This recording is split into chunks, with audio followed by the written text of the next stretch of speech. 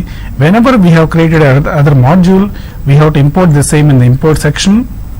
Whenever we have a component, we have to add the same to the declaration section, and whenever we have a service, we have to add the same to the providers.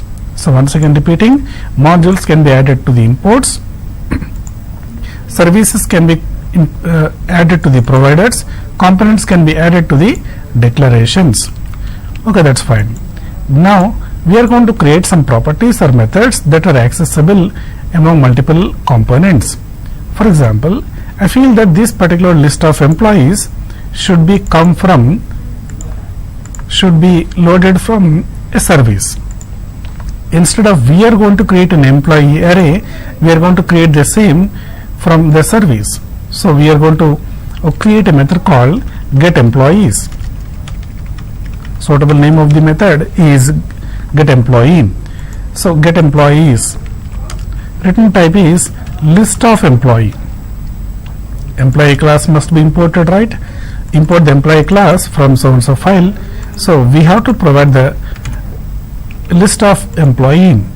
Now what we are trying to do is that we are going to create an array. We are going to create an array where the variable name EMPs is equal to the complete array, and we can return the employees. So we are going to create an array and return the same employees. That's fine. Now we are going to call this particular getEmployees method from the component. So what are we trying to do? We are going to call the method. So in order to do so, first we have to go for dependency injection. Dependency injection is a mechanism of loading the service object into the component. So in order to do so, first about the service, we have to add something called @injectable, which means that we are going to specify that this particular service class is able to participate in the dependency injection. So by default, a class cannot participate in the dependency injection, but we can specify explicitly that this particular class can participate in the dependency injection. That means, hey Angular, whenever any component requires an instance of this particular service class, give an object for it, no problem. So we are going to give this such permission to the Angular framework. So how do we give the permission to Angular framework to create service object? By giving injectable, by giving @injectable decorator. So the same we are trying to do here. So check it, injectable. Injectable is a decorator which specifies that, hey Angular, you are able to create an object for the employee service class. It doesn't mean that it will create the object immediately. So maybe later the object will maybe created. Now we are going to import the injectable from Angular/core package, and also we have to inject this particular employee service inside the component. In which component you want to use it?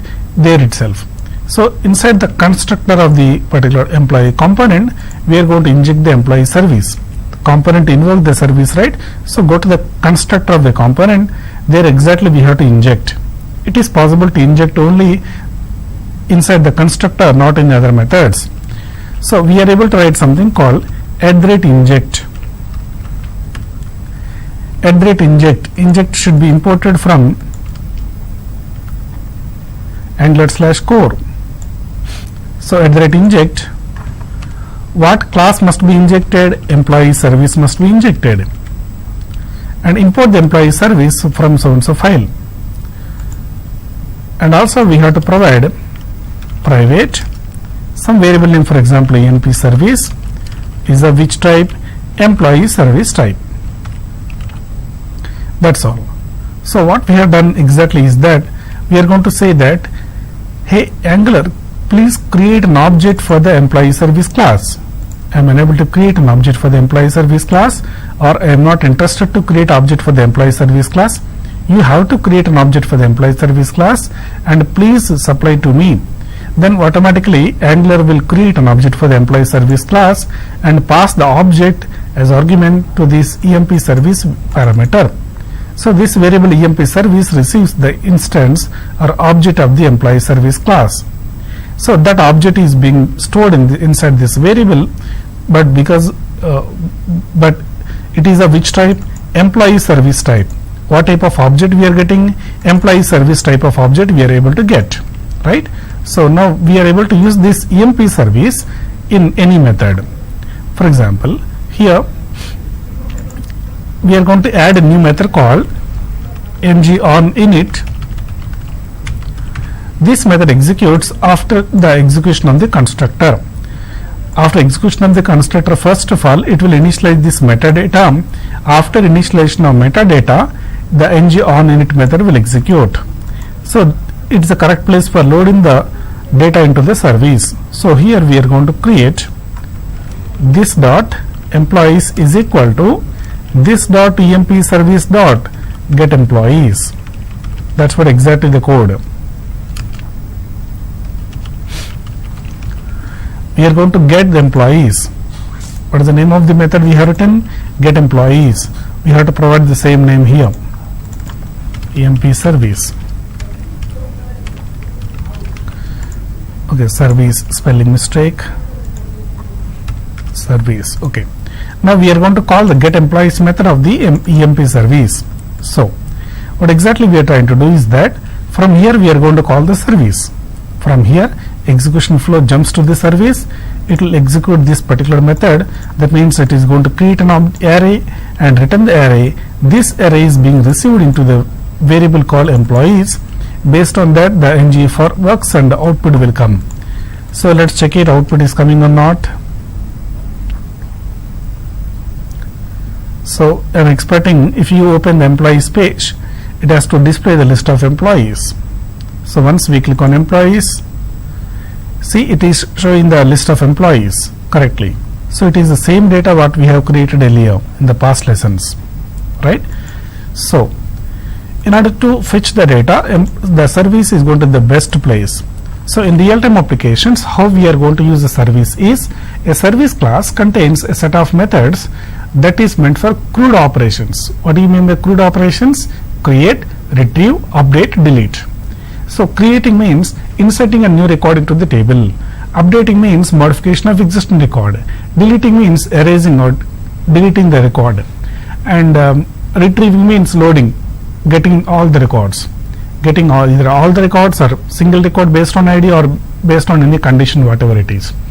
So if you take any table, any complex table, any big application, any company, anywhere, only the 4 odd database operations are there: create, retrieve, update, delete.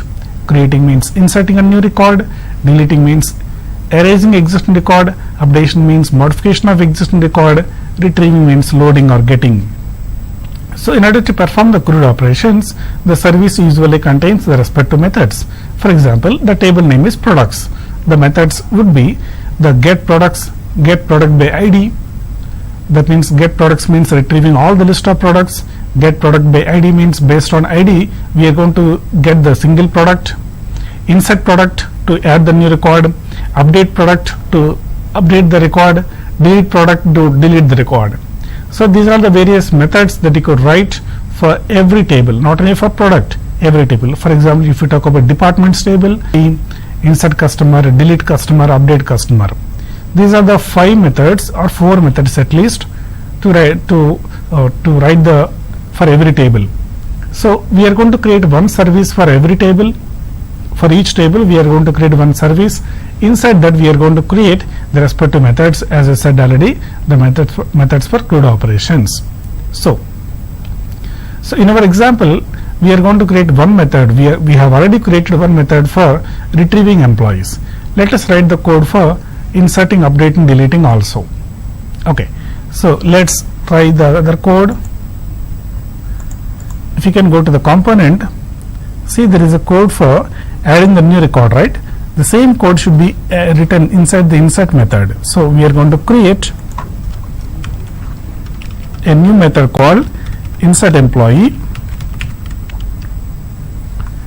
This is going to receive emp employee service. No, employee, it is new emp. Then we are going to insert the new record into the employees array.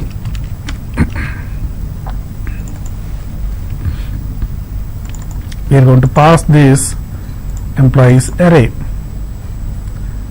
Okay, so let me create employees array.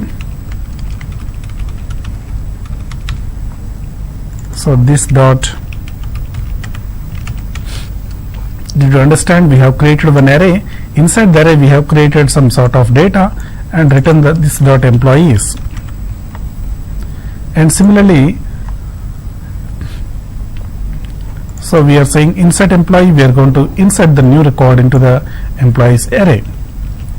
Now we are going to call this method from here. So what we have to try to do is that this dot emp service dot insert employee of, we are going to pass the new emp. So what happens to this new emp object is going to be inserting into the employees array. So let's try the same, whether it is working correctly or not. I'm going to insert the values. Yes, it is working right now. So let's write the code for deletion also. For deletion of the record, so let's create a method called delete employee. We are going to remove based on index. IND is a which data type? Number data type. So this is the code for removing the record. Based on index, we are going to remove the one record, and we are going to call this delete employee method from here. So what we have to try to do, this dot emp service dot delete employee I comma I, that's all. So this is how to perform inserting and deleting operations in the employee service.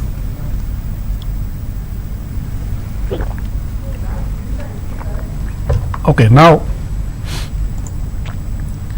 so let's check it whether it is correctly working or not. So we have some list of employees. We are going to insert new record, and so it is working. And same like this, we are going to write delete. When I click on delete record, it is going to ask like, are issued to delete? Yes, it is being deleted. Okay, fine, that's fine. So inserting is working as well as delete is working. So this is how we create the services. So what we have done here, we have created the service, added the methods, injected the service into the component, and we are able to invoke the same service methods in the component. This is the overall development of the service. Let's try to create another example which demonstrate the use of the services, where we are going to create the reusable methods and we are going to invoke the same in the respective components. So I am taking an example of, we are going to demonstrate an example of discount calculator. So there is a price, there is a discount, and we are going to calculate the net price. Net price equal to price minus discount. For example, the price is 1000, discount is 100, the net price, the actual price the customer has to pay is 900 rupees. So this is the example that we are going to take. Let's see how do we develop this from the scratch. Let's go ahead with the new application. So what we are trying to do is that ngg component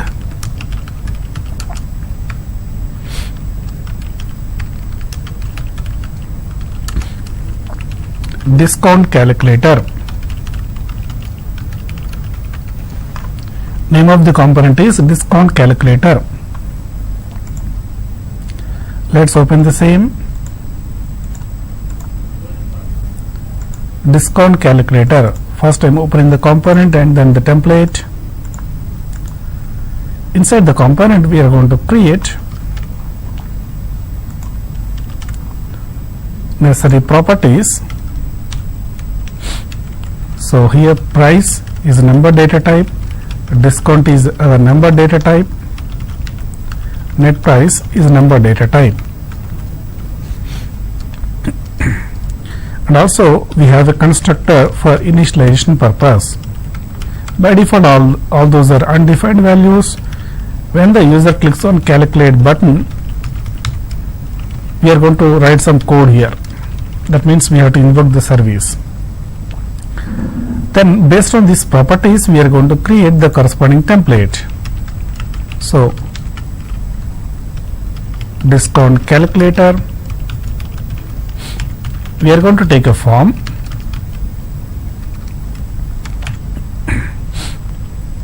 So first we are going to take a label, then we are going to take a text box, form control,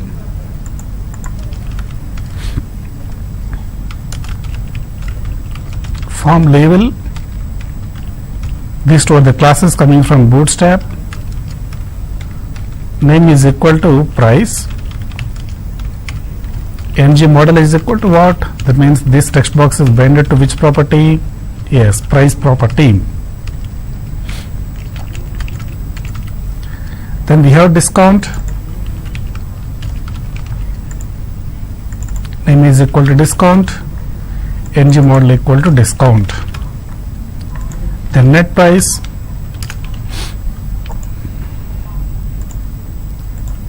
Net price. Net price. Okay. We have also a method. We are going to create a method.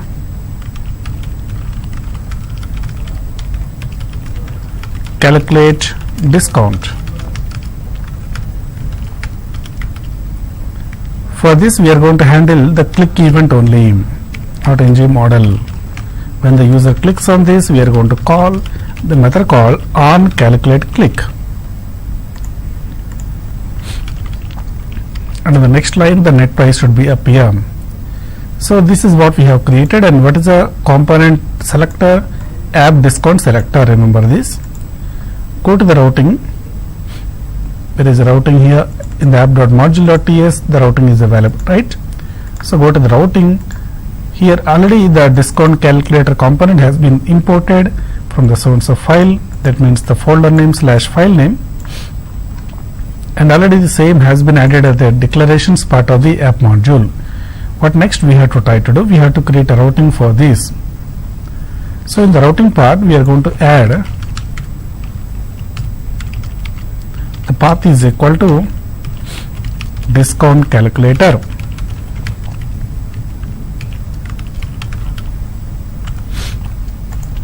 So whenever the user has entered the URL like a discount calculator, automatically we are going to invoke the component called discount calculator component. So let's enter the URL discount calculator. So it is working with the basic UI, that is price, discount and calculate discount. Okay, so let's add styling for the button. Class is equal to btn and btn info. Okay, so when the user has entered the values like this and click on the button, so this value should be subtracted and the result should be appear in the net price. The net price should not be modified by the user, right? So we have to add something called disabled equal to disabled, which means that user cannot be able to modify the value. Right, now we are going to create the service. How to create the service? ng service discount service. What is the name of the service? Discount. Here discount is the name of the service. So the file name will be discount.service.ts. So go to discount service. Inside the discount service, we are going to create a method called get discount or get net price. We are going to receive the price as argument and the discount as argument, and we are going to return the number as written. So here net price is equal to NP. Net price is equal to price minus discount. Return the net price. So this is the service what we have created. We are going to inject this particular service from the component.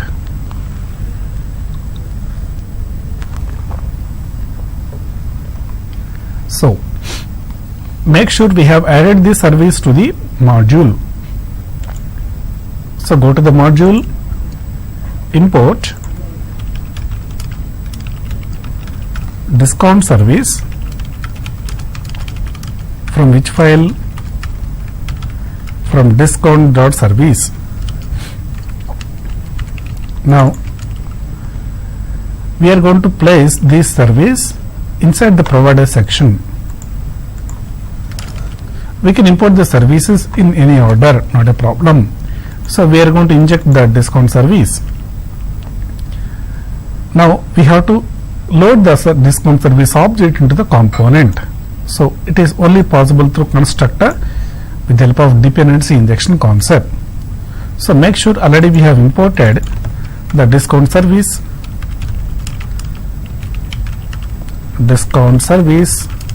from which section, right? Previous folder, right? For example, presently we are inside the discount.calculator.component.ts. We have to go to the parent folder, that is app folder. Inside the app folder only we have the discount calculator service file. So to go back to the parent folder, we have to use double dot. To locate the same folder, /. To go back to the previous folder, /. The file name is discount.service. So after importing this discount service in the corresponding component, we have to inject the same. So what we have to try to do is the inject of the discount service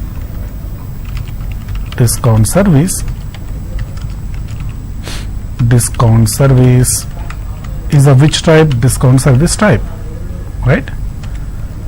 Discount service type. And I want to make this discount service variable as a member of the current working class. How do we make the member as a member? By using private.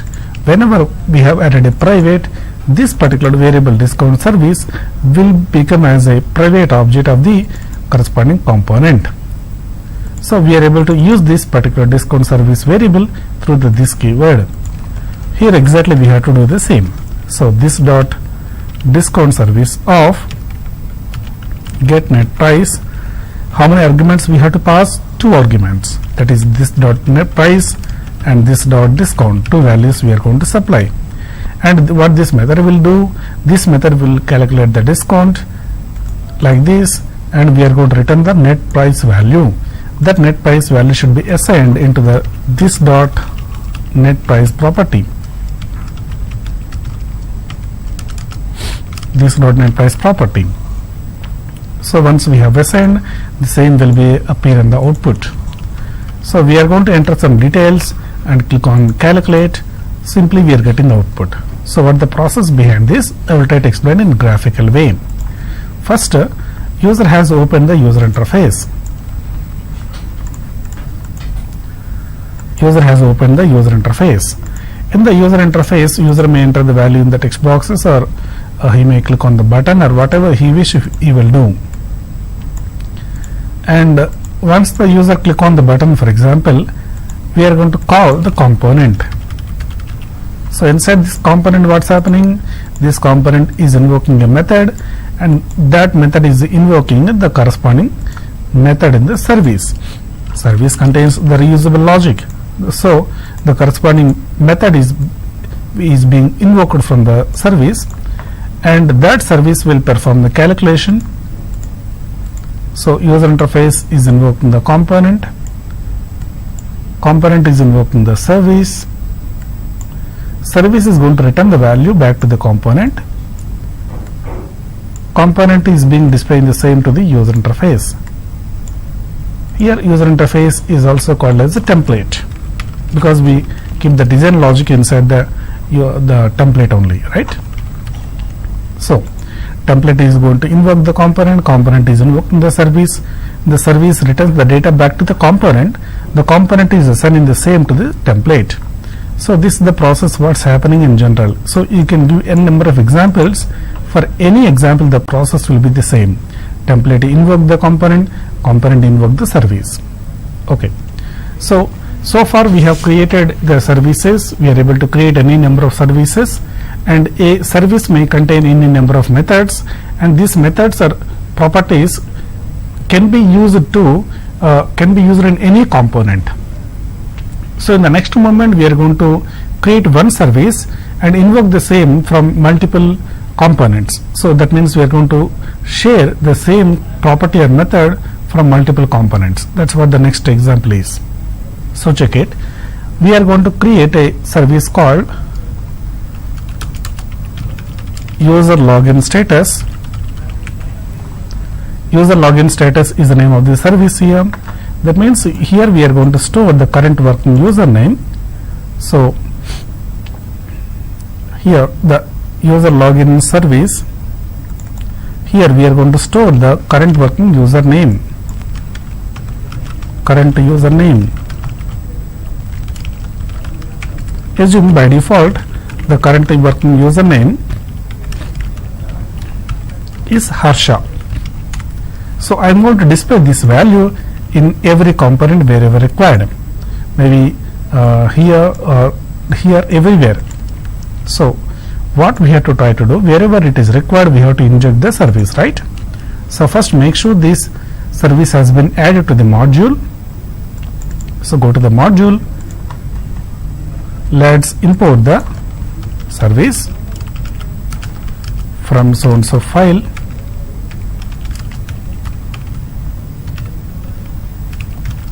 We are importing the service and adding the same service to the provider section. So we have added the service to the provider section, we can see, and from there wherever required we can display it. For example, inside the app component, so as a menu item I want to display the current working username. Here exactly I want to display the current username. But how do we get the current working username? So that's what we have to get it from the service, right? So go to the app component, current username property is there. Use the constructor to inject the services. In other methods we cannot inject the services. So @inject of which service we are going to inject? The user service, user login status service. User login status service is of which type? User login status service type. Now this dot, okay, it's best to write the same in the ng on init method, right? So in the ng on init method, which will execute after the constructor, we are going to write this dot current user name is equal to this dot user login status service dot current working username. That's all. We are fetching the data from the service, assigning the same into current username. The same is going to be displaying in the menu bar. We can see that, right? So wherever you would like to store some data globally and you want to use it in a number of components including app component or any other component, we have to go for the properties. Wherever you have to perform some reusable logic, then we have to go for the services again. Reusable logic or reusable data can be stored inside the service. So first we have to create the service, then we have to add the service to the module, then inject the service into the component and invoke the corresponding property or method in the corresponding component. This is the overall process that we have to do. So that's all about the services, and in the next class we will meet with the another topic. Thank you.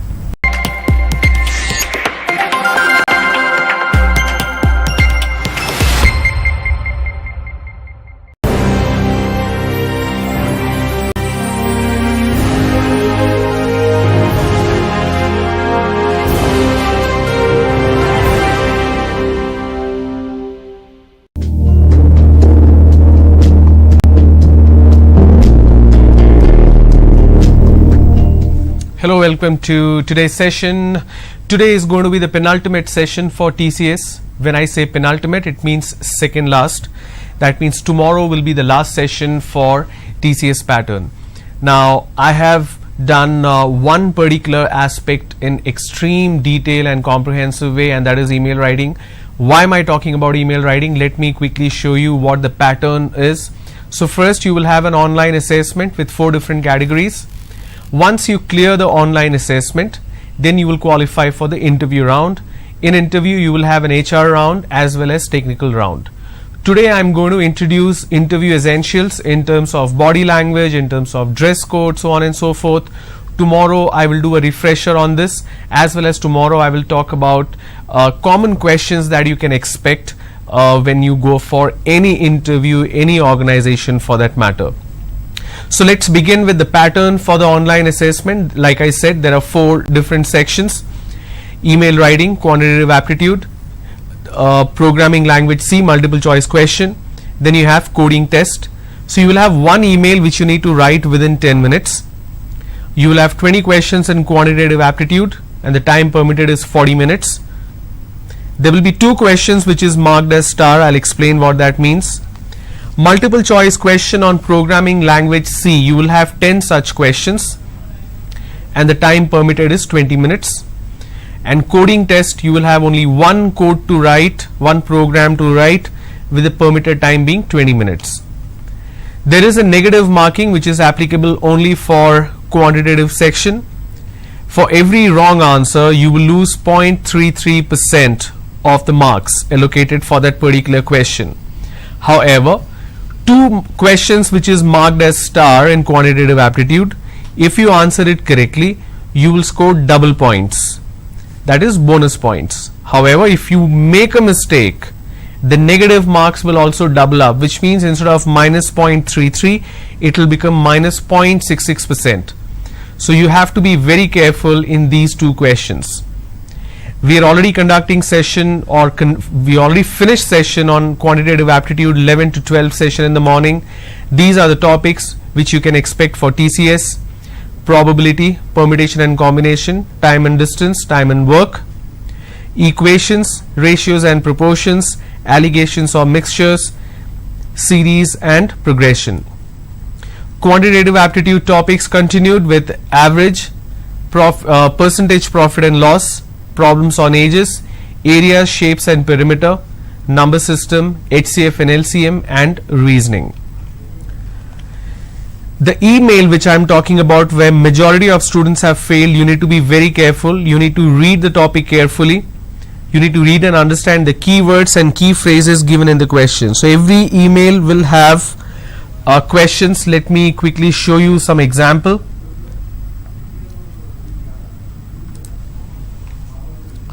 Here is an example of an email question. It will give you a situation. It will mention the sender's name and the receiver's name. It will also give you outline. This outline is nothing but the keyword which has to be used in the email.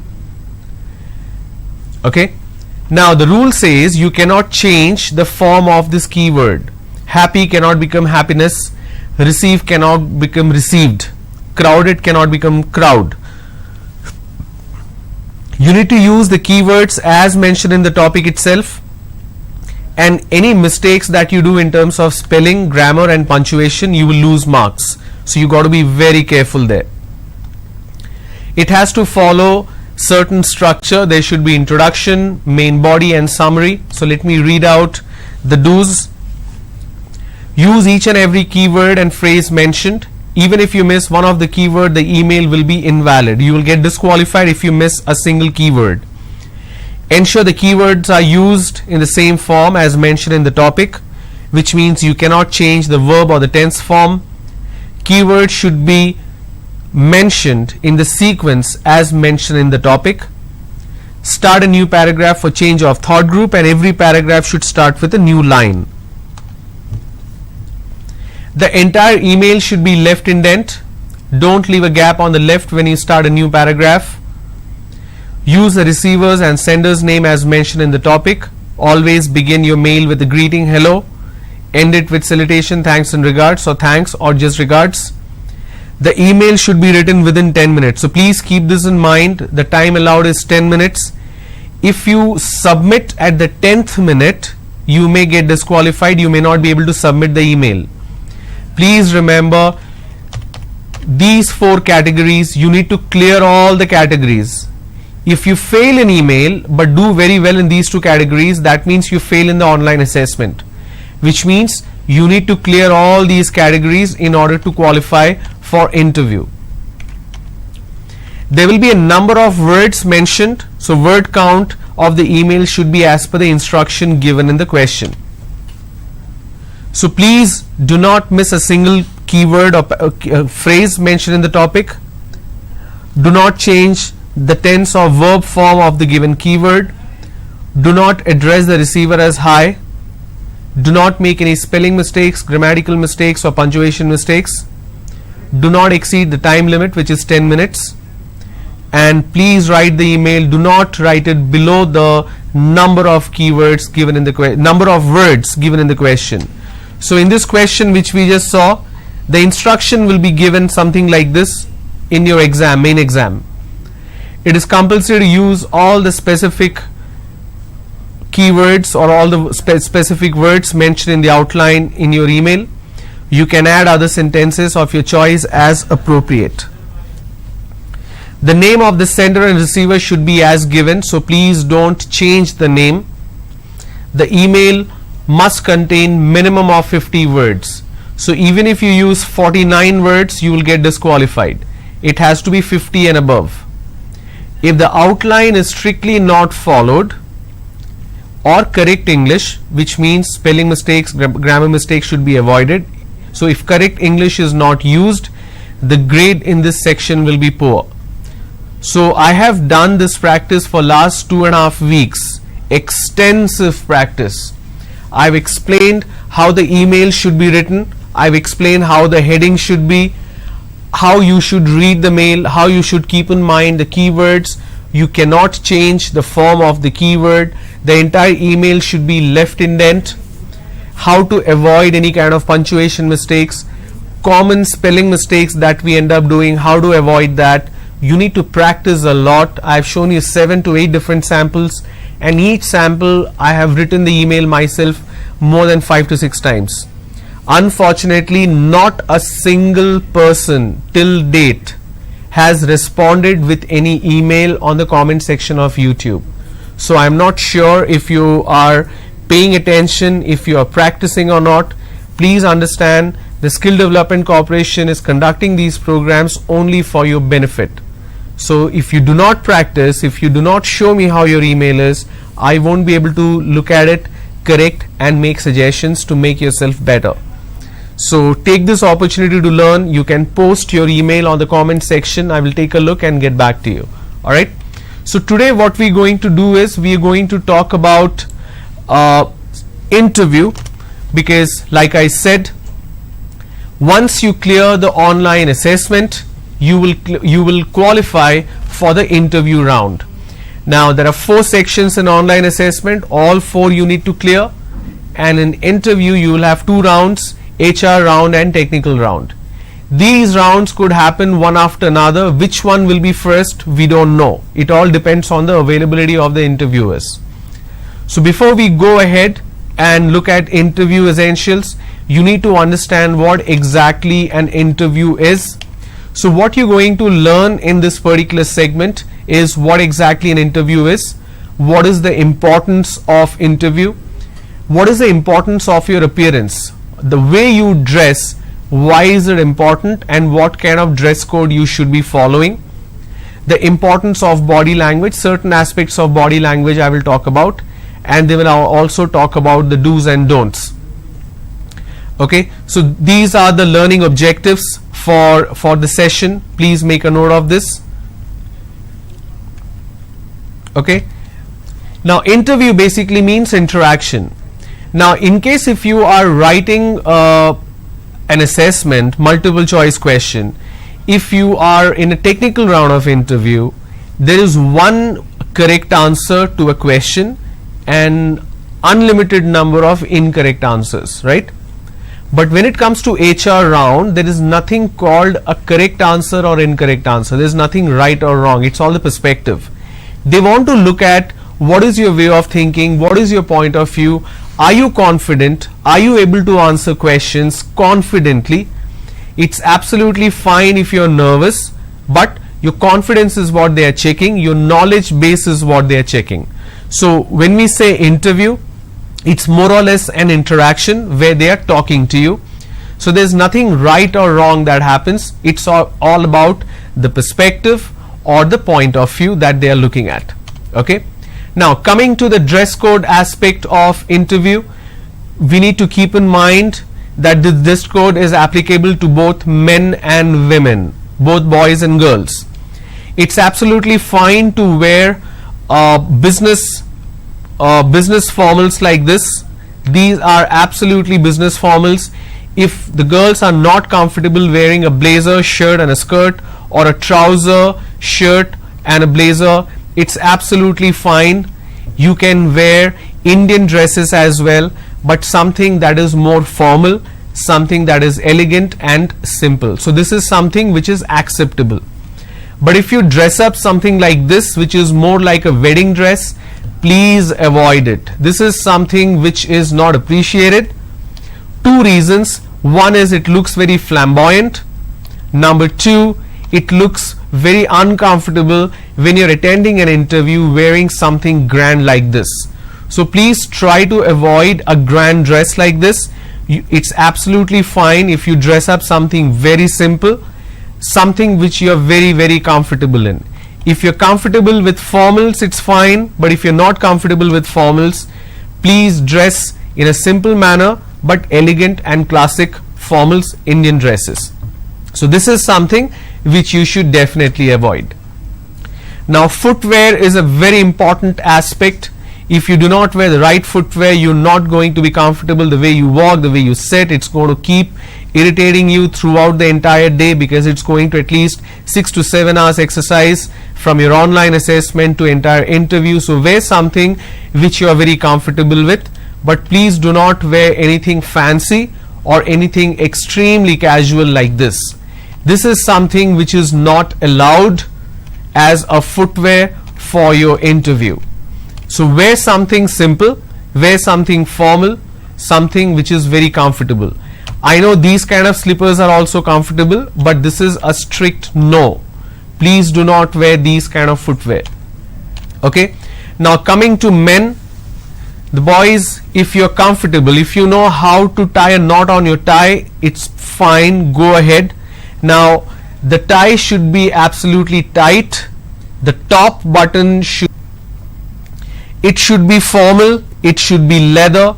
You can either wear a brown or you can wear a black. It's up to your choice what kind of shoes you're comfortable with, but there is a rule in terms of brown shoes. I'm going to explain to you soon.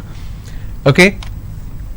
Shoes which are termed semi-formal or casual is not allowed. So wearing sneakers or sport shoes, wearing shoes without laces is not considered formal. It's not something which you should be wearing for an interview. So a laced shoe is what is well preferred. I personally do not suggest slip-on shoes at all. I personally suggest only laced shoes. Okay. So shoes something like this is again a strict no. Please do not wear any shoes like this. Now belt. The color of the belt should be the same as the color of your shoes. So if you are wearing a black shoe, the belt color has to be black. If you are wearing a brown belt and black shoe, that is wrong. If the belt is brown, the shoes should also be brown. If the belt is black, the shoe should be black. So basically the color of the belt, the shade of the belt should match those of the shoes. This is something which is formal, which is absolutely fine. But please do not wear any belt which looks like this.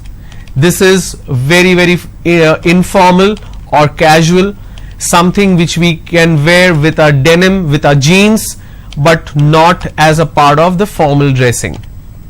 Okay. Now if you like to wear a watch, it's absolutely fine to wear a watch like this, either with a metal strap or with a leather strap, but please make sure if you are wearing a watch with leather strap, please listen to me carefully, the color of the strap should match with the shoe and the belt, which means if you are wearing a black shoe, the belt has to be black, the watch strap should also be black. If you are wearing a brown shoe, your belt will be brown and the strap of the watch should also be brown. It all should be very well coordinated. Okay. Please do not wear, and for women, for the girls, you can wear a watch, metal watch, something like this, or with the leather strap, absolutely fine. But please do not wear a watch like this for interviews. This is strictly not allowed. This is not recommended. It shows that you have a casual attitude. So please do not wear a watch like this.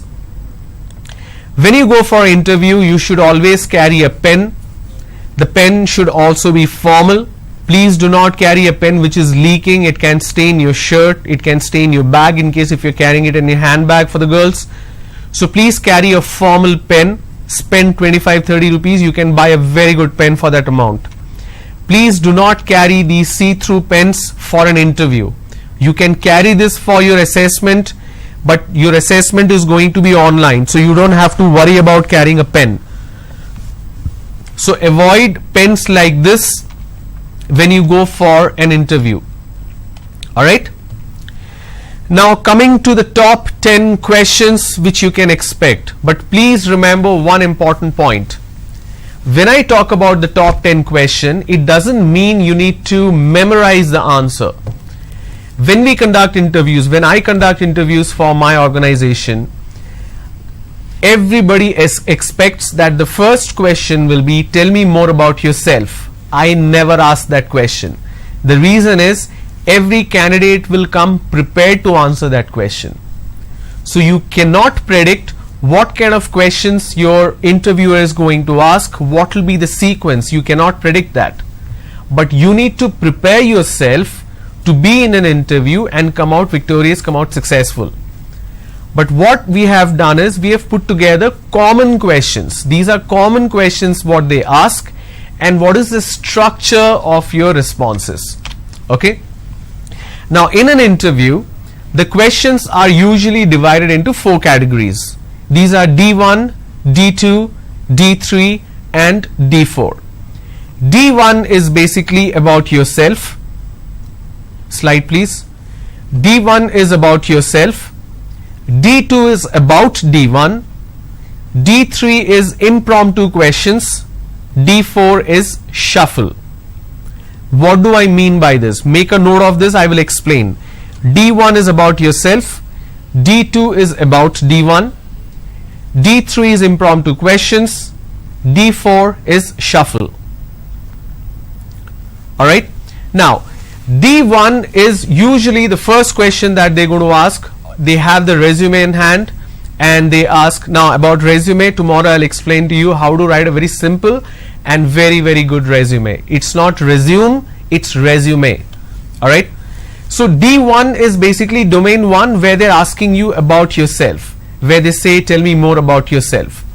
So you can talk about your education background, you can talk about your family, you should talk about your strength, your weakness, your hobbies, so on and so forth. Now for example, you say my hobby is reading books, and the interviewer asks, so who is your favorite author? What is the book that you read last month? So they are asking a question based on the answer you gave for D1. So that becomes a D2 question. So D2 is basically a question that is coming from the answers given in D1 section. Okay. D3 is something which you cannot predict. You cannot prepare for a D3 question. For example, they say, if you become the CEO of this company, what is the first change you will bring for the organization? You cannot predict such questions. They ask these questions to see how confident you are and how much time you take to frame a sentence and provide an answer. They also check your ability to face an unexpected question and how is your body language. Are you going to fumble? Are you getting nervous?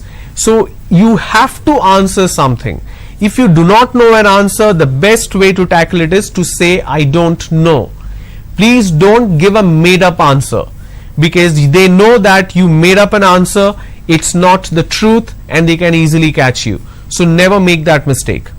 So any question that they ask, you do not know an answer, always say that I'm sorry, I don't know about it. It's absolutely fine not to know about something than saying something which is not true. Sorry. D4 shuffle means where they are shuffling between D1, D2 and D3. While you are answering what will you do as a CEO, suddenly they say, okay, which year did you finish your graduation? You say 2017. They do that to check, are you able to shift your focus from one end to another in quick succession, in quick intervals. This is to check your ability or your capability in your mind to multitask or to answer two different questions from two different varieties at the same time. They are just checking the proficiency. Okay, let's go. So tell me about yourself. This is a self-introduction question where the questions will be, what is your name, where are you from, education background. In reverse order, I will explain what that means, and family background in brief. So these are the answers that you can talk about. For example, I say my name is Ron, I am from Hyderabad. Now education background should always be mentioned in reverse order. Reverse order basically means I have completed my graduation in 2017, so I will talk about that first, then I will talk about intermediate, then I'll talk about 10th. So I have to go descending order. If you are a final year student and if you're going for a campus recruitment, so you obviously don't know your final year scores because you haven't written an exam. So you can talk about your second year scores and first year score. Then you can talk about your intermediate and 10th. So you can say I'm pursuing my BSc or I'm pursuing my engineering from Loyola College in Vijayawada. In my second year I scored 72%, and in first year I scored 68%. I've done my intermediate from Vijayawada itself in Zilla Parishad school, and in my 10th I scored 69%, which I've done from Visakhapatnam. So I come from a family of farmers. My father is a farmer. I live in a joint family. My uncle is also a farmer. My aunt and my mother are housewife. I have a younger brother who is doing his 8th grade right now in Vijayawada itself.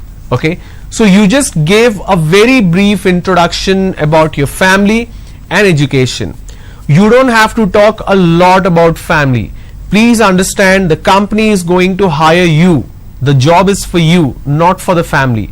So you don't have to give too much detail about the family. Some companies even stop you from talking about the family. They do not ask personal questions. So it's appreciated if you talk about it. If you don't talk about the family, it's absolutely fine.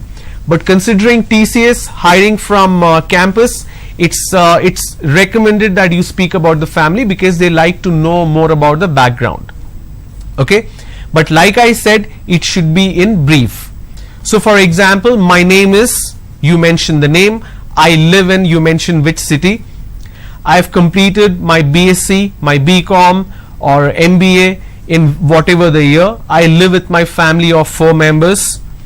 Okay, so these are some of the responses that you can give. You can talk about your hobbies as part of this question itself. Tell me about yourself. But please remember, the hobbies are something which should add value to your personality. For example, I like reading books, playing cricket and watching informative programs. What do we mean by something which is constructive or developmental? Imagine if you say that my hobby is to watch movie songs in television. I like to watch funny videos in YouTube. Now an answer like this could be really bad.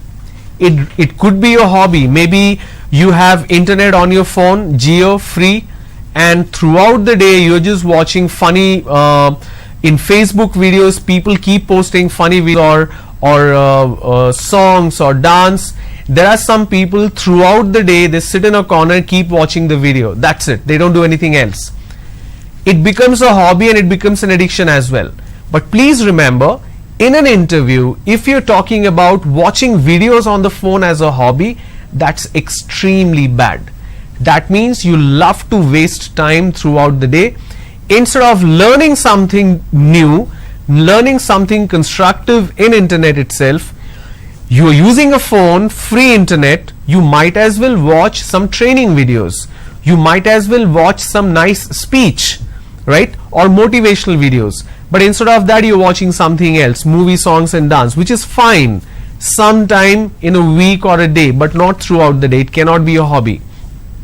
So please be very careful when you talk about your hobbies. Your hobbies should be something that adds more dimension to your personality. It adds more strength. It adds value to you as a person. Okay. Now, if you are using a hobby which is not a fact, then you could be in trouble. You cannot say that I love reading books, wherein the fact is you don't read books at all. The moment they ask who's your favorite author or writer, and you don't have an answer. Please remember, your study books or study material for your college and school is not hobby of reading books. That's your duty to study. So those books do not count. If your favorite author is any person, read a bit more about that person, because they will surely ask questions. When I conduct interviews, when somebody says I love reading books, for that matter, I don't like reading books. I like to read informative articles. I don't read books as such. So when they say that they like reading books, my first question is, what was the last book you read and who's your favorite author? When they give a very generic answer like Swami Vivekananda and all that, I know that they have read 1 or 2 books, but it's not a hobby. So when you talk about a hobby, it should be something which you are very passionate about. For example, listening to music, for example, gardening, for example, collecting stamps and coins. All these are hobbies because you're putting a lot of time and effort for that. Okay. Moving on, what are your strengths? Now, strengths are something which adds on to the dimension, the characteristic of you as a person. So you should be talking about not physical strength, but the mental strength. For example, hard work, dedication, integrity, adaptability, teamwork. What do we mean by this? These are some of the essential criteria or traits that every company looks for in a new hire. So when they are hiring freshers, if they are hiring experienced people, these are the qualities that they are looking for in everybody. And if you say this is my strength, you also need to have reason why it's a strength. For example, you can't say my strength is my integrity. Integrity means what? Doing the right thing. Even if doing the wrong thing is beneficial, you will not do it. You will only do the right thing. Say for example, teamwork. You say my strength is teamwork. The interviewer will definitely ask, can you give me an example? How do you think teamwork is your strength?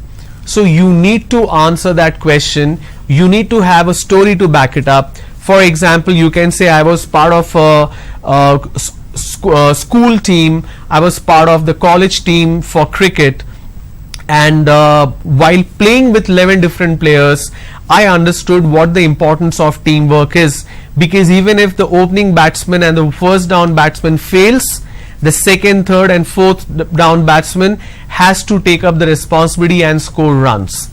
If one bowler in the team is not bowling well, the other bowler has to do or outperform themselves so that they can balance it out. You can say I was part of the cultural team in my college and there were 6 of us. Each of us had our own responsibility to take care of for the annual day of the college. Unfortunately, just one day before the annual day, one of my friend who was also part of the cultural team, she fell sick. So I took the responsibility to take care of what she was supposed to do. So when you talk about these real life instances, that shows that yes, you are indeed a person who believes in hard work, and that's your strength. And teamwork is something that is coming naturally to you because you have put yourself in situations like that. Dedication, for example, you say dedication is my strength. What do we mean by that? Dedication means if you have been given a task, you will do it no matter what the obstacles are. So you can give an example. For example, if somebody is conducting an interview and I say that my strength is dedication, and they ask, can you give me an example why you feel so? So I can say that I was given the responsibility of finishing a particular project in my second year. In the evening I was supposed to go for a family function, but I chose not to go because I had to finish this particular project. So I'm dedicated for what I am assigned to. Now, which shows when the company is looking for candidates with dedication, that means they take their job very seriously, they are passionate about it, and they work with a single focus mind to do the thing or to finish the task within the time and with the same accuracy. Now, when you're working in an organization, the challenge is two. One is the time, the second one is perfection. Now that you are studying in college, if you have written a particular answer for a question in your assessment or in your test, in your unit test or say final exam, the total marks allocated for that particular answer is 10. If half the answer is correct, you will still get 5 points, correct? But when you are working in an organization, you are writing a code. If the code cannot be executed, the whole thing is wrong. You cannot say that it's partially correct, so I should be given partial appreciation. It doesn't work that way. It's either right or wrong. There is no middle path anymore. So when we talk about dedication, we need to look at, do you finish the work within the time and with complete accuracy? If you have been given a task to do 10 different things in 5 hours, you finish the task in 5 hours, but all of them are wrong. That's not acceptable. Or you took 8 hours to finish all the tasks, all are correct, but you took 8 hours, which means 60% more time. So what happens is, in an organization, if you exceed the allowed time and if you do not hit accuracy, the clients are not going to be happy. That's why I say it's a race against time as well as accuracy. So you need to be perfect and you need to be fast. Now these timelines I derived based on studies. The manager will not come and say, I need this to be done in 20 minutes. They give the time because they know it can be done in 20 minutes. So these are the aspects you need to think, that how an organization works, what kind of targets they will set. Keeping those in mind, we have decided that, okay, if I choose hard work as my strength, if I choose teamwork, if I choose integrity, if I choose dedication, adaptability. What do I mean by adaptability? Adaptability means my ability to adjust or my ability to adapt myself in any environment. You had been studying in your hometown for last 15 years, 16 years. You haven't stepped out of your state, right? You've been Andhra Pradesh for all your life. Imagine if you get a job and you have to go to Jaipur, or you have to go to Bombay, or you have to go to Delhi. I have come across so many students, when they say they are looking for a job, they don't want to relocate. They don't want to migrate to other cities. Even if they are willing to move to other cities, they either want to go to Chennai or Hyderabad or Bangalore. The reason is they are comfortable with the language. But please understand, if you are very fixated about only these 3 locations, you are limiting your opportunity. The entire country is open. The entire country needs very skilled and talented resources. So it's not limited only to 3 cities, right? So when you look out for opportunities in other cities as well, in northern India also, you need to ask yourself, can you adapt yourself to a different culture, different language? So these are the aspects the companies also look for. For example, if they hired you and they ask that you need to go to Delhi for 2 years, you will be there working from the Delhi office, and you say no, I cannot go because I'm very far from the family, and they'll be like, sorry, then you cannot get the job. So you being young, you being energetic, you need to be adaptable and you need to be flexible. Okay, so these are the aspects that an interviewer will look for when the interview happens. There are more such aspects that I will talk about in my sessions tomorrow. I'll talk about some more common questions. I will talk about how the responses should be, and why you should watch the words that you use. I will talk a bit about uncomfortable questions, difficult questions, how to answer these questions, so on and so forth. So tomorrow is going to be the last session for TCS, so please do pay attention, and please post your question in the comment section of the YouTube video. Nice to have you again. I'll see you tomorrow. Thank you.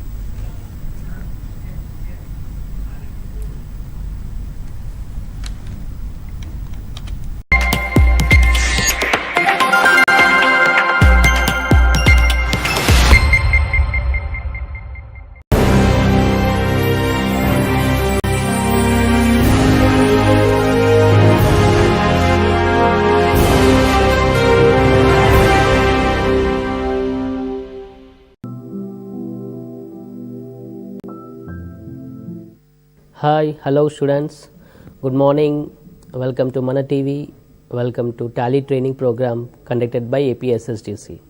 Right, in yesterday's class we have seen about some different types of vouchers, right? We have seen almost 8 types of vouchers, six types of vouchers we have seen, that is sales, purchase, receipts, payments, contra and journal, right?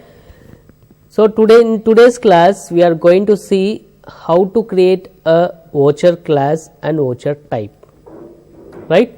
Then what is this voucher type and what is voucher class, when it is used? Okay.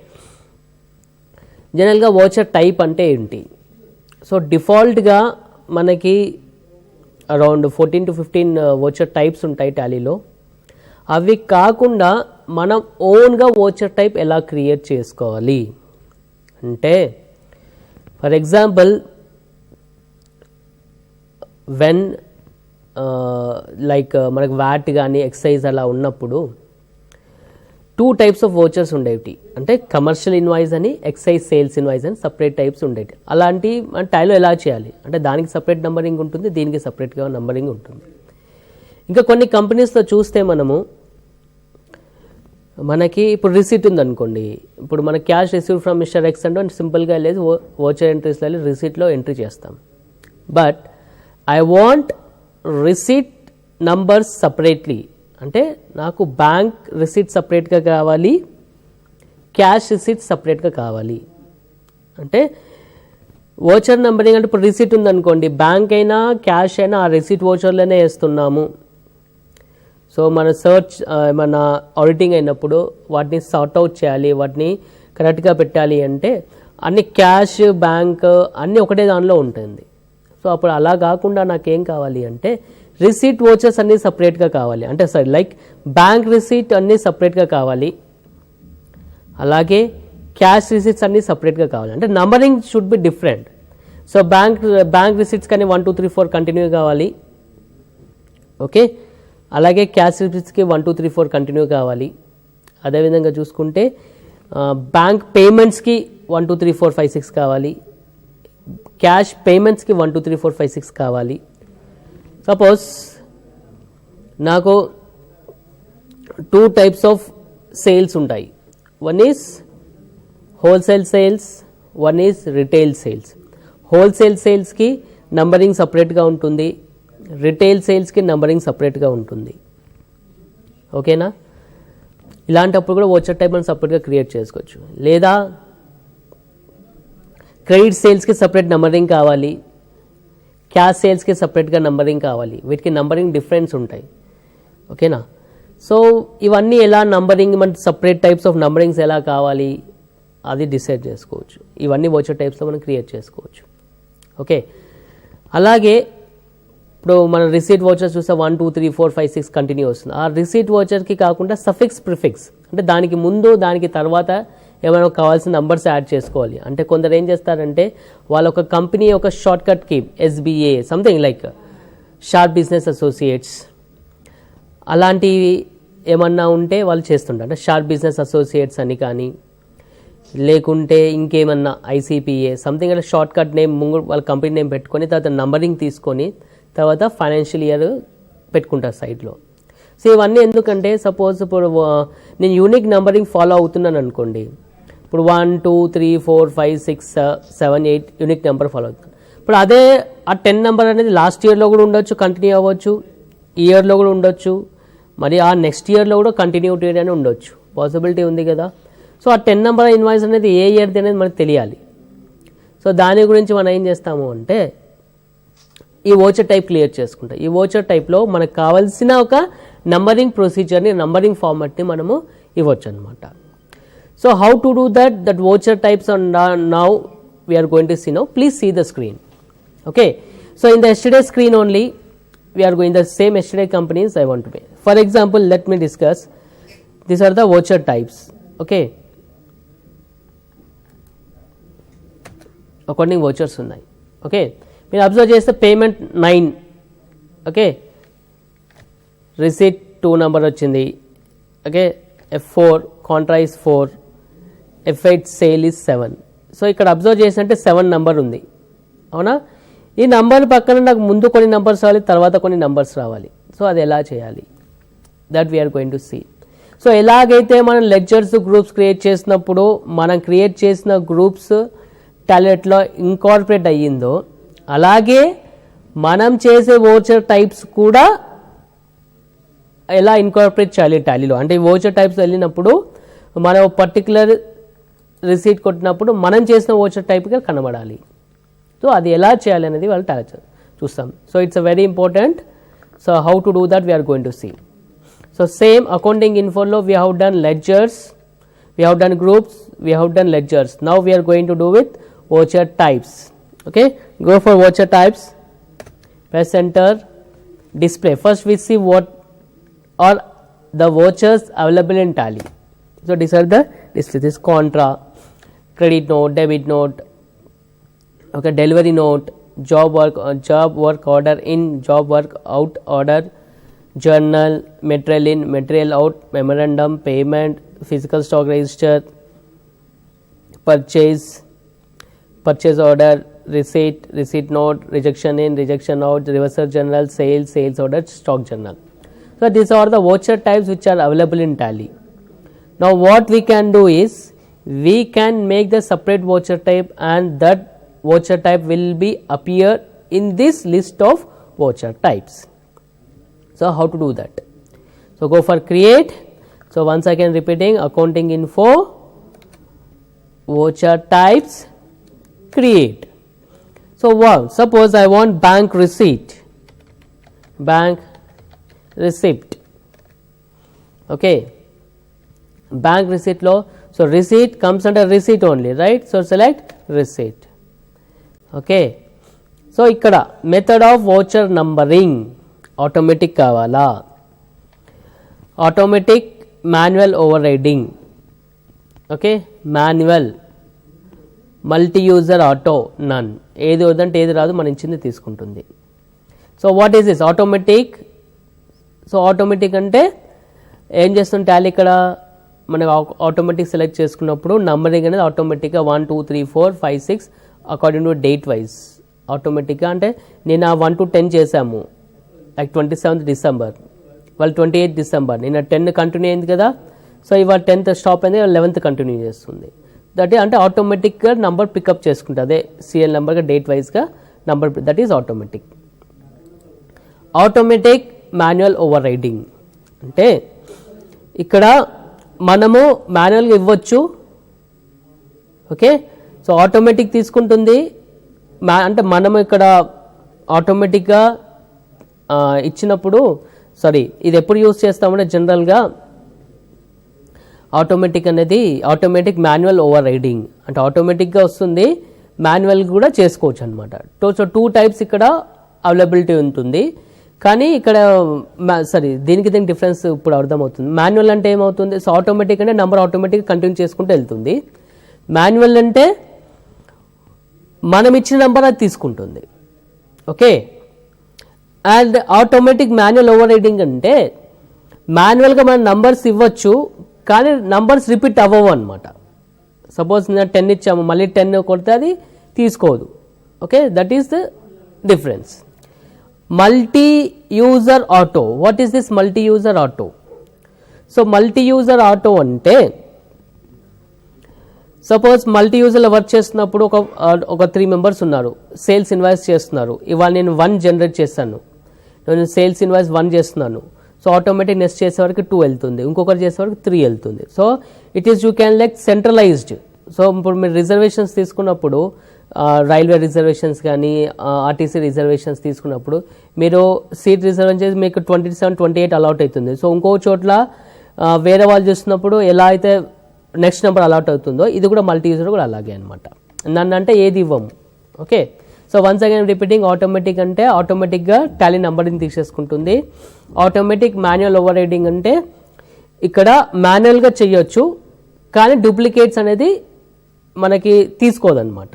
అది manual అంటే you can take the manual. So whatever the number you gives it takes. Multi user auto అంటే just like your reservation system, centralised reservation system. Okay, so user number 1 ఒక 10 number use చేస్తున్నారు, user number 1 bill number 10 చేస్తున్నారు అనుకోండి, user number 2 automatic 11 allocate అవుతుంది. Okay, so ఆ విధంగా multi user పనిచేస్తుంది. So better always it should be automatic. So select automatic. Okay, so user advance configuration yes. సో ఇక్కడ ఎస్ పెట్టడం వల్ల ఏమవుతుంది, so number starts with 1. Yes, number starts with 1. With of numerical part అంటే మీరు ఆ ఇయర్లో ఎన్ని ఇన్వాయిసెస్ చేస్తున్నారు. సపోజ్ 1000 ఇన్వాయిసెస్ ఉన్నాయనుకోండి, 1000కి ఎన్ని డిజిట్స్ ఉంటాయి, 4 digits. So if you give your 4 digits the Tally will accepts 9999, 999 accept చేస్తుంది. 5 ఇచ్చారనుకోండి 9999 అని యాక్సెప్ట్ చేస్తుంది. సో అలా మీరు ఎన్ని ఇవ్వాలంటే అన్ని ఇవ్వచ్చు. Prefilled with 0. If you put yes what happens అంటే ప్రిఫిల్డ్ విత్ 0 అంటే ఆ నంబర్కి ముందు 0 అంటే 1 ఉంది అనుకోండి, 001, 2 ఉంటే 002, 10 ఉంటే 0010, 100 ఉంటే 010, అట్లా ముందు 0 యాడ్ అవుతుంది. ఓకే, అప్లికబుల్ ఫ్రమ్ ఎప్పటి నుండి అప్లికబుల్ కావాలి. I want from 1st April 2018. What is the starting number 1. So it starts with number 1. ఒక మీరు 10 ఇచ్చారనుకోండి 10 నెంబర్ నుండి స్టార్ట్ అవుతుంది. 20 ఇచ్చారనుకోండి 20 నెంబర్ నుండి స్టార్ట్ అవుతుంది. Okay, and yearly, weekly, never, monthly, daily. So what is this? Daily అంటే daily the numbering will be change. అంటే ఇవాళ 1 to 10 ఇచ్చాము అనుకోండి, రేపు మళ్ళీ 1 to 10 స్టార్ట్ అవుతుంది. డైలీ ఇస్తే daily numbering will be change అవుతుంది. మంత్లీ ఇస్తే మంత్లీ చేంజ్ అవుతుంది. సపోజ్ డిసెంబర్ 1st నుండి 30th వరకు 50 బిల్స్ చేస్తారు అనుకోండి, 50 నెంబర్స్ తీసుకుంటుంది. మళ్ళీ జనవరిలో మళ్ళీ 1 2 3 4 స్టార్ట్ అవుతుంది. నెవర్ అంటే ఇంకా అసలు స్టార్ట్ అవ్వదు, ఇంకా కంటిన్యూస్ అవుతూనే ఉంటుంది numbering will be continue. Weekly అంటే వీక్లీ చేంజ్ అవుతుంది. Suppose you're putting Mondays week to starting day, so Monday నుండి సండే వరకు 100 అయింది, మళ్ళీ మండే నుంచి మళ్ళీ కంటిన్యూ అవుతుంది. ఇయర్లీ ఏమవుతుందంటే ఇయర్లీ మొత్తం నంబర్ కౌంట్ ఉంది. When the financial year changes then again the number restarts. Okay, for example 1st April to 31st March 2019 ఒక 2560 వరకు చేశారు. సో 1st April నుండి మళ్ళీ నంబర్ 1 నుండి కౌంట్ అవుతుంది. అంటే డైలీ అంటే daily the numbering will be changing. Okay, the restart number will be daily. Monthly అంటే the restart number will be monthly. Never అంటే never it will be changing. Weekly అంటే weekly the numbering will be changing. Yearly అంటే yearly the number will be changing. Okay, so obviously ఇయర్గా ఉంటుంది, ఎప్పుడు year పెట్టుకోండి. The what is prefix అంటే మీరు numbering 1 2 3 ఇస్తున్నారు కదా, 1 2 3 ముందు ఏం కావాలి. Okay, that is so bank receipt కాబట్టి నేను సింపుల్గా BR అని పెట్టాను. ఓకే, అని స్లాష్ పెడుతున్నాను. తర్వాత సఫిక్స్ అంటే తర్వాత మీకు ఏం కావాలి ఆ నెంబర్ తర్వాత. So it's financial 1819, so I want to put as 1819. Okay, so ఈ విధంగా ఇప్పుడు నేను బ్యాంక్ రిసిట్ అనేది చేశాను. Okay, now let we see what the effect of this will be. Okay, so accounting voucher, ఇప్పుడు రిసిట్ ఉంది. So receipt మీద click చేస్తే చూసారా మనం చేసిన బ్యాంక్ రిసిట్ ఇక్కడ వచ్చింది. So if you are selecting receipt number 2 it is coming, right? If you are selecting receipt, if you select bank receipt, press enter, then you can see BR. So I am putting BR, numbering BR వచ్చింది. So 0001 1819. So the number will be changing. Okay, so the number will be changing అన్నమాట. So మన automatic number 2 వచ్చింది. So ఇలా మీరు number కావాలన్నప్పుడు ఇలా చేస్తారు. So this is out, automatic number will goes. Suppose the same thing we can alter also. Suppose accounting info voucher types, I want to alter the sales. A sales mundu నాకు కావాలి. So this is my Ganpati, right? So yes కొడుతున్నాను. Okay, starting number is right, I am putting 4. Okay, yearly ముందు ఏం కావాలి. So Ganesh furniture కాబట్టి GF అని పెడుతున్నాను. Okay,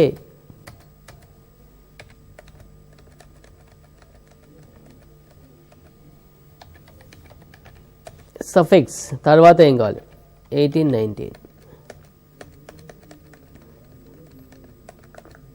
so right, sales order చేశాను కదా. ఇప్పుడు మీరు చూసినట్టయితే చూడండి ఇక్కడ F8 సేల్స్ GF 007 వచ్చింది, అక్కడ 7 వచ్చింది. Okay, 89. Okay, this is automatic. So voucher numbering అనేది ఇలా వస్తుంది.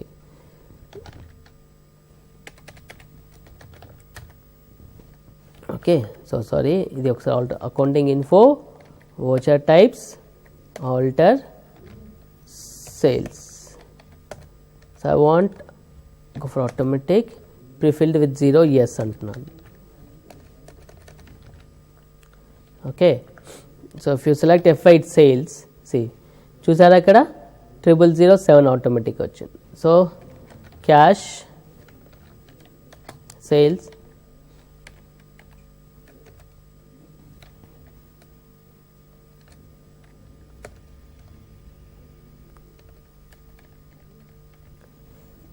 Okay, so stock something TV అని క్రియేట్ చేస్తున్నాను.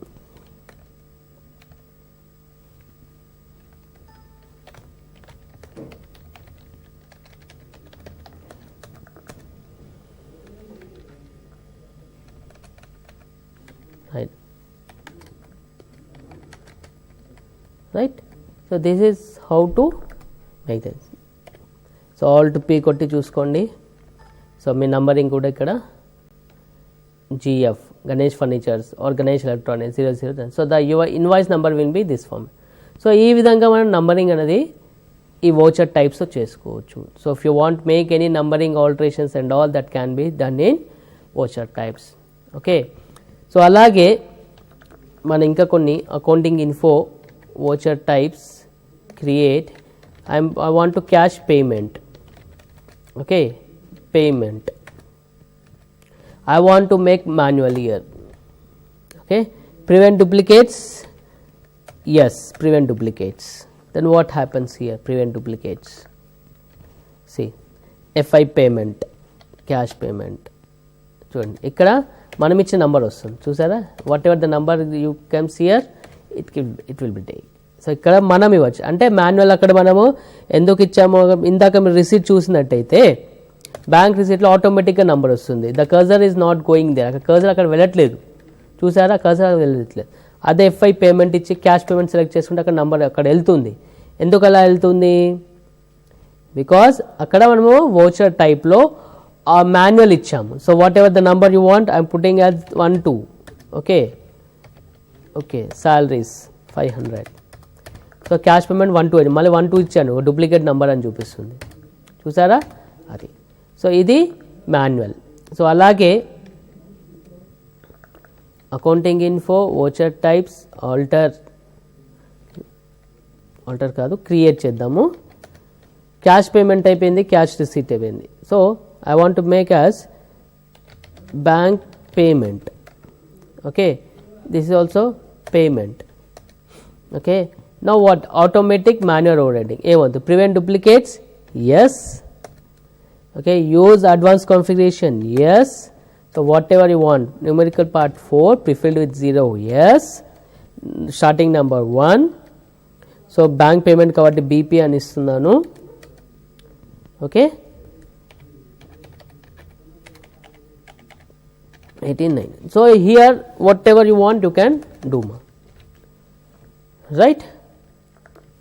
Voucher entry EFI లో. So నేను ఒక bank payment, so payment this is by default in Tally. Cash payment we have created with manual numbering. Okay, bank payment now we have created with automatic. So ఇక్కడ ఏమవుతుంది చూసారా, అదే వచ్చింది, but ఇక్కడ మనం చేంజెస్ చేసుకోవచ్చు. మాన్యువల్ రైడింగ్ అక్కడ వచ్చేస్తుంది, ఇక్కడ నెంబర్ మనం చేంజ్ చేసుకోవచ్చు. Okay, that is the use.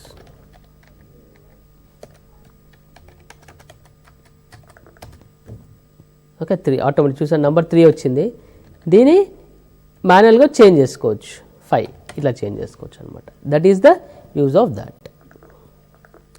So students, we have seen the voucher types here. So voucher types ఎప్పుడు క్రియేట్ చేయాలో hope you have understood.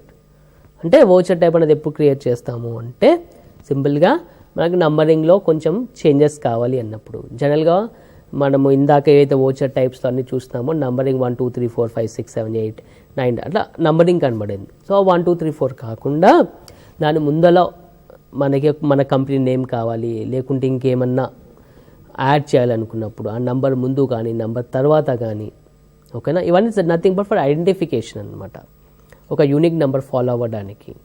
Okay, so ఇప్పుడు మీరు బ్యాంక్ అకౌంట్స్లో వెళ్ళినప్పుడు కూడా అబ్జర్వ్ చేసి ఉంటే మీకు 12 digits 16 digits కోడ్ ఉంటుంది, నంబర్ ఉంటుంది. ఆ అకౌంట్లో మళ్ళీ మీరు అబ్జర్వ్ చేసినట్టయితే first codes like branch code ఉంటుంది. తర్వాత చూస్తే కరెంట్ అకౌంట్కి అయితే 099 అని, ఓకేనా, సేవింగ్స్ అకౌంట్ అయితే 1355 అని, ఇంకేదో సంథింగ్ కోడ్స్ ఉంటాయి. ఉండేది తర్వాత మీ అకౌంట్ నెంబర్స్ ఉంటాయి. అట్లా చాలా కార్పొరేట్ బ్యాంక్స్ అలాగే మెయింటైన్ చేస్తారు. సో అలాగే మనకు కూడా వోచర్ నంబరింగ్లో అలా ముందు అంటే నంబర్ ముందు కానీ నంబర్ తర్వాత కానీ ఏమైనా suffix prefix and suffix add చేయాలనుకున్నప్పుడు ఈ వోచర్ టైప్స్ అనేది యూజ్ చేస్తాం. సో అలాగే మనకు కావాల్సిన వోచర్ టైప్స్ క్రియేట్ చేసుకోవచ్చు. ఇందాక మీకు చూపించినట్టయితే బ్యాంక్ రిసిట్ ఉంది, రిసిట్లో bank receipt separate numbering, bank payment separate numbering, cash payment separate numbering, cash receipt separate numbering. So అట్లా మన డిఫరెంట్ అంటే ఇవన్నీ ఎందుకంటే ఆడిటింగ్ అప్పుడు కానీ అలా ఈజీ ఉంటుంది. అంటే ఆడిట్లో వెళ్ళినప్పుడు ఇప్పుడు రిసిట్ ఉందనుకో, ఆ రిసిట్లో అన్నీ అక్కడ పడేస్తారు. ఆ రిసిట్లో అన్ని ఫైలింగ్ చేసి ఆ ఫైల్ తీసుకొచ్చి అక్కడ మీరు స్టోర్ చేస్తారు. సో అప్పుడు అందులో నాకు ఓన్లీ బ్యాంక్ సంబంధించి చూడాలి అన్నప్పుడు ఆ రిసిట్లో అన్నీ ఉంటాయి. ఇప్పుడు అందులో ఏది బ్యాంక్ అనేది ఎలా సెలెక్ట్ చేస్తాము మనం చూడలేము. సో అప్పుడు ఏం చేస్తారంటే ఎవరికైతే చాలా బ్యాంక్ రిసిట్స్ చాలా ట్రాన్సాక్షన్స్ ఉండే, క్యాష్ రిసిట్స్ చాలా ట్రాన్సాక్షన్స్, అప్పుడు సపరేట్గా మెయింటైన్ చేస్తారు. దీనివల్ల అడ్వాంటేజ్ ఏంటి, so this will the bank receipt. So bank receipt numbering ఏం డిస్టర్బ్ కాదు. సో డైరెక్ట్గా బ్యాంక్ నెంబర్ తీసుకొని మనం వెరిఫై చేసుకోవచ్చు. అలాగే క్యాష్ పేమెంట్స్ కానీ క్యాష్ రిసిట్స్ కానీ సపరేట్ ఫైల్ ఉంటుంది, సపరేట్ నెంబరింగ్ ఉంది, సార్ట్ అవుటింగ్ ఈజీ ఉంటుంది, ఆడిటింగ్ కూడా ఈజీ ఉంటుంది. సో ఇలా వోచర్ టైప్స్ అనేది మనము మెయింటైన్ చేస్తాం అనమాట. Now we're going to see voucher class. What this voucher class is? So voucher class is nothing but it's an small automated program which is written in your voucher type. అంటే ఇప్పుడు చిన్న example, ఇందాక మనం ఏం చేసాము, bank receipt అని bank payment అని సపరేట్గా 2 వోచర్ టైప్స్ చేసాం, అవునా? సో వోచర్ టైప్స్ 2 చేసినప్పుడు టాలీ ఏం చేస్తుంది, అది పేమెంట్ కాబట్టి బ్యాంక్ పేమెంట్ అంటే మనం ఎందుకు క్రియేట్ చేసుకున్నాం, actually what is the purpose, what we have done, that is bank payment only bank should be recorded and in cash payment only cash should be recorded, right? That is our purpose. That is the reason why we have maintained 2 voucher type, that is bank payment and cash payment or cash receipt or bank receipt. So పొరపాటున ఏమవుతుంది, sometimes what happens is Tally doesn't know, just we are going payment, if you in bank payment if you accept cash also it takes, it accepts bank also it takes, because it's a payment, right?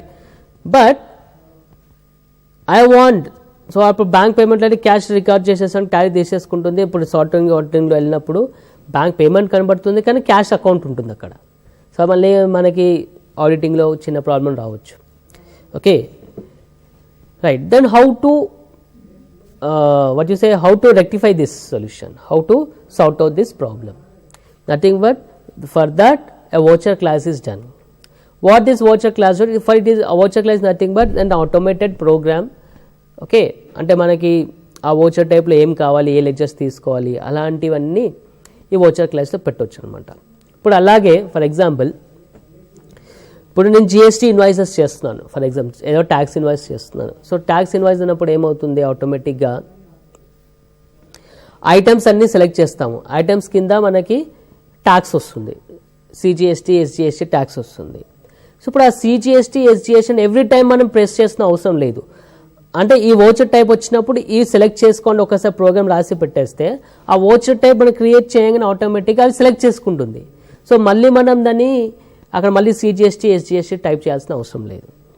ఇంకో చిన్న example, suppose మనకి ఒక customer ఉన్నాడు, పర్టికులర్గా ఆ customer ఎప్పుడు ఆ particular ఆ ఐటమ్స్ మాత్రమే తీసుకెళ్తాడు అనుకోండి. ఫర్ ఎగ్జాంపుల్ మనం ఏం చేస్తాము, ఆ ఒక ప్రోగ్రామ్ అంటే ఆ కస్టమర్ పేరు పైన ఒక చిన్న క్లాస్ రాసి అందులో ఇన్కార్పొరేట్ చేస్తాం. సో ఆటోమేటిక్గా ఆ వోచర్ టైప్ ఆ వోచర్ క్లాస్ సెలెక్ట్ చేసుకున్నప్పుడు మనకేమవుతుంది అంటే ఆ పర్టికులర్ ఐటమ్స్ ఆటోమేటిక్గా వచ్చేస్తాయి. జస్ట్ మనము ఆ క్వాంటిటీ కానీ అవి చెప్పేస్తే సరిపోతుంది అనమాట. So like this we can have an different types of voucher classes. Okay, now let we do some small voucher class. Okay, so please see the screen now. Right, so this is voucher type. Okay, so bank payment undi, right? Bank payment lo meer observe chesinatte access bank ochindi, cash ochindi, but bank payment only bank accept kavali. Okay, or alage FI cash payment lo only cash e ravali, but bank కూడా వస్తుంది. Now how to make this? So accounting, so first I am going for accounting info, voucher types, and I am making alter for cash payment. Okay, so this is thing and voucher name of the class. So ప్రతి ఒక్క దాంట్లో ఒక voucher class అని ఇక్కడ మీకు ఒకటి వస్తుంది, అక్కడ క్లాస్ నేమ్ ఇవ్వండి. So I want to define a program, so that is called cash payment. So I am putting as cash payment as voucher class. So ఇక్కడ ఇంక్లూడ్ దీస్ గ్రూప్స్ అంటే ఏ groups include చేయాలి అని అడుగుతుంది. So క్యాష్లో cash include ఉండదు, నాకు only bank cash and మాత్రమే కావాలి. So only అది మాత్రం యాక్సెప్ట్ చేస్తుంది. ఓకే, సారీ ఎక్స్క్లూడ్ అనేది, exclude this group. What you want to exclude? I want to exclude bank, I want to exclude bank OCD, I want. Okay, and okay include this group. What you want to include? Cash in hand, end of list. Okay, so ఇది సరిపోతుంది. Okay,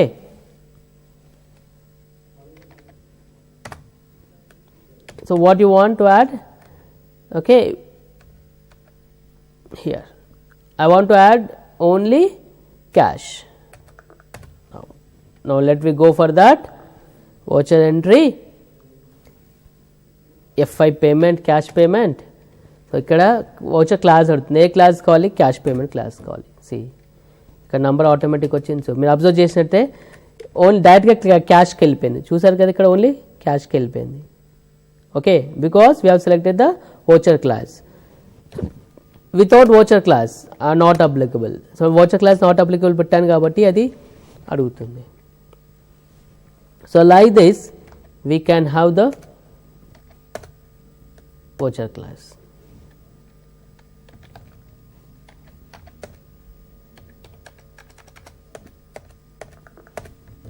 Right, so this is how to maintain a voucher class. So మీకు ఇంకా ఈజీగా అర్థం కావాలంటే చిన్న example, suppose I'm making the sales invoice. Okay, for cash I'm making the sales invoice, sales. So sales order ఊక అంటే sales ఊకకి select చేయాలి and no one. So sales చేశాను. ఓకే, టీవీ సేల్ చేస్తున్నాను. ఓకే, 50 టైప్ చేయాలి, 50 type చేయాలి. మరి దీనికి కింద ట్యాక్స్ ఇవ్వాలి, అవునా? Suppose I'm paying as sales tax under duties and taxes. Okay, just I'm putting as 18% here. Okay, so వచ్చేసింది. Okay, this is how we want to do. So అంటే ఇప్పుడు ఏం చేయాలి, కంపల్సరీ నేను పార్టీ నేమ్ సెలెక్ట్ చేయాల్సి వస్తుంది. Party name అంటే compulsory select చేసుకోవాలి, బికాస్ అక్కడ క్యాష్ ఉంటుంది, క్యాష్లో మనం అమ్మొచ్చు, క్రెడిట్లో అమ్మొచ్చు, క్రెడిట్లో డిఫరెంట్ టైప్స్ ఆఫ్ పార్టీస్ ఉంటాయి compulsory. But sales is compulsory, అంటే ఇక్కడ సెలెక్ట్ చేయాల్సిన ఐటమ్స్ రెండు కంపల్సరీ ఉంటాయి. That is sales account, okay, and next one is tax account, right. ఈ కంపల్సరీ సెలెక్ట్ చేయాలి. So every time I have to select. So time waste process. So what I do is accounting info, voucher types, alter, sales వెళ్తున్నాను. Okay, I'm writing a class name, cash sales. Okay, so cash సేల్స్లో నాకేం కావాలి, what I want to exclude bank, this I want to exclude, and what I want to include, cash in hand. That's all. Okay, so sales ledger correct ga undali. Okay, taxes em kavali manaki, duties and ikkada manaki em tax add cheyali, sales tax add cheyali. Okay, so normal ga మనం ఏం తీసుకున్నాం అక్కడ on value base తీసుకున్నాం కదా, total sales. So cash సేల్స్కి నేను పెట్టాను ఇక్కడ. So when I come into F8 sales, voucher class name ఏమి ఇచ్చాను, క్యాష్ సేల్స్ అని ఇచ్చాను, cash sales. Okay, 309 party name cash. So మీరు అబ్జర్వ్ చేసినట్టు చూడండి, క్యాష్ ఒక్కటే వస్తుంది, మిగతా రావట్లేదు. Okay, so only we can select cash. So అంతేనా, ఇక మీరు జస్ట్ నేమ్ ఆఫ్ ఐటమ్స్ ఇస్తారు అంతే. ట్యాక్స్ ఆటోమేటిక్ వచ్చిందా, మళ్ళీ మేము ట్యాక్స్ ఎంట్రీ చేయాల్సిన అవసరం లేదు. ఓకే, ఇప్పుడు క్యాష్ సేల్స్ అంటే ఇప్పుడు క్రెడిట్ సేల్స్ ఉంది. ఇక్కడ ఏమవుతుంది అబ్జర్వ్ చేస్తే క్యాష్ నేమ్ ఒకటే వచ్చింది, but I want to credit sales, దాన్ని అప్పుడు నాట్ అప్లికబుల్ పెట్టి చేసుకోండి, అప్పుడు అన్నీ వచ్చేసింది. క్రెడిట్ సేల్స్ వచ్చింది, అన్నీ అందరు వచ్చింది, లేదా అట్లా చేయొచ్చు. ఓకేనా, if you want go for cash sales, sorry F8 sales, cash sales. So cash sales అన్నప్పుడు మనము ఆ క్యాష్ సేల్స్కి ఏం కాన్ఫిగరేషన్ చేస్తాము, for that cash voucher class for cash sales we have given only cash account. Like that you can have different also, accounting info, voucher types, alter, sales. Okay, ఒకటి voucher name class ఇచ్చాను, cash sales ఇచ్చాను. ఓకేనా, ఇంకోటి bank sales, for example bank sales, what to be included, what to be excluded. So bank cash ఉండదు, I'm excluding that. And branch divisions వద్దు, creditors వద్దు, debtors వద్దు.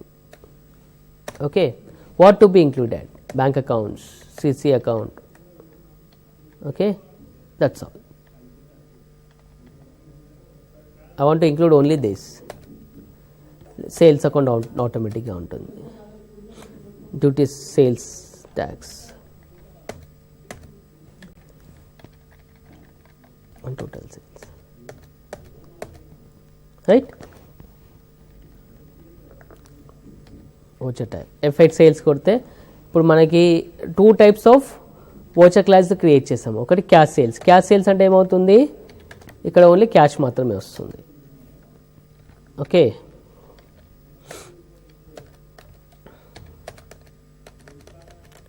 Okay, so tax automatic వచ్చింది. అలాగే bank sales చేయాలనుకున్నారు, bank sales select చేస్తాను. Okay, so ఇక్కడ 2 banks మాత్రమే వచ్చినాయి. So what Axis bank is come down, you go for Axis bank is.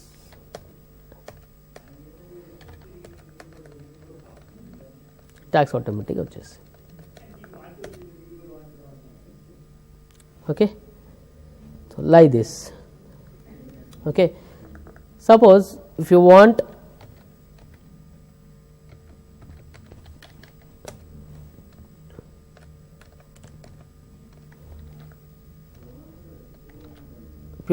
something like sales with transport, what include what, అన్నీ అంటే మనకి ఇక్కడ ఎక్స్క్లూడ్ ఏం అవ్వద్దు, ఇంక్లూడ్ మాత్రం అన్నీ అవ్వాలి. సో అందరికీ ఉంటాయి transports. I want to include all. Sales account, ledger account, okay, sales tax on total sales. దీంతో పాటు ఇంకేం యాడ్ కావాలి నాకు? ట్రాన్స్పోర్టేషన్ కావాలి, transportation on sales. Okay, as additional excise flat rate user different మన ఇచ్చిన వాల్యూ తీసుకోవాలి. ఓకే, అప్పుడు ఏం చేస్తాము? వోచర్ ఎంట్రీకి వెళ్ళినప్పుడు okay bank effect sales transport select చేసుకోండి. సేల్స్ విత్ ట్రాన్స్పోర్ట్లో మనం ఏమి యాక్టివ్ అన్నిటికీ యాక్చాము. Shah enterprises, right? ఏం ఐటమ్స్ కావాలి నీకు? 50 క్వాంటిటీ. సేల్స్ ట్యాక్స్ ఆటోమేటిక్ వచ్చిందా? ఇక్కడ మనం ట్రాన్స్పోర్ట్ ఎంత కావాలంటే అంత ఇవ్వచ్చు, right? So this is the use of your voucher types and voucher classes. Okay, right? So students, we have seen how to create the voucher class, how to create the voucher type చేసాము, voucher class కూడా చేసాము. So voucher type అన్నప్పుడు మీరు ఎలా కావాలన్నప్పుడు అలా, అంటే voucher class ఎప్పుడు యూజ్ చేస్తాము అంటే nothing but add on program. అంటే అందులో ఆ వోచర్లో పర్టికులర్ ఈ లెడ్జర్సే కావాలి, ఈ ట్యాక్స్ అని ఇలాగే కావాలి అన్నప్పుడు ఈ వోచర్స్ క్లాస్ యూజ్ చేసుకుని ఆ వోచర్ క్లాస్ అప్లై చేసినప్పుడు అవి మాత్రమే ఆ వోచర్లో కనబడతాయి, మిగతావి కనబడవు. So to prevent duplication, to prevent this all type, we get only this thing, right? Next one, okay, so this is how we are going to have a voucher types and voucher class, right? So in this voucher type, suppose I want to make interest also, just I am adding an interest. Suppose accounting info ledgers create, okay, ఒక loan చేస్తాను. ఈ voucher class ఇంకోటి ఎలా కూడా use అవుతుంది అంటే, suppose ఎఫ్లైన్ ఫీచర్స్లో accounting ఫీచర్స్లో వెళ్ళాము, ఓకే, యాక్టివేట్ ఇంట్రెస్ట్ క్యాలిక్యులేషన్స్ చేస్తున్నాను,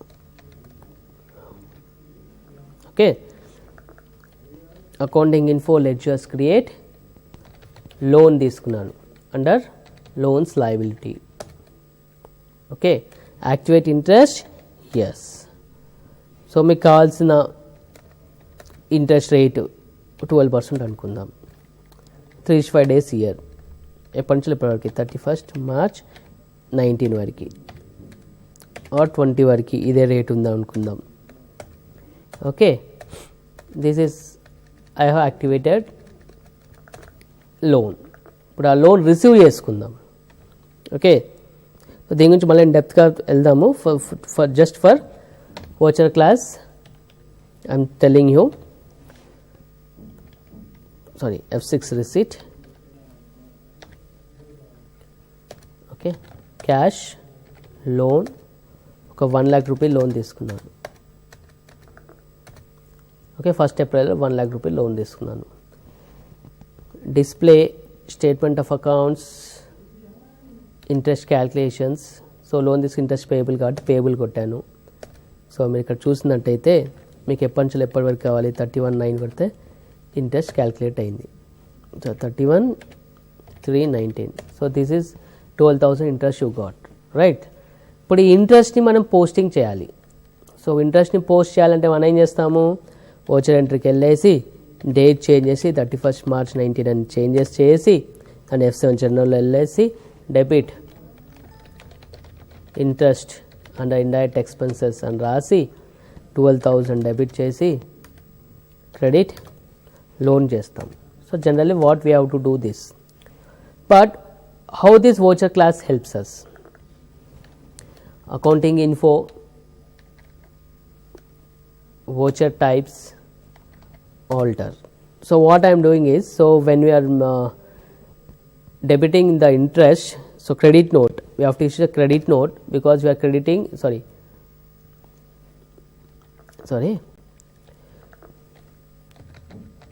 సో లోన్ తీసుకున్నాం. ఇక లోన్ తీసుకున్నప్పుడు మనకి ఆయనకి ఇంట్రెస్ట్ ఇవ్వాలి, అంటే మనం ఎక్కడ రాస్తాం ఇంట్రెస్ట్, క్రెడిట్ సైడ్లో రాస్తాం. So credit note, accounting info,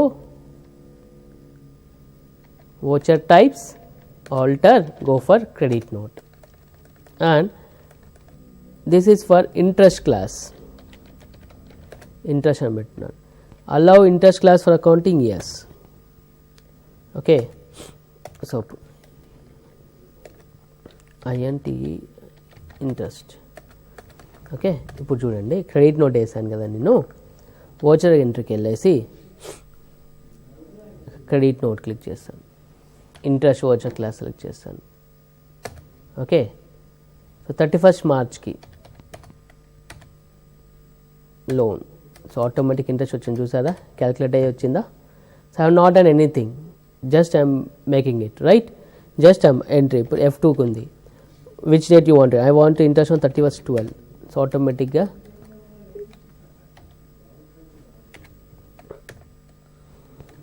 loan, credit loan, debit is interest. So here in this voucher class what is happening is, whatever the interest we are doing, that is automatically calculated and showing in the voucher type. Okay, so this is the use of your voucher class. మన voucher class ఒక users, ఇది voucher class ని ఇలా use చేస్తాం అన్నమాట. So అలాగే so different types, కొన్ని మన డిఫరెంట్, ఇప్పుడు అకౌంటింగ్ ఇన్ఫో, లెడ్జర్స్, ఆల్టర్, జర్నల్లో కూడా చూసుకుంటే,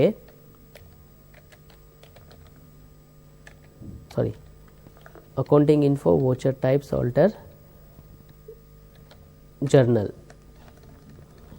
సో జర్నల్లో కూడా మనకు కావాల్సిన, సారీ జర్నల్లో క్లాస్ ఉండదు అనుకుంటాను.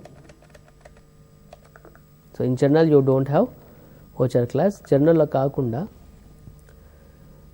స్టాక్ జర్నల్, సారీ స్టాక్ జర్నల్లో కూడా మన డిఫరెంట్ టైప్స్ ఆఫ్ వోచర్స్ ఉంటాయి ఇక్కడ.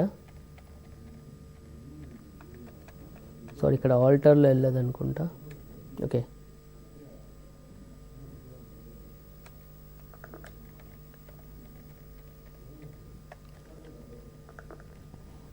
I'll create something, create stock journal, it is show in duplicate, right? So something stock manufacturing journal, stock journal.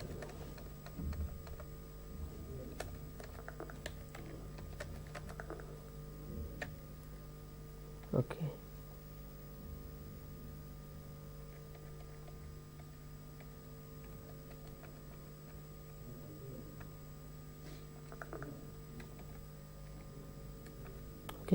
Voucher class రావాలి అంటే, సారీ ఎఫ్లైన్ ఫీచర్స్లో వెళ్ళేసి గోడౌన్స్ యాక్టివేట్ చేస్తే వస్తుంది.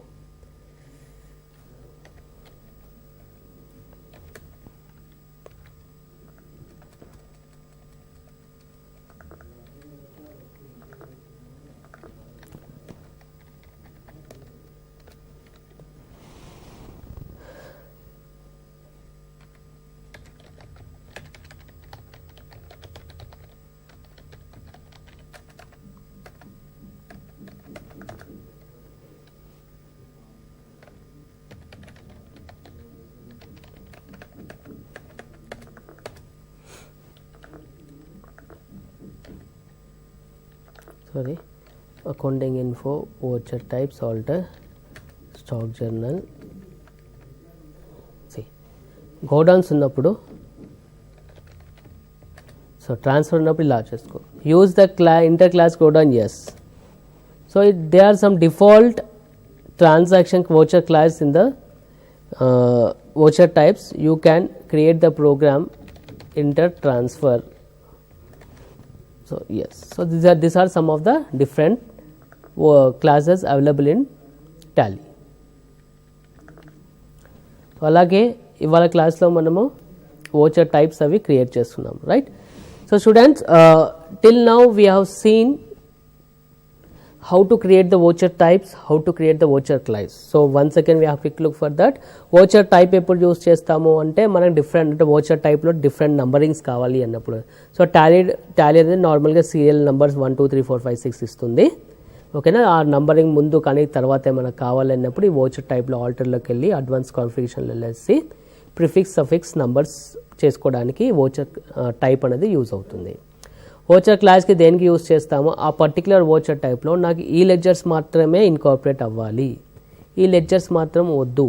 సో అలాంటివి ఏమన్నా మనకు ప్రోగ్రామ్స్ అలాంటివి కావాలి అన్నప్పుడు ఈ వోచర్ క్లాస్ అనేది యూజ్ చేస్తామన్నమాట.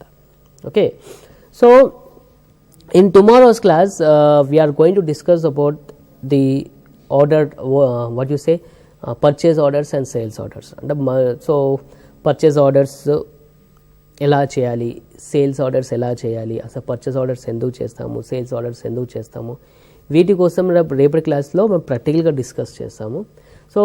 సో దాని వెళ్ళే ముందు ఒక brief discussion we have quick brief discussion about that. So what is the purchase order? So purchase order is nothing but మన ఏదైనా రా మెటీరియల్ కొనాలి అన్నప్పుడు లేదా మనం ట్రేడింగ్ గూడ్స్ కొనాలి అనుకున్నప్పుడు మనం ఏం చేస్తాము, ఒక ఆర్డర్ పెట్టాలి. అంటే కొన్ని ప్రోడక్ట్స్ ఎలా ఉంటుందంటే కొన్ని కంపెనీస్లోకి మనం మాన్యువల్గా ఒక మెయిల్ అట్లా మామూలుగా పెట్టేసి మాకు ఈ ప్రోడక్ట్స్ కావాలి అంటే వాళ్ళు ఇవ్వరు. Even though you are paying in cash, even though you're paying the cheque in advance also, they are not going to accept that.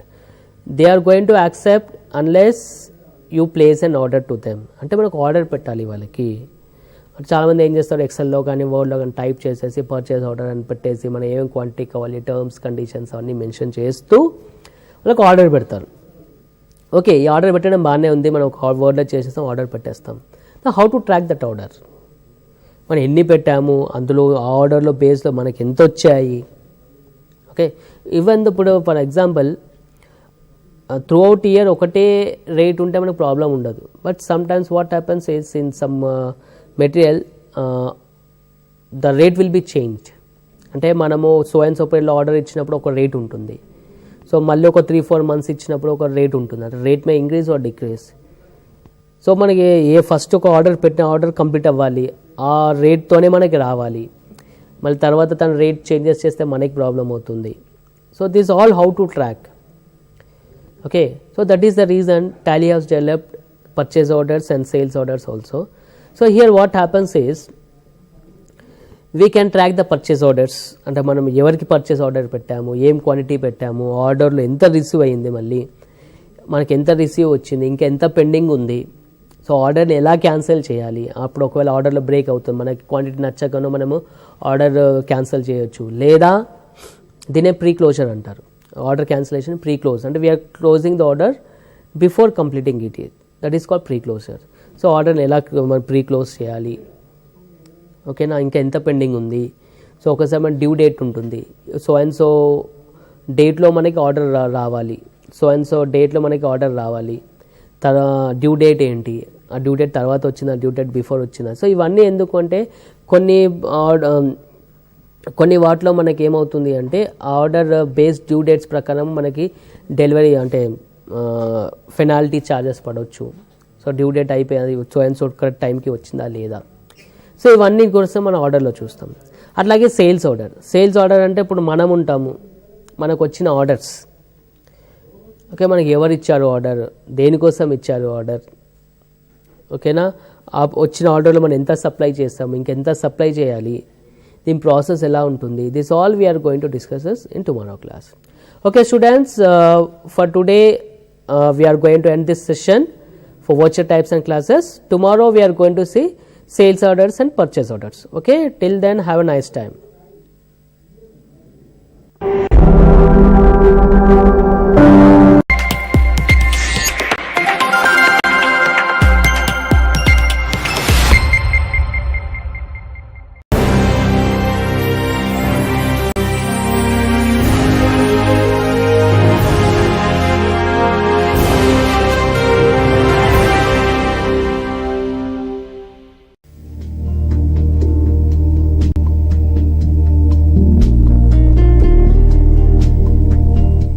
Hello everybody, welcome to this session on Introduction to IT. Today all of us are living in a world where information technology is so important. Is there anybody, whether it is a student or a working professional, who do not use IT? That's a question we should look at. And the answer is no. Everybody uses IT in some way or the other. Today it has become so important in our life, we can say that IT is a main line of our activity, whether it is for entertainment, whether it is for education, whether it is for job aspects or prospects, and also in the areas of research and development.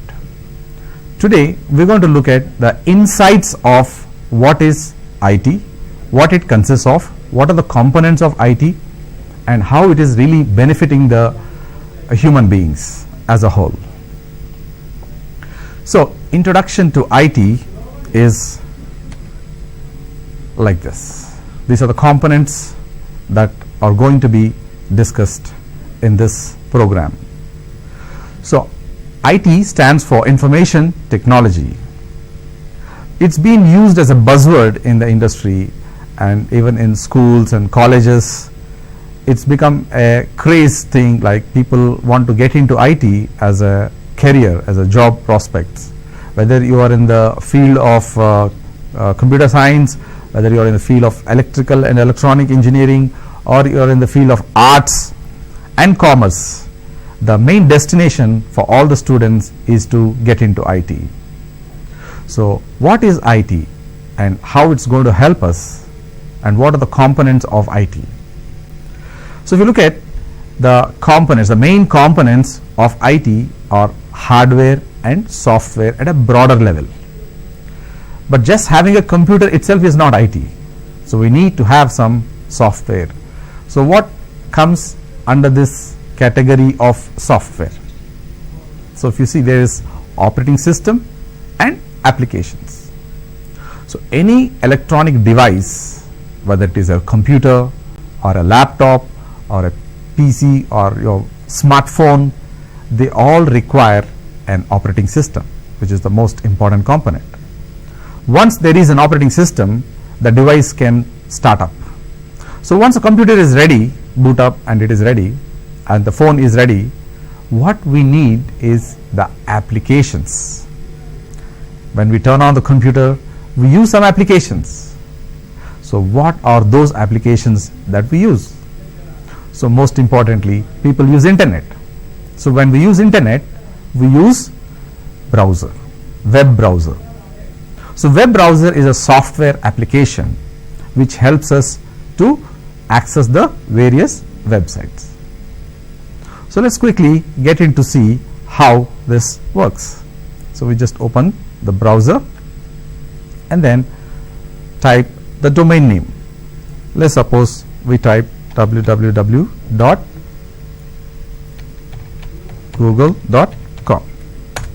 So, we get the web page. So, this is a application. Web browser is an application through which we can access internet. So, internet is one of the important aspects of IT, or we can call it as a revolution in IT. So, we can access any website that is useful and that gives us information. Okay. So, the components of IT are hardware and software. Under the software we have operating systems and applications. Let us also get into see what is IT. So, information system is essentially made up of 5 components, that is the hardware which we have just discussed, and software, and the database, the network, and the people. So, people form an important part of IT. Having developed this hardware, software, database and network, it is for the people to use this information.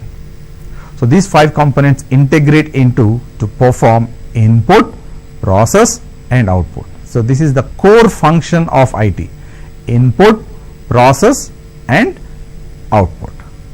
So, let us look at what is input. Just a little while ago we had opened this application, and in this application we have given some input.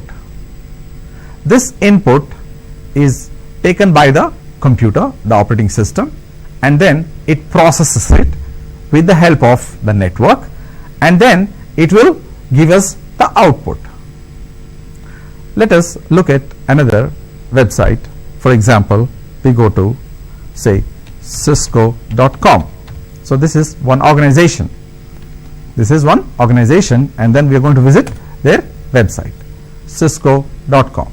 And then we get the information from a server which is in a different city or different country, and we are able to access this information which is located hundreds of thousands of miles away through the help of internet. So if we come back to this components of IT, we have the hardware. So we are using the laptop to access the server. So we need a software. So we have operating system, Windows operating system, Linux operating system, and on top of that we are using an application called web browser. And this website that we have just seen is available in a database server, and this is accessible via the network. So in the due course of this program, we will be learning a lot of information about how to understand these simple terms called hardware, software, database, network, and all these are being used by the people. So it provides information on demand. Information technology as an industry has provided so many benefits to the mankind. So we can access information irrespective of the physical or geographical location in no time. We have, most of us are already using instant messaging applications like WhatsApp, like Facebook, like Twitter, like Skype. These are the various examples that we can take as advantage of IT. We are able to send information to your friends and family in a matter of seconds. You just type the message and then click on send. The message is already delivered at the destination computer or destination mobile phone. We do also video calling or voice chatting. We can talk to people who are hundreds of thousands of miles away using this information technology. And it has progressed to the largest extent, like even the advantages of IT, like in the field of medicine. So the doctors are able to perform a surgery on a patient who is hundreds of thousands of kilometers away. So the doctor is in one country, the patient is in another country, and then they are able to perform surgery, robotic surgery, with the help of IT. So IT has given us a lot of scope in providing better facilities. We can be very confident of IT because it is giving us information well in advance. Like for example, in the case of weather forecasting. So what's going to happen in the next 24 hours? What's going to happen in the next 48 hours? Whether it's going to be a heat wave or is it going to rain? This information is collected and processed with the help of IT and then provide us advanced information. Also in the field of science and technology, we have a great progress made, and thanks to IT, it's helping each and every one of us to be able to gather information about our surrounding solar system, and also bringing us information. And we have seen various projects that have been implemented by our own ISRO, who have sent a probe called MOM to Mars to gather information about that remote planet. And we were able to get all this done, and major part of this was done by IT. So IT is an everyday task for us today, and we are enjoying the benefits of IT, and it's also useful in various fields in terms of agriculture, where we can use IT in agriculture. So they are providing information relating to what type of crops to be used in this season, because we are able to get the weather information.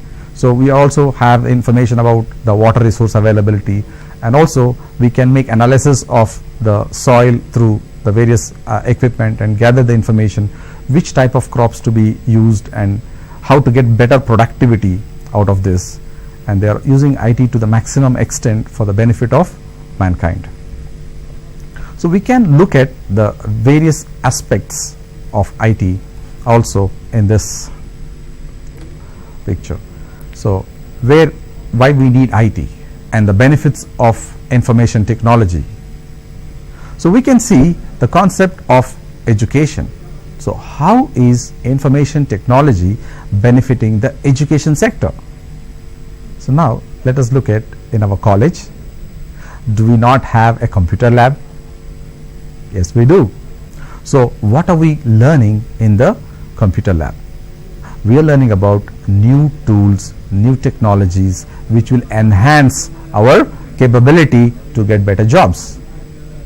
So today there is not a single industry or organization or business which do not use IT. IT helps each and every organization, and in fact the colleges are the ones which are providing the basic inputs to the students to learn IT. So the next division we are discussing about is engineering. So engineering is not about engineering colleges, it's about engineering as an activity, as a business. Just to give an example of engineering, let's take the concept of the Hyderabad metro train, which is operational today, but it has taken few years to build. But how was it built? What is necessary to build such a big infrastructure? So it's the engineering which helps us to create those models before that's being deployed in the real world. Engineering is helping organizations in all ways. So before developing a new product, first engineering department of those organizations will simulate how it's going to look like, what are the challenges that are ahead, what are the problems that can occur, and they will simulate all those issues first, and then they will build a prototype, and then they will bring it to the operational state. So all these big dams or big bridges, all these are first done at the engineering level. They will design all those components, they will ensure that it has the greater stability, how much force it can withstand, even for an aeroplane if you look at, or a rocket. So before they are commercially built, first an engineering team will build them on the computers, which are a large scale computers. They might use even supercomputers which have very high capability of processing, and then they will design those equipments, engines or whatever, and then they ensure that it is stable, it's working perfectly, and then they come to the actual implementation phase. So engineering as a field is getting a lot of benefits in the form of IT. Earlier, prior to this information technology, companies had to really build the physical devices or physical things and then test them before they can be deployed. So which used to take a long time. Most importantly, the information technology has bridged the gap of time. So things can be done instantly. And then in the area of medicine, we had discussed few examples earlier about the doctors performing the surgery on a remote patient. Apart from that, today if you want to know what's happening in your body, so you have various equipment which processes them, and with the help of IT they can diagnose and tell them the diseases that are available or which are going to come in future.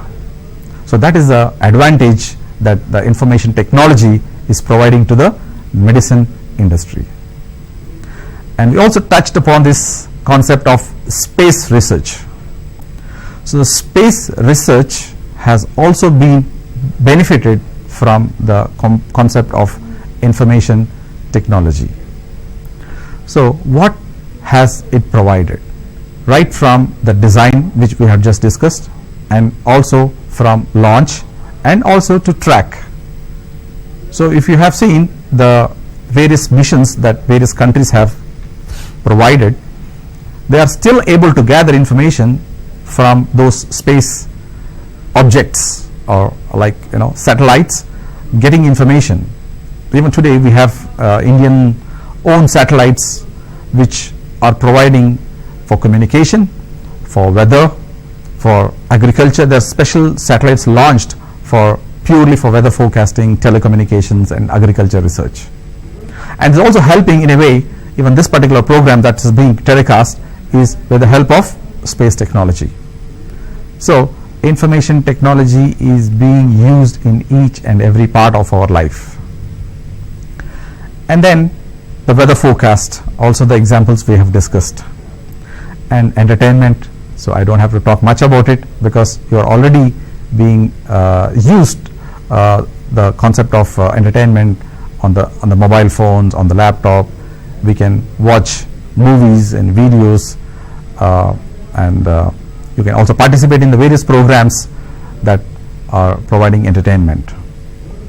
So IT has been a backbone for the growth of humankind or mankind. So without IT, nothing can happen today. So let's take a small example of how we wake up. So we get up in the morning, the first thing that we do is check the mobile phone. Do we have any messages from friends and family? Do we have any email? And what's news today? So it's all happening because of information technology. So this technology is here to stay, is going to be there forever as long as there is mankind, and it's going to grow.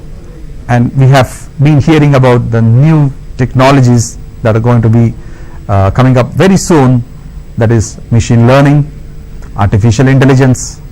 So this is going to take the IT to the next higher level. So today IT is everything. You wake up with technology and you use the technology for the whole day, either at office or at home, and then before you late to the night, you also check everything and then you go to bed. So from the day you start and the day you end, we have been using IT in some form or the other. So for the students at school and college, we have seen 20 years ago there was no concept of computers in the schools. Maybe there are a few in the colleges, but in the schools it wasn't there 20 years ago. But today computers are part of the syllabus, and they have computer labs and people are getting trained. It's not just because they have a subject in the school, but even the students have access of these computers at home. So they have their own computers or laptops or tabs, smartphones, which are providing them the necessary information for their study, for building the projects, or to communicate with family and friends. So IT is the most important development that has happened in the recent generations. And to make this IT happen, there are some specialized jobs. Like, for example, you have internet. So how does internet work? We will be discussing about this technology, how it works in detail, about the components that are going to be there as part of IT later on in the coming sessions. But for now, let's look at the IT as an enabler for our day-to-day work. So when we look at internet, which is the biggest network providing worldwide connectivity. So when we have seen this example of accessing a browser, so we are able to connect to a server which is quite far away, and we are getting the information in seconds. So like this, we can access various information. Like, for example, we want to look at Microsoft.com.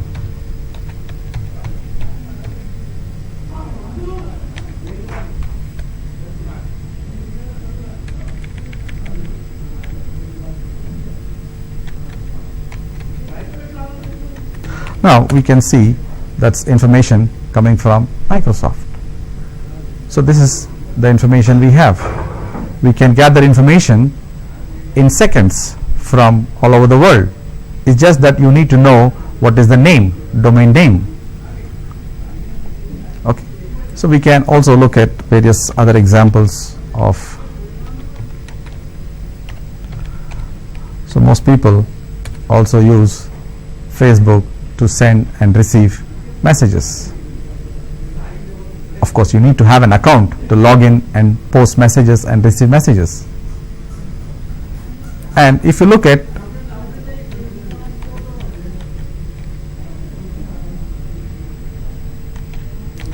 the website, something like IRCTC, so this gives us information on when the trains are coming, when the trains are leaving, how to make a reservation online from this website.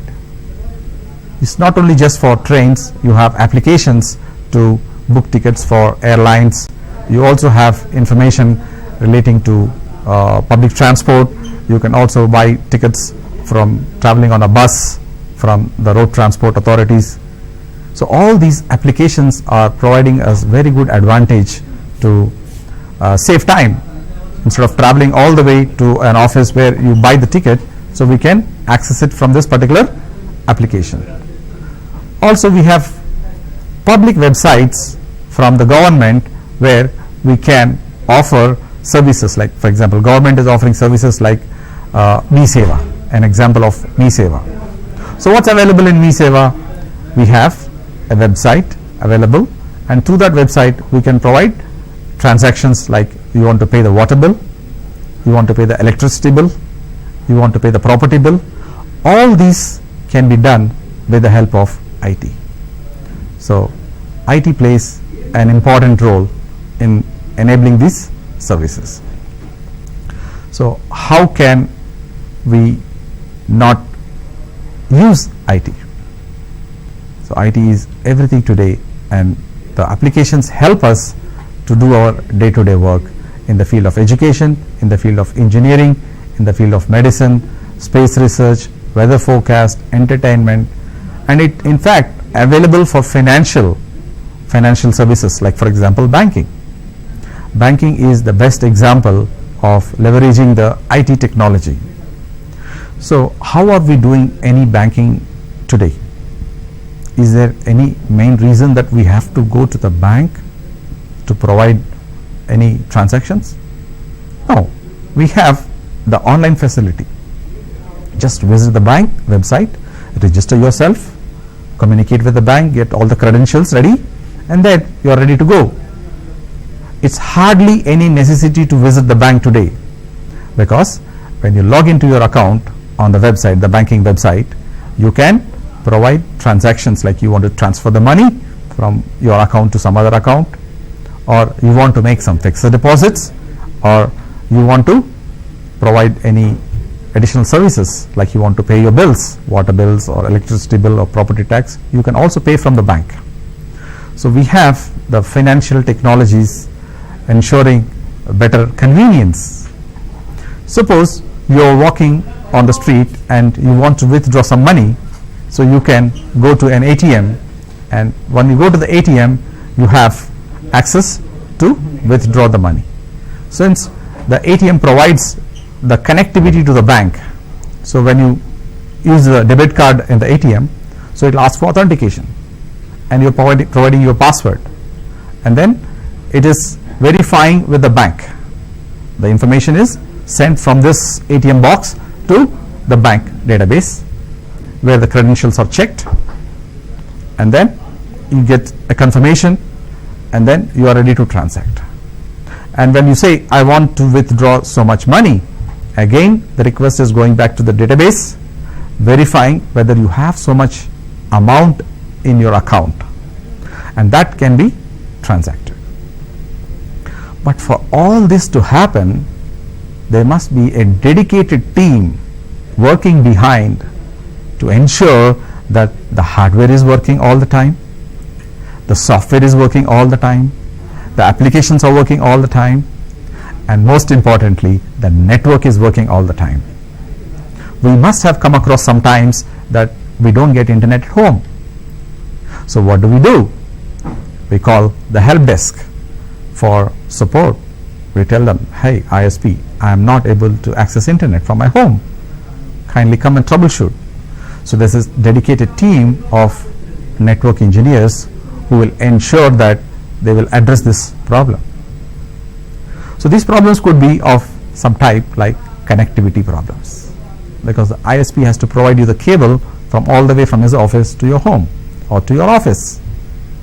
So in the way, if there is any disconnection or the cable is cut somewhere, so the technician, the person has to identify the fault and then fix it. So this IT support is important aspect. IT support involves hardware support, operating system support, the application support, and most importantly the network support. So a typical IT infrastructure in an organization, what we observe is just some computers or laptops or network gadgets, wireless devices, etc. But in the background, most importantly, where all these databases are stored, these are stored in a separate place where they are secure, physically they are secure, meaning they are protected by access to their customers. For example, so we have this website. So this website, if you log in, it will provide us information. So where is this information coming from? Where is this information coming from? It's coming from the data center. So from the client, we are the client. We are called as the client. This is the device and this is the client operating system, and provides us information. This is connecting to the server which is in the data center. So let's also look at another organization, HP. These are the companies which provide servers, laptops, desktops, printers, so business applications. So they are also into providing network components. So these are just enablers. These are the organizations which enable us to have a powerful IT system. So there are many such organizations which provide this. So you can see these applications, the benefits that common man have with the help of IT. So this organization provides operating systems and applications and along with some hardware.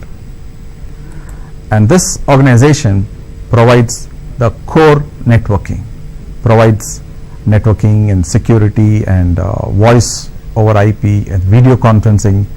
If you look at the kind of products they have, so you can see this various divisions they have providing various options. So network plays a very important role in internet.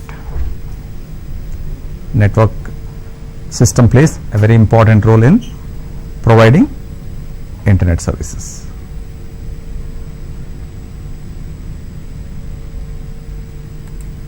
So mobility and wireless. So we are using mobile services. So mobile services require a lot of infrastructure. So that infrastructure is provided by these organizations. And the next advantage is having the small home devices also connecting to internet. So Internet of Things also is going to be a next big advantage for the mankind. So we did discuss about machine learning and artificial intelligence. So Internet of Things is also the next advantage. Then what is important is that once we have an IT infrastructure, we need to secure them from unauthorized use. Many students must have already discussed about hacking. You must have heard about this term called hacking. Somebody has hacked something. Somebody has hacked a server. Somebody has hacked some services. So security provides to the organization only authorized users can access those applications. Okay. And the next division is about the collaboration. So organizations want to spend money to provide better services to their customers. Also they want to save on some transport or traveling. So we have very good technology relating to video. So companies are using this video conferencing to ensure that there is a better communication between organizations or between customers and the business partners. So using the video conference, we can save a lot of time in traveling and also expenses related to travel and staying in the hotels. So video conferencing helps organizations for quick connectivity. So government, in fact, we can see that the government has one of the key infrastructures, the statewide connectivity of connecting the government with all the districts, and we have something called a state-wide area network. So with the help of state-wide area network, the government is able to talk to the officials through video conferencing, saving a lot of time in traveling. Not just saving time, but saving valuable resources. Okay, so video conferencing plays a very important role for organizations, for governments across the globe to ensure that there is person-to-person communication, government-to-government communication in terms of knowing the status of various things. Like for example, if some calamity has happened, so we want to speak to the authorities. So with the help of the video conferencing today, we can communicate with a person in a remote place, a remote city, a remote country through the video conference. So we have these many different advantages or benefits provided by the information technology. So if we go back to our presentation, so in the presentation we have discussed about the various components of IT, what IT stands for, the components of IT, that is hardware and software, and this operating system provides the functionality for the hardware to start up. So once the hardware is ready, then we have the applications. So applications will provide us the tools. These are the tools. Applications are the tools. So one example we have used is the web browser. So we also have other applications like MS Word, PowerPoint, MS Access. These are the various applications that help us for productivity. Most of you must be doing projects, college projects. So how do we provide the project? How do we provide the documentation? So we use a word processor like MS Word and put all the text that we have gathered from the project and also some diagrams, some output, and then the conclusion, and then we print it, bind it, and then present it in the college. So we were able to perform this project documentation with the help of a computer, hardware, and some operating system, and then some applications. So all this is function of IT. Or you've been asked to gather some information in the project. So what we do, we use internet, access certain websites, gather the information, collect the information, put it in the document, and then present it. Sometimes you may also have to present the graphs. So we make the graph. So we may use Excel as a application to create the graphs. So we use Excel to provide this. And if you have to do it presentation to the staff, so you provide the document. Along with the document, you also have to talk about the project, how you did it, and you will create a PowerPoint presentation using this application, and then how you did it, what problems you encountered, how did you solve them. So all these are part of IT. And we have these 5 components which are very essential for IT: hardware, software, database, network, and people. These components integrate to perform input. So we did discuss about input. What is input? What instructions we provide. It's like typing the domain name is an input. And process. What's happening in the process? The request is accepted, processed, and it is trying to find out where is this website, cisco.com or microsoft.com or hp.com, is going to search for that information. So in the process of searching, there is a lot of applications like, for example, DNS. This DNS helps to resolve the name into an IP address. So what is an IP address?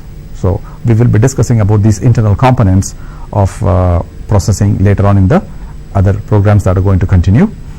And IP address is an important component of network communication, because the server is somewhere else, some other country, some other continent. So the request that you generate has to travel through the network all the way to the server, which is in a remote place.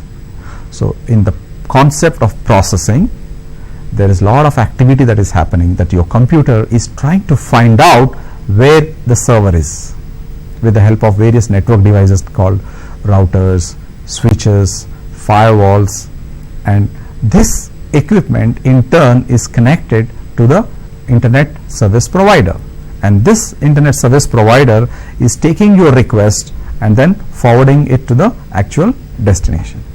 Once your request reaches the destination database server, and the database server in turn will send a reply back to you, and that information will travel all the way through the internet and come back to your computer, and it is displayed on the web browser. So that is the output. So you give input as the domain name, and then your computer, your application will process it, send it to the ISP, and ISP in turn will forward it to the server which you want to access, and that server in turn will send a reply, and then the ISP will transmit it back to your computer, and your web browser will display this information. So input is what you give as a domain name, process is processing this information to the server with the help of ISP and getting back the reply, and output is what you see on the screen.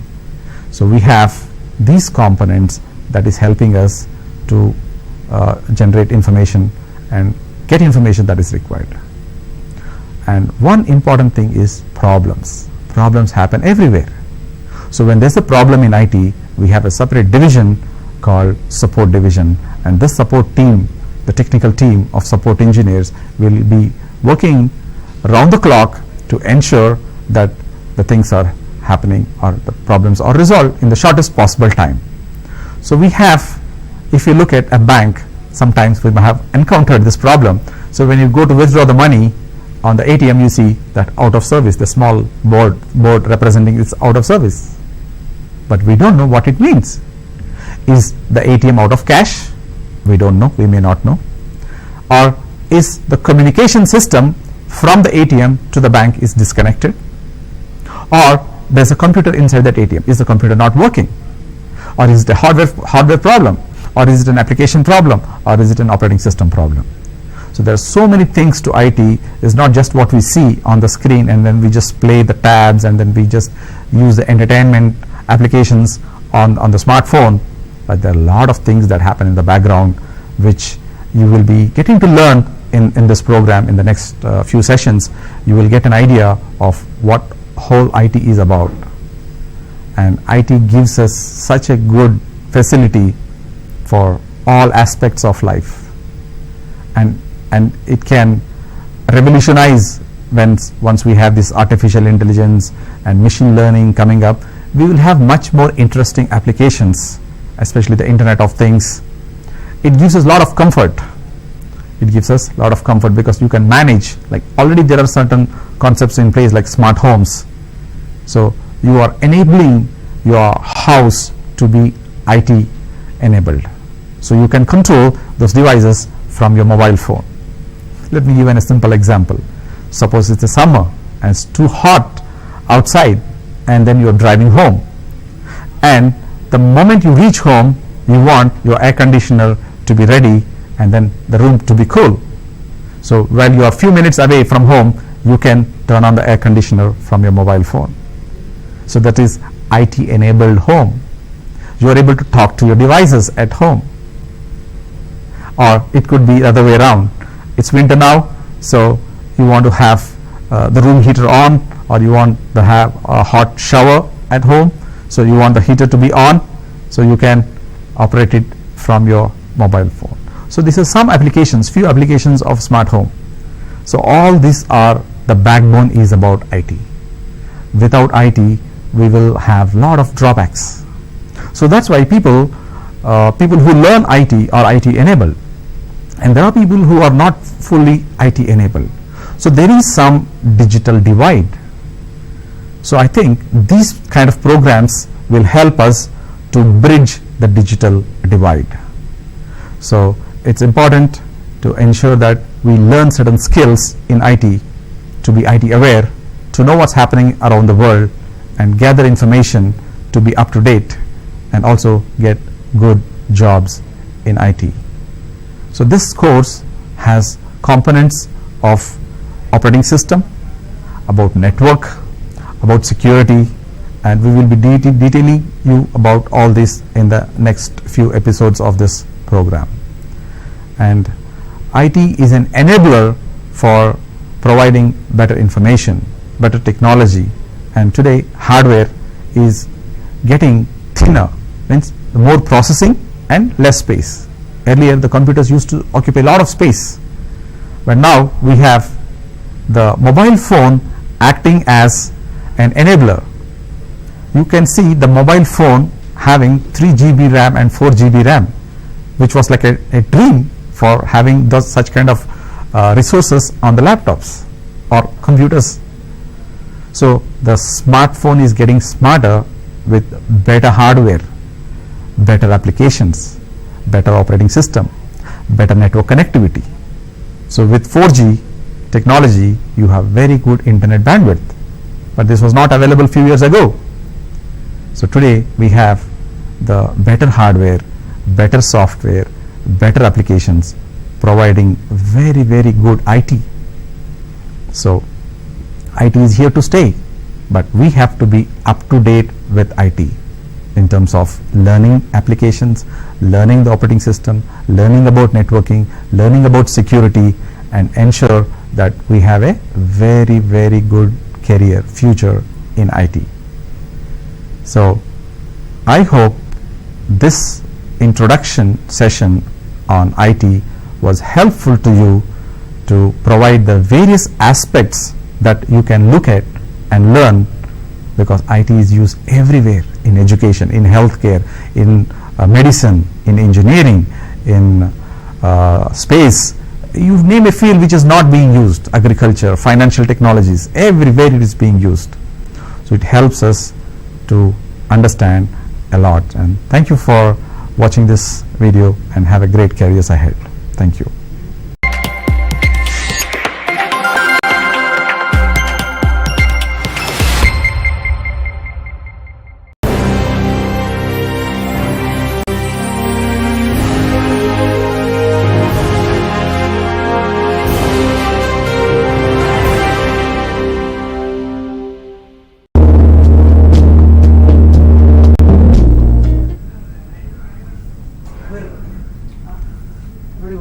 Okay.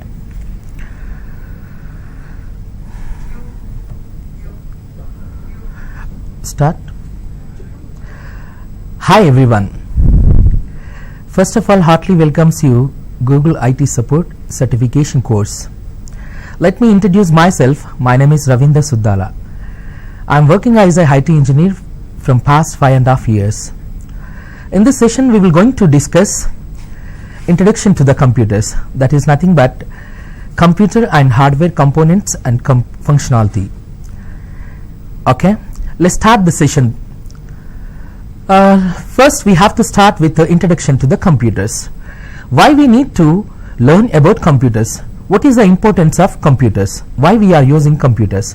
Let's discuss a little bit about computers. Computers are became a very important in our daily lives. No one cannot expect or else imagine without computers in our day-to-day human life. Computers are became a very important in our daily lives. What is the general meaning of computer? What is the meaning of computer? What is computer? Computer is an electronic device which takes input through the input devices, process it and gives output through the output devices. Understood? Computer is an electronic device which takes input through the input devices, process it and gives output through the output devices, called as a computer. Computers are generally used to calculate, process and store the information for further assistance. Let's discuss about computers and computer hardware platform. Okay, Let's see. This is the basic definition for computers. Computer is an electronic device which takes input through the input devices, process it and gives output through the output devices. What is the main purpose to using computers in our day-to-day human life? To store our personal data. So that reason computers are mainly used to store, computers are used to store data for further assistance. Moreover, computers will be going to work with zeros and ones is called as a binary language. We are humans. To communicate with each other, we are using our language. That language is regional language. It might be Telugu or else Hindi or else Urdu or else some other language. But computers will be going to work with zeros and ones language. That language is called as a binary language. For example, one user from desktop, he would like to give input instructions which is apple or as 2 plus 3 or as some other instructions. Given input instructions will be going to convert into zeros and ones. Why? Because computers unable to understand our regional languages such as Telugu or English or some other languages. So that reason whenever user try to give input instructions, that given input instructions will be going to converted into the binary language. That language is zeros or ones. So that reason computers will be going to work with binary language or else digital language. Like all electronic devices, computers work with DC power supply. Any electronic device which will be going to work with DC power supply. Generally, electric charges are two types. Number one is alternating current. Number two is direct current. What is the general meaning of alternating current? The flow of electric charge will be going to periodically reverses the direction is called as a alternating current. The sources to produce alternating currents are power plants. This will be distributed to the residences and businesses. Another type of electric charge which is called as a direct current. What is this direct current? The flow of electric charge will be going to in a unidirectional is called as a direct current. The sources to produce direct current is batteries, solar panels or else generators which are working with fuel. This is direct current. Electric charges are two types, alternating current and direct current.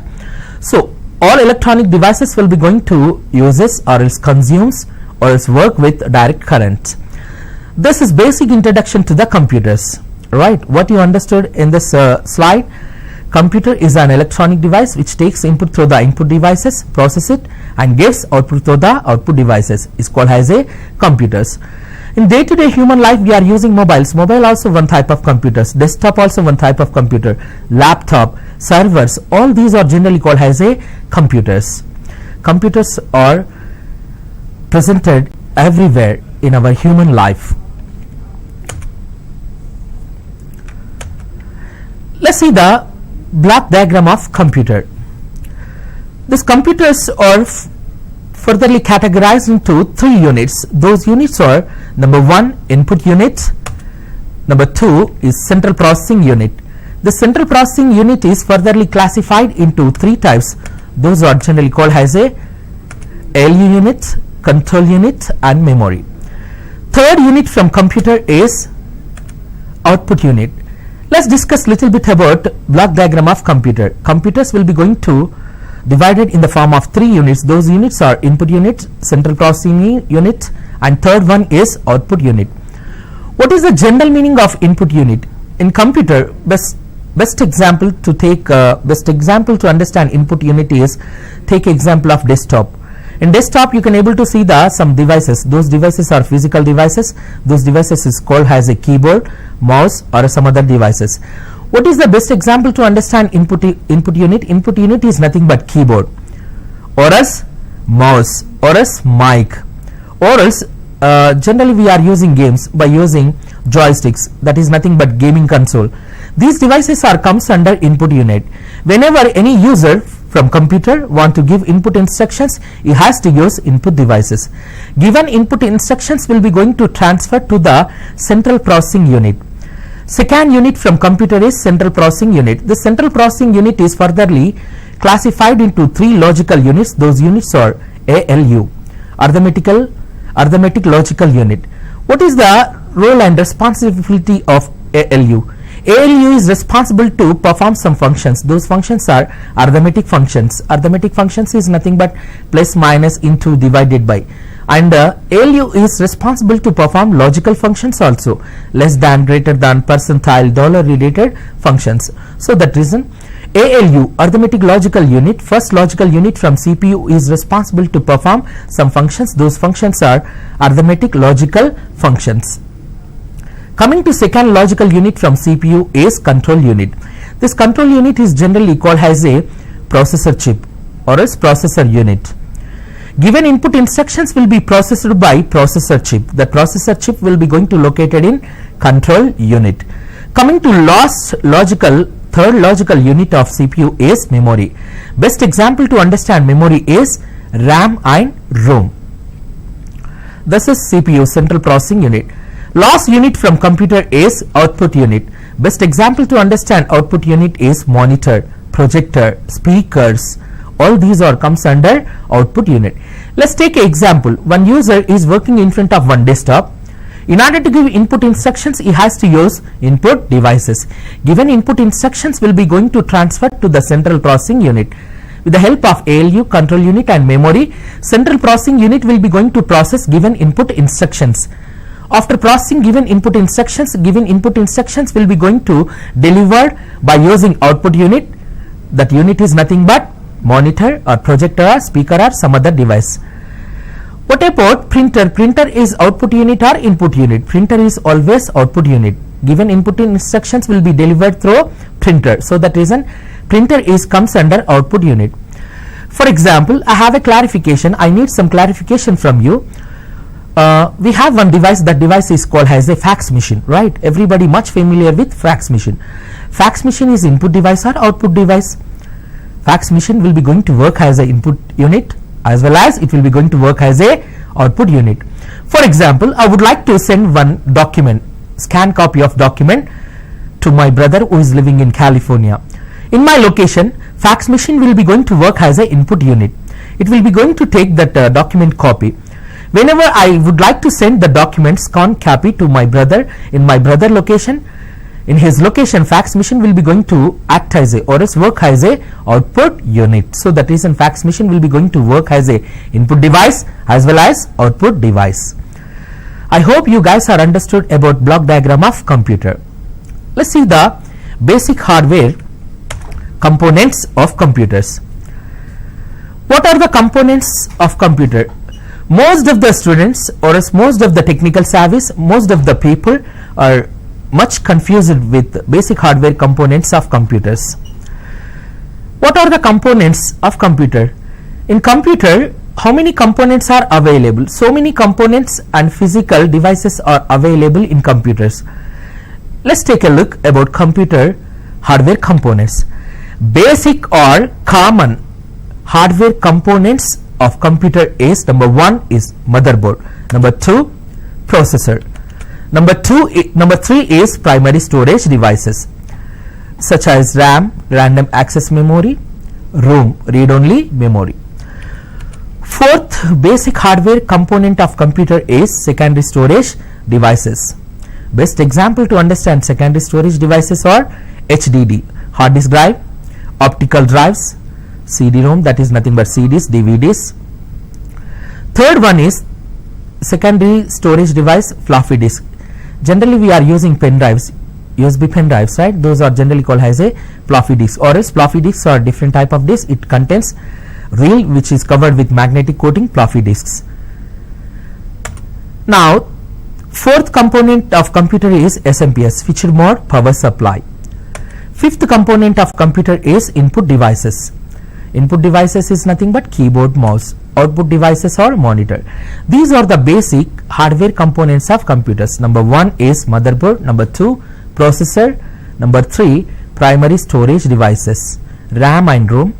Fourth component of computer is secondary storage devices, HDD, optical drives, CD, DVDs, floppy disk drives. Fifth component is SMPS, switched mode power supply. Sixth component is input devices, and last one is output devices. These are the basic hardware components of computers. Let's discuss one by one component of computer in detail. Before going to talk about basic hardware components of computers, just take a look about different types of computers. There are different types of computers are using in day-to-day human life. First type of computers are supercomputers. These supercomputers are generally used in research and development departments. Research and development departments such as NASA, ISRO will be going to use as first type of computers. Those computers are called as a supercomputers. Supercomputers are generally used for weather forecasting purpose, or else nuclear weapon testing, or else supercomputers are generally used to different purposes by research and development department. Second type of computers are mainframe computers. Best example to understand mainframe computers are generally used by large size organizations such as banks, or else insurance companies, or else universities. This type of organizations need huge amount of storage capacity. So that reason they will going to use special type of computers. Those computers are generally called as a mainframe computers. Third type of computers are mini computers. Mini computers are generally called as a mid-range computers. Mid-range computers are generally used to monitor production process in some organizations. Those organizations are production organizations like Coca-Cola, Pepsi, or some of the soap manufacturing companies. Fourth type of computer is mini computers. Fourth type of computers are generally called as a microcomputers. Microcomputers are generally used for individual purposes or as business purposes. Those computers are laptops, desktops, or some other devices. Clear? These are the four types of computers. Or as one more type of computer is there, unprofessional type of computers. Those computers are embedded computers. Embedded computers are micro ovens, washing machines. These are generally called as a embedded computers. And also generally we are using calculator. Calculator also generally called as a embedded computers. These are the different type of computers which are used in day-to-day human life. Now coming to the session, first component of computer is processor.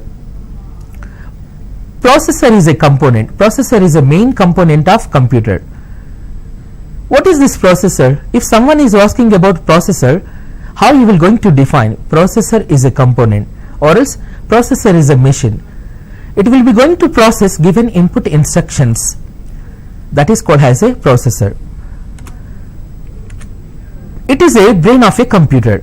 Processors are generally called as a brain of a computer. Why we are addressing computer is a brain of a computer? Just take example, human body. In our human body, one component, one part, that part is brain. Human brain is controlling and managing total human body. For example, if we are feeling hungry, that hungry feelingness, that information will be going to received by human brain. Immediately it will be going to assign some task to the human sensor and controlling by human brain. The same way, all computer system will be going to manage and controlled by processor. That is called as a computing power. So that reason processors are generally called as a brain of a computer. Monolithic integrated circuits are located on one plate. That plate is called as a silicon plate. The silicon plate is nothing but processor, or else processor chip. Processor contains the complete CPU, central processing unit, in single chip. That is nothing but microprocessor chip. Processor, first component from computer. Processor is generally used to perform some functions. Those functions are arithmetic and logical functions. Earlier we discussed about arithmetic and logical functions. This is first component from computer is processor. Let's see processor specifications. What is the general meaning of processor specification? Processor specification is nothing but processor configuration. For example, as a user, I would like to purchase one computer. The computer such as laptop or desktop. In order to purchase any computer which is laptop or desktop, first I must have basic knowledge on computer configuration. What is the general meaning of computer configuration? Computer configuration is nothing but computer RAM memory, computer storage capacity from hard disk drive, and processor speed. Apart from computer RAM size or its RAM memory and storage capacity of hard disk drive, remaining part of computer comes under processor specifications. Processor specification is nothing but processor configuration. Including processor configuration and RAM memory and storage capacity of hard disk drive is generally called as a computer configuration. First, we have to discuss processor specification. Processor specifications are nothing but processor speed. First specification of processor is speed. For example, I would like to purchase one laptop. Definitely I will going to visit one store. On the store, I would like to select one particular laptop from manufacturer and different manufacturers like HP or Dell. Before purchasing laptop or computer, first we need to check the processor speed. Why? Because computer performance and data processing speed will be going to depends on processor speed. Along with processor speed, computer performance will be going to depends on RAM memory as well as type of hard disk drive. So that reason, as a user, first we need to understand computer performance and data processing speed will be going to depends on processor speed, RAM memory, and storage capacity of hard disk drive. So that reason, to purchase high-end configuration laptops, first we need to think about processor speed. Processor speed will be going to measures in hertz. Hertz is nothing but cycle per second.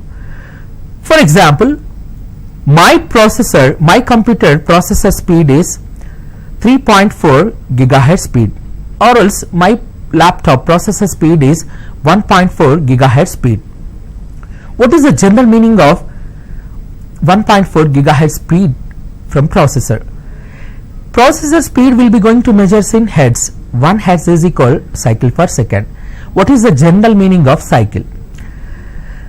What is the meaning of cycle? Why we need to use cycles from processor speeds? For example, one user from computer, he would like to give input instruction which is 2 plus 3. Definitely we will going to use input devices such as keyboard or mouse. One user has gave a input instruction that is 2 plus 3. Given input instructions will be going to transfer to the CPU, central processing unit. That is nothing but computer processor. To understand given input instructions, computer CPU will be going to convert the normal form of given input instructions into binary form, that is nothing but zeros and ones. User has gave 2 plus 3 input instructions. Given input instructions will be going to converted into the binary language, it is zeros and ones. For example, 2 plus 3 input instructions is converted to the 8 bits. 8 bits is nothing but 001 0010. How many bits are there? 8 bits. For example, given input instructions 2 plus 3 has converted to binary language. After conversion process, that information is available in the form of 8 bits. Those bits are 001010. In this case, computer processor is responsible to process each bit calculation. Processor will be going to use one cycle to calculate 1 bit calculation. That is nothing but computer processor will be going to use one cycle to execute 1 bit calculation. Earlier, user has gave a 2 plus 3 input instructions. Given input instructions has converted to 8 bits. In this case, processor is responsible to process given input instructions that is available in the form of 8 bits. Processor will be going to use 8 cycles to execute 8 bit calculation.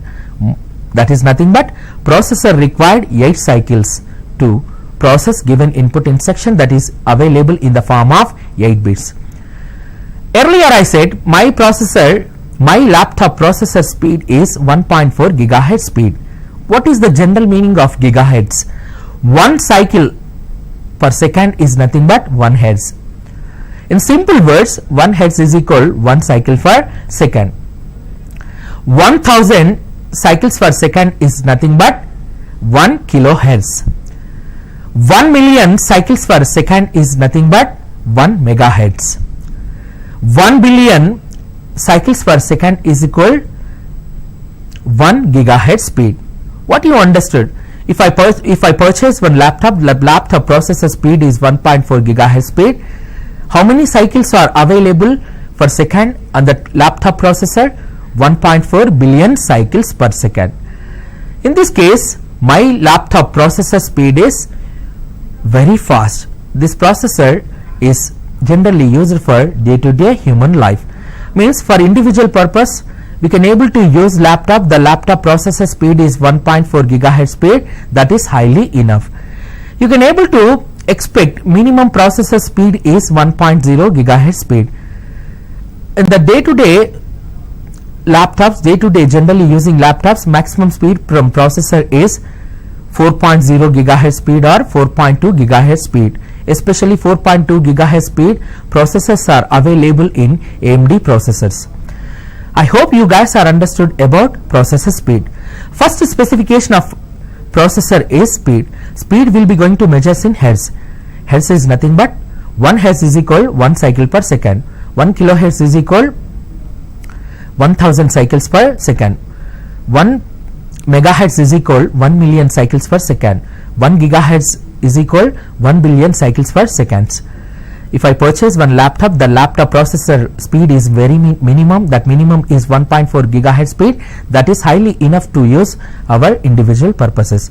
Coming to business purpose laptops, laptop processors must have at least 3.0 gigahertz speed. Maximum you can able to expect processor speed from day to day using laptops, that is nothing but 4.0 or 4.2 gigahertz speed. This is the first specification of processor. Second specification of processor is width. This processor width is generally called as a processor architecture, or else processor width is nothing but processor capacity. Processor capacity is generally nothing but processor architecture. We can able to check the processor architecture by using different commands. What are those commands to check the computer processor architecture? We have to use one command. That command is dxdiag. dxdiag. In your desktop, open run command. In the run, type dxdiag. By executing this command, you can able to get one window on desktop of your computer. On that window, you can able to check it out computer configuration. Under that computer configuration, you can able to check the processor architecture. If your laptop or desktop processor architecture is 32-bit, it will be going to show 32-bit type PC. Or else, if your laptop processor show the system type is 64-bit processor architecture, or else 86 or some other different type of processor architectures. For example, recently if I purchase one laptop, that laptop processor architecture is 32-bit. As a user of 32-bit processor architecture laptop, I would like to install one operating system. That operating system is Windows 7. That Windows 7 operating system OS bit is 64-bit. Can you able to install 64-bit operating system in 32-bit processor architecture computers? 100% no. 100% no. In order to install Windows 64-bit operating system or else any type of operating system which is 64-bit operating system, your processor architecture from laptop or desktop or computer should be 64-bit. I hope you guys are understood. Processor architecture. Processor architecture is nothing but processor width. Best example to understand 32-bit processor architecture and 64-bit processor architecture. Processor width will be going to measures in bits. Okay. What is the main difference between 32-bit processor architecture and 64-bit processor architecture? Computer performance and data processing speed. If you have laptop, the laptop processor architecture is 64-bit, definitely the computer performance is robust compared with 32-bit processor architecture computers. Okay. What is the general meaning of bits? Here in this measurement, you can able to see the bits, 64 bits. What is the general meaning of bits? Bits is nothing but 0 or 1. Bit will be going to represent as a 0 or 1, is called as a binary language. 8 bits is equal to 1 byte. 1024 bytes is equal how much? 1 kilobyte, 1 KB. 1024 KB is equal how much? 1 MB. MB is nothing but megabyte. 1024 megabyte is equal 1 GB. 1024 GB is equal 1 terabyte. 1024 terabyte is equal 1 petabyte. 1024 petabytes is equal 1 hexabyte. 1024 hexabyte is equal 1 zettabyte. 1024 zettabyte is equal 1 yottabyte. Why we are discussing about bits? Generally, hard disk drive storage capacity will be going to measures in bits. That is nothing but bits will be going to represent as 0 or 1.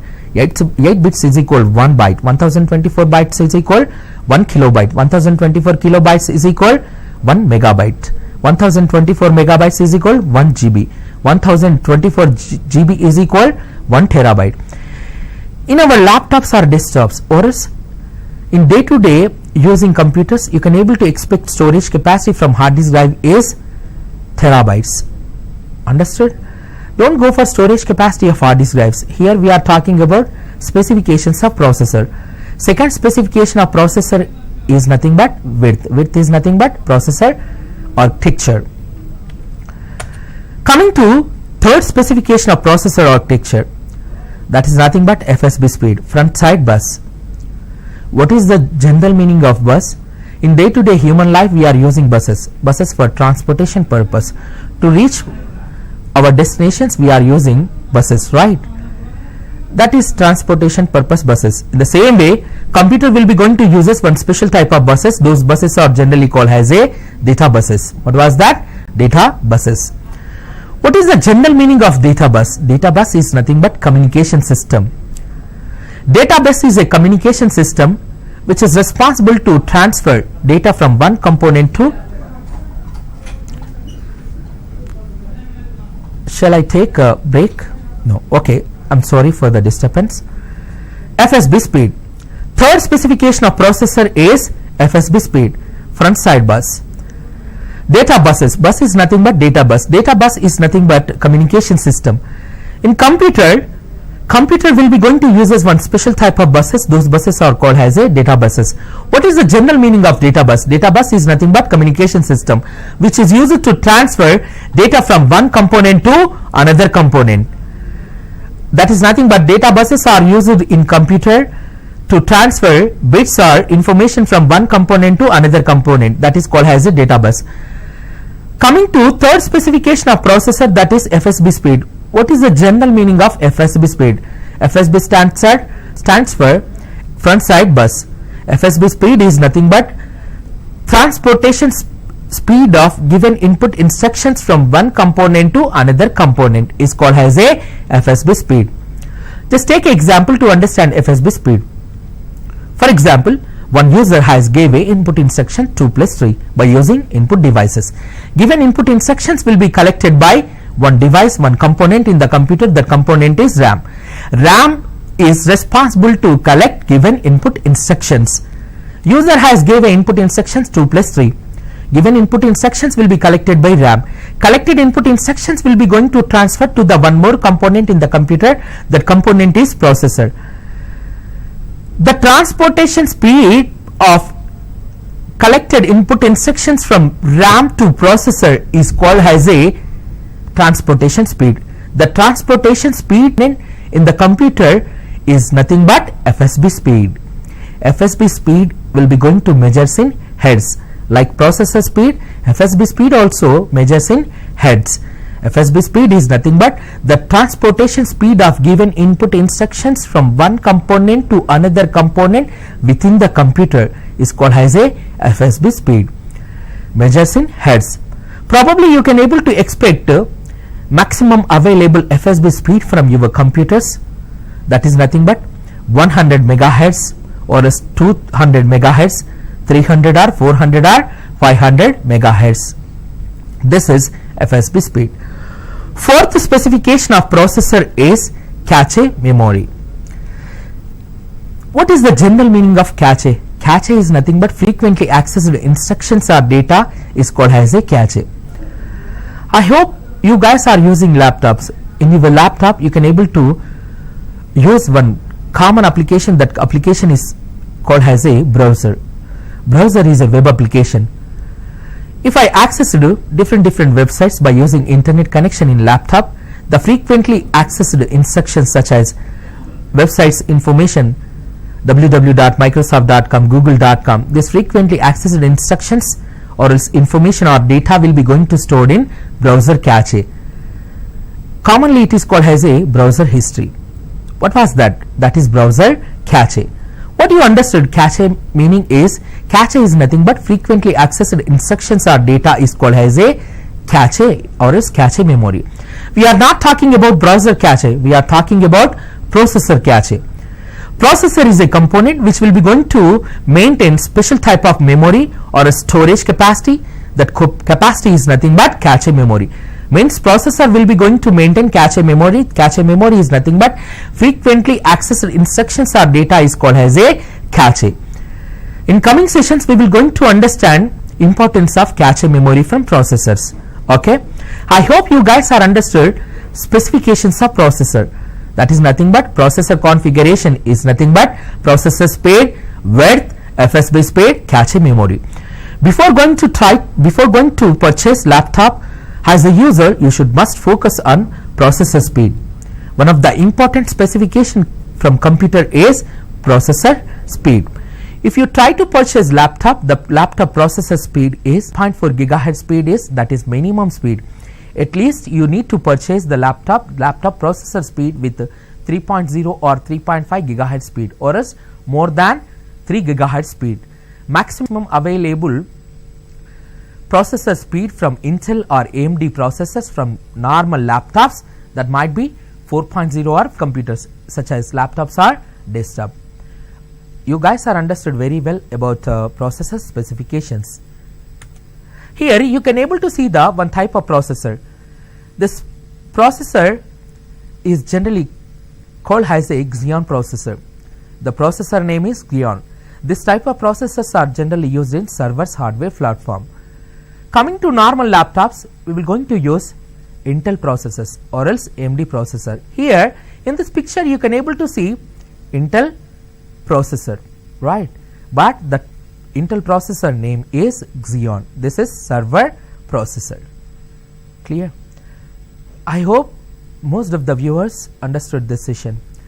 In this session we discussed about basic hardware components of computer. Under that, first component is processor. In coming sessions we will going to understand in detail about processors and some other components. Thank you for watching this video and this session. My name is Ravindra Suddala. Thank you for watching this session. Have a great day. See you in some other sessions. Bye.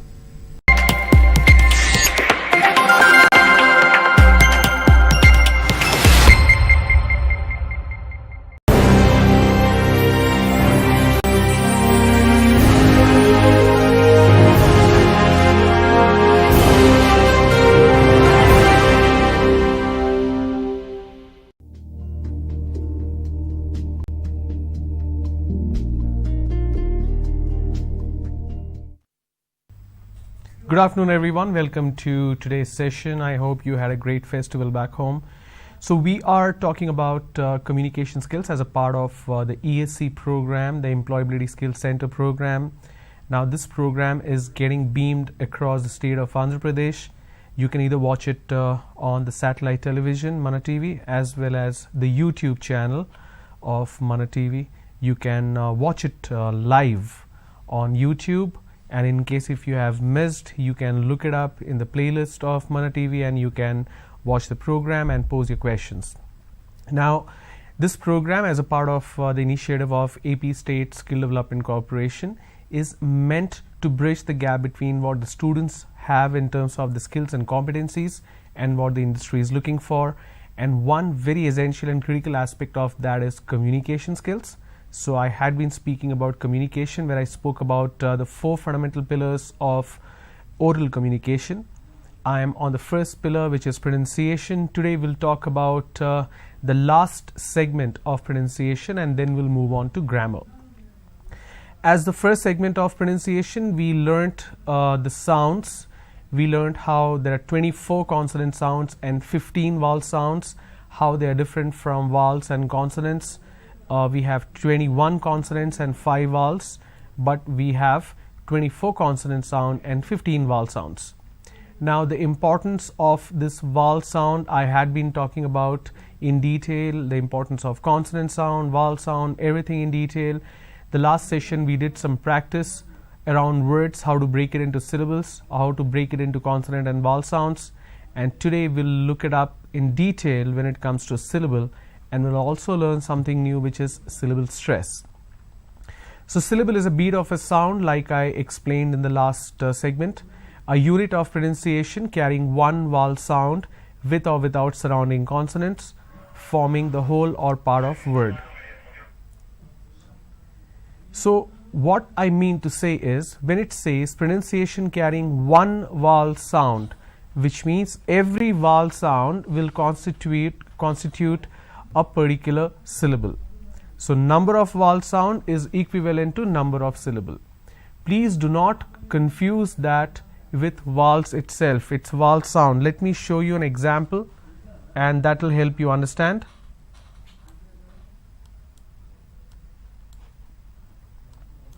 Let me expand this a little bit so that you can see it clearly.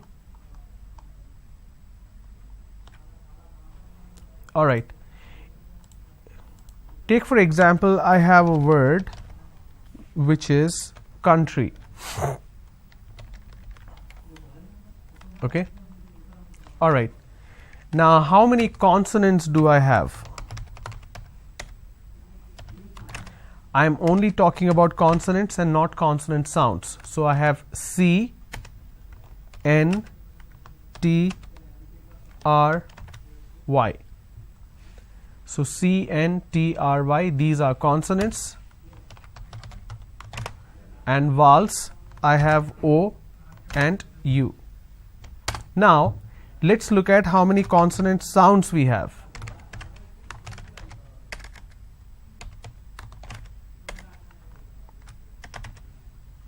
So we have K, N, T, R.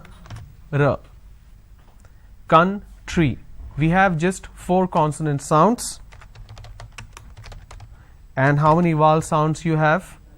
We have K, then we have E, country.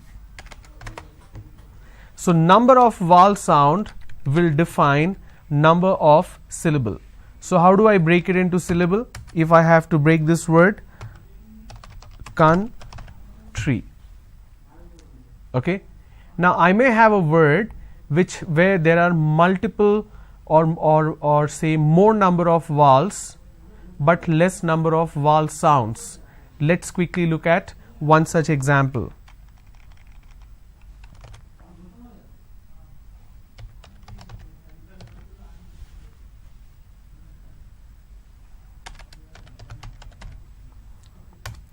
Okay, I have the word photography here.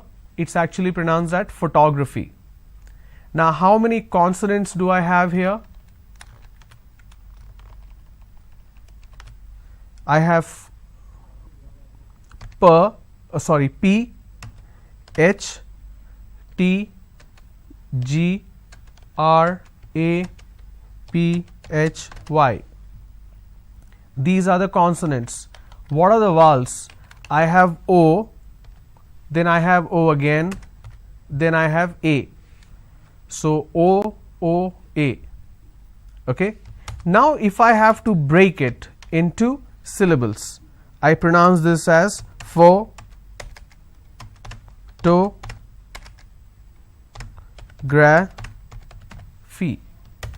How many syllables do I have? I have 4 syllables, but I have only 3 vowels.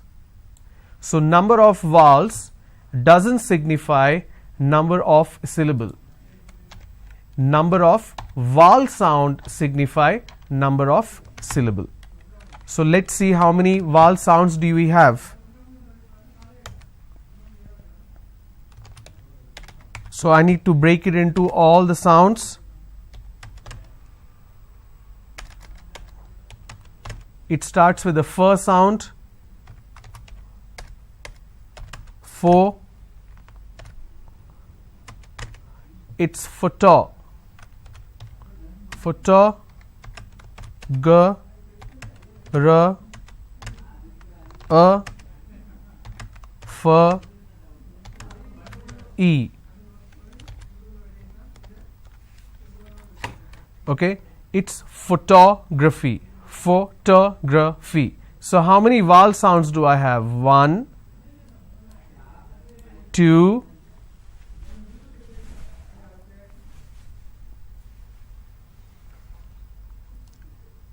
3 and 4. So photography. Please remember, this is where most of us make mistakes. Vowel sounds are equivalent to number of syllables. So we have 1, 2, 3, 4. We have 1, 2, 3, 4. Photography. When you master this entire art of understanding consonant sound vis-a-vis understanding vowel sounds, and when you combine that in terms of syllable, your pronunciation will be absolutely perfect. The reason people fail to understand when somebody else is speaking is because of 2 to 3 reasons. One is you do not have the right pronunciation. One word may sound like something else, and we make a mistake in terms of comprehension. Grammatically, you may not be saying the right thing, and again in terms of tense, in terms of verb, singular, plural, you make a mistake and it conveys a different meaning.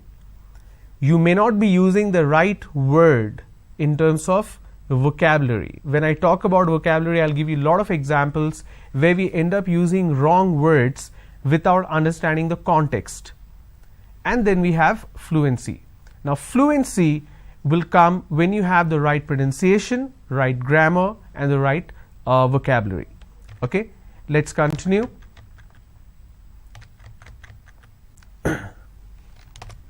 So we looked at example. So pen has 1 syllable, pen.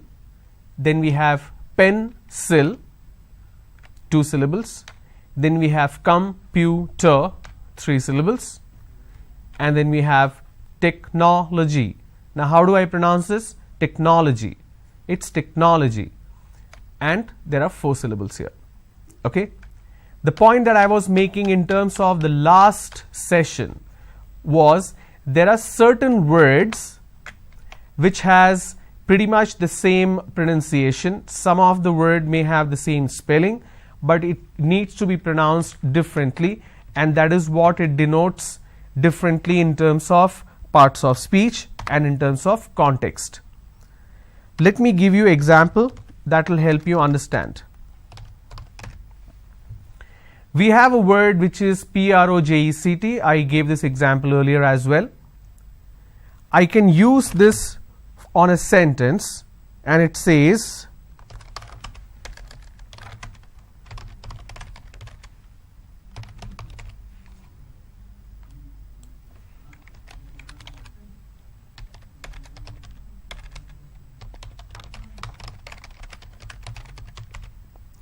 please project the presentation on the screen. It's not in the screen, it's on the screen. I can either use this particular sentence. Let me change the color so that you can understand that this is an example. Or I can say, please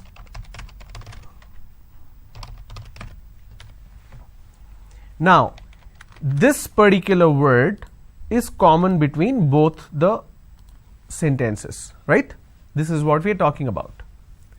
Now when I'm using the first sentence, I'm supposed to pronounce this with a stress where I say project. This is the word, but I need to stress on the second syllable. There are 2 syllables, right? But I need to stress on the second syllable. When I do that, it means it's a verb. Now that's a rule of pronunciation. When I'm stressing on the second syllable, it's a verb. Okay, when I'm stressing on the first syllable,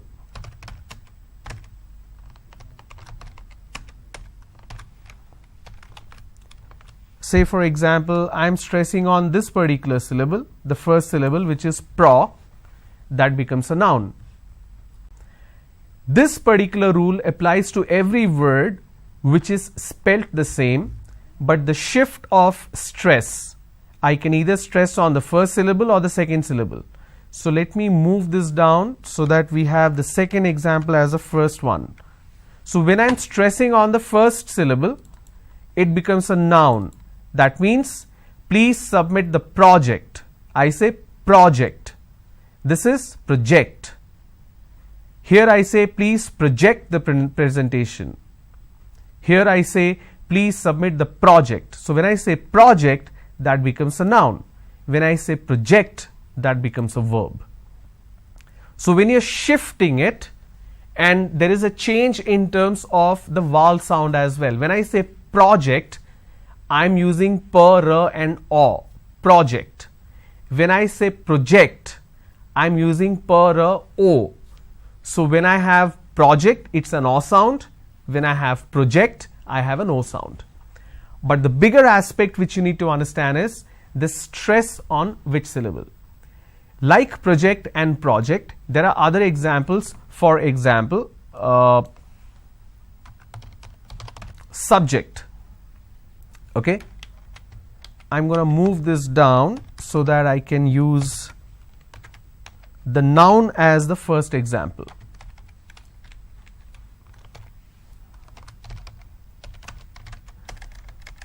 So let me use the example.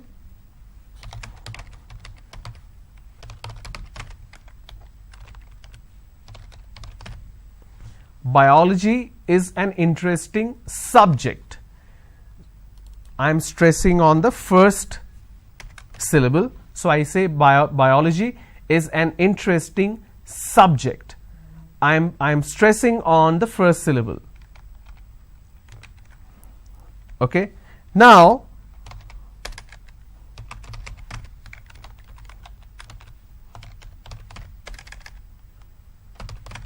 I'm using another example.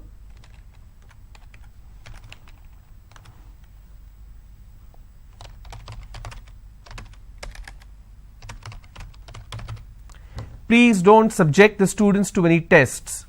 So here my stress has moved to the second syllable. For example, when I say the exam is scheduled at 4 o'clock, the timings is subject to change depending on the circumstances. So that becomes a verb. Okay. Likewise, there are tons of such words where the shift in the sound will lead to change in the meaning. It could mean a noun, it could mean a verb. All right. Now, one word where a lot of us make mistake, where we do not have complete clarity, is this particular word. Okay. Now, let me get rid of this example here. Let me explain what are the two different types of pronunciation. I can pronounce this as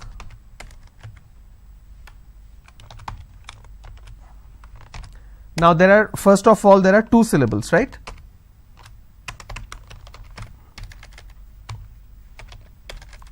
All right. Now I can either pronounce this as k or n, then tent. I can either pronounce this as content or I can pronounce this as content. So content, content. We don't really understand what to be used where. That is where we make a mistake. Now when we pronounce this as content, the meaning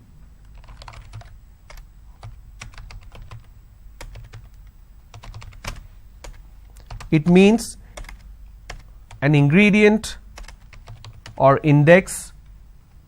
For example,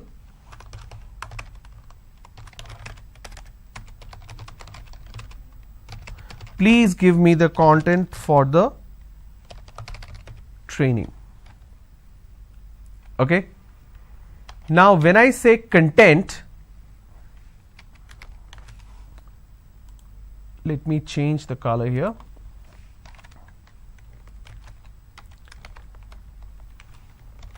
Now when I say content, this means being happy. For example,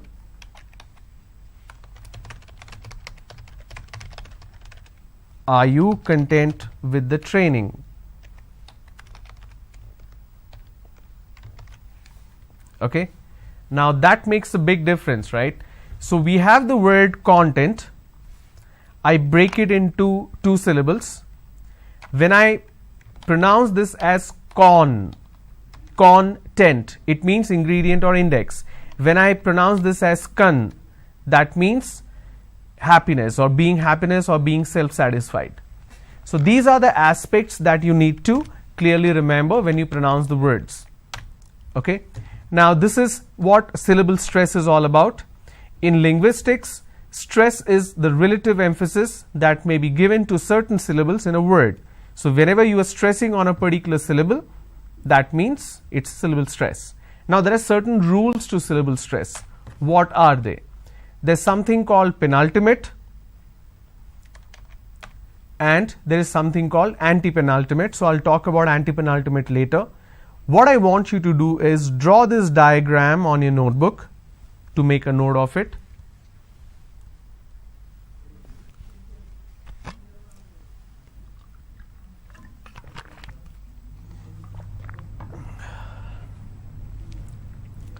Penultimate means last but one or second last, right? So this is the word ending. What do we mean by word ending? So these are the word endings. There are a lot of English words that will end with any of these. Now when the rule says when a word ends with these as ending, the stress should be on the second last or the last but one syllable. Let me show you an example that will help you understand what do I mean by this.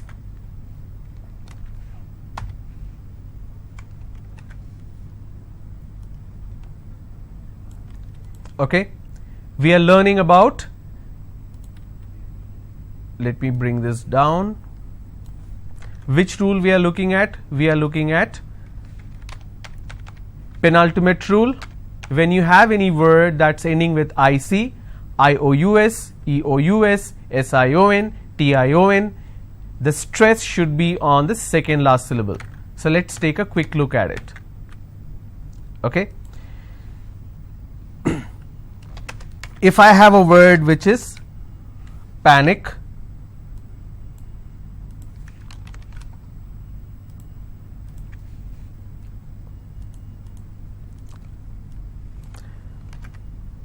I will quickly change the format so that you can understand this better. Panic, tragic, magic,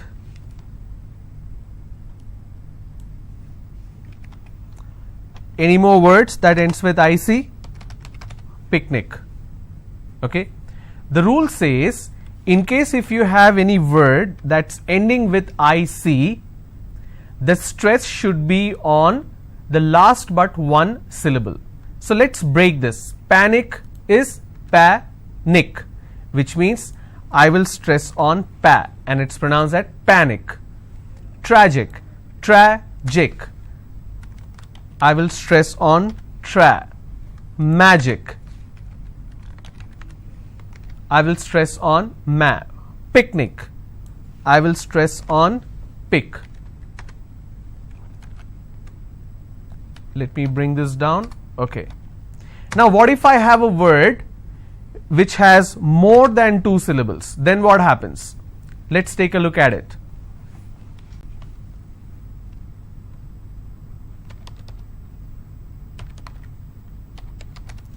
Geographic. How many syllables do I have? Geographic. And the rule says if I have a word ending with IC, I need to stress on the second last syllable. So I'll pronounce this as geographic. If I have another word, photographic, somebody has a photographic memory. So what are the syllable break? It's photographic. And since it's ending with IC, I will stress on gra. So whatever is the word ending, like you saw, look at the word ending and stress on the previous one. So this is the word ending syllable, this is the previous one. Okay, let's look at IOUS now. Examples: pious. Now since this itself is a complete syllable, so it will not apply here. Okay. Conscious. How many syllables do I have? 2. And I will stress on conscious. Okay. Precious. How many syllables again? Precious. I will stress on pre. Same thing applies for EOUS as well. For example, I have a word gorgeous. So gorgeous, 2 syllable, I will stress on gore. SION, tension, pension. So how many syllables in tension? 2. Tension, I will stress on 10. If I have pension, I will stress on pen. So basically wherever I have this particular word ending, I will stress on the previous syllable. TION, again the same example. Station, so I will stress on stay. If I have more number of syllables, information, first I will break it in information. So where do I stress? I will stress on may. Information. If I have the word question, how many syllables? 2. Question. Alright, and I will stress here question. Clear? So the rule says if I have a word which is ending with any of these, the stress will be on the previous, the last but one. The second rule is anti-penultimate. Now what do we mean by anti-penultimate? In penultimate we have from the end the second one, anti-penultimate is third one. So the dot has moved, which means it will be the third one from the right. Now what are these sounds? Let's quickly take a look at it. These are the word endings.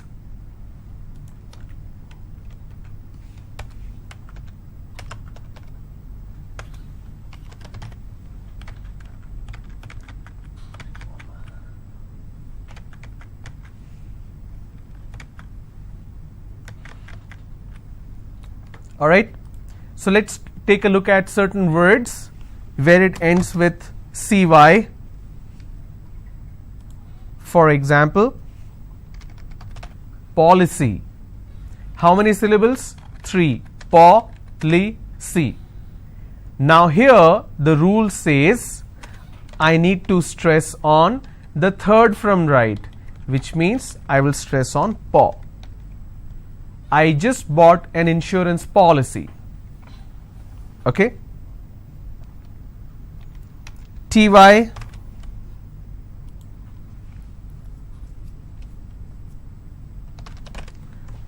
What if I have a word which is city, which only has 2 syllables? It will still take the stress on the first one. Okay. ICAL.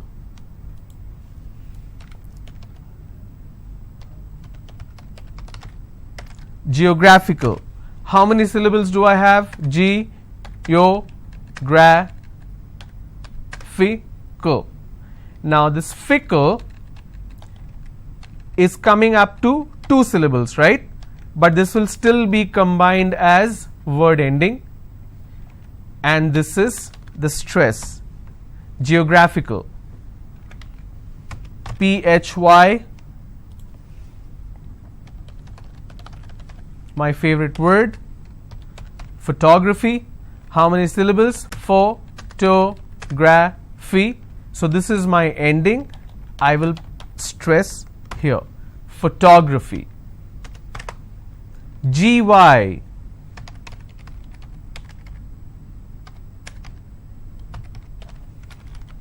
Technology. How many syllables do we have here? Technology. This is the ending.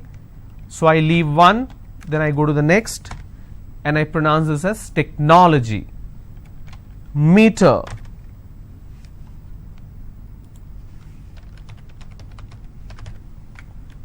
We all pronounce this as thermometer. Thermometer. It's not thermometer.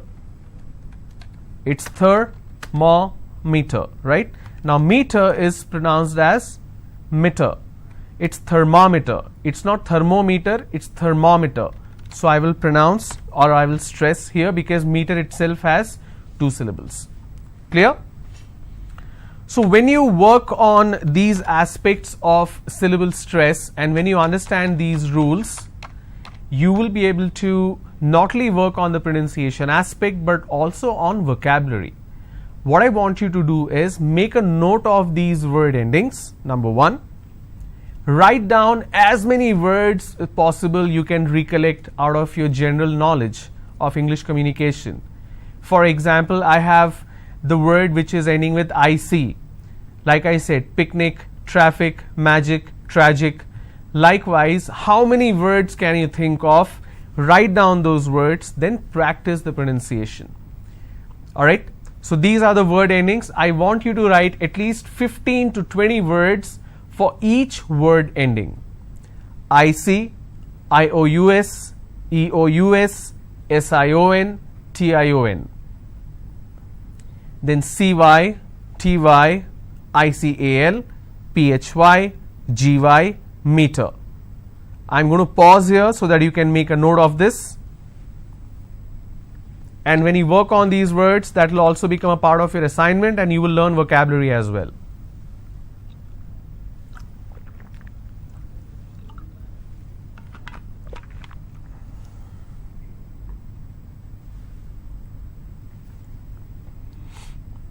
Alright, so I hope this was helpful. Now pronunciation recap, we learnt about communication tree, how we need a language, language broken into sentences, sentences into words, words into sounds. We learnt about consonant sound, we have 24 consonant sound and 15 vowel sound. We also learnt syllable, which is a unit of sound in every word, and syllable stress. So we are done with the first pillar. Now we move on to the second pillar, which is grammar. Now what do we mean by grammar? It's a system of a language, rules of a language. Now why do we face problem in terms of grammar? That is because of mother tongue influence. For example, if I'm thinking in a particular language, I do a literal translation to any other language that I'm speaking in. So what happens is the word order gets changed. When the word order is changing, it leads to grammatical issues, it leads to comprehension issues, whoever is hearing you or listening you. So when we are thinking in a language, we cannot directly translate or literally translate to any other language. That it doesn't work like that. For example, I spoke about this particular Telugu word, which is yendukante. I hear a lot why because. When people talk, they keep using why because. That why because they use, because they are using a Telugu word directly translated into English. Please don't do that, because it does not make sense, right? Like we ask, what is your good name? Now there's nothing called a good name or bad name, it's just a name. So this happens because of mother tongue influence, and mother tongue is a language which we learn from childhood, and that is a language in which we are thinking, our subconscious mind. All right. So it leads to a change in word order. It leads to loss of sentence integrity, misinterpretation, and miscommunication. Now we need to understand the parts of speech. I'm going to shift over to another module which I have prepared for you guys.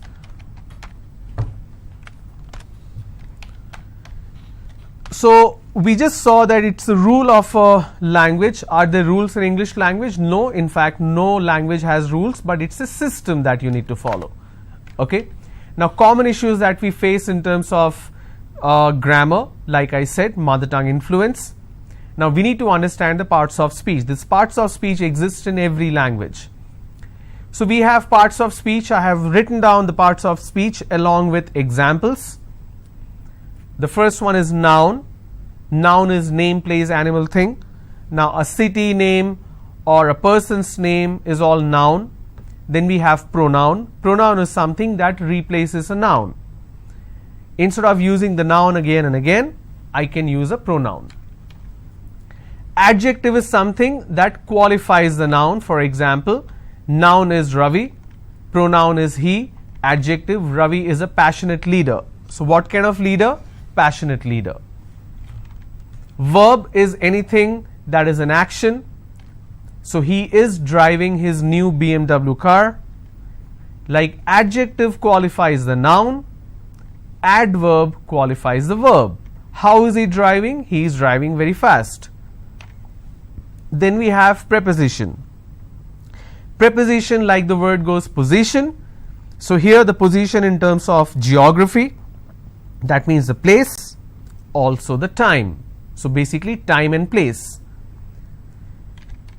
Ravi will leave for London at 8 p.m. So whatever you see is underlined in these examples are basically the parts of speech.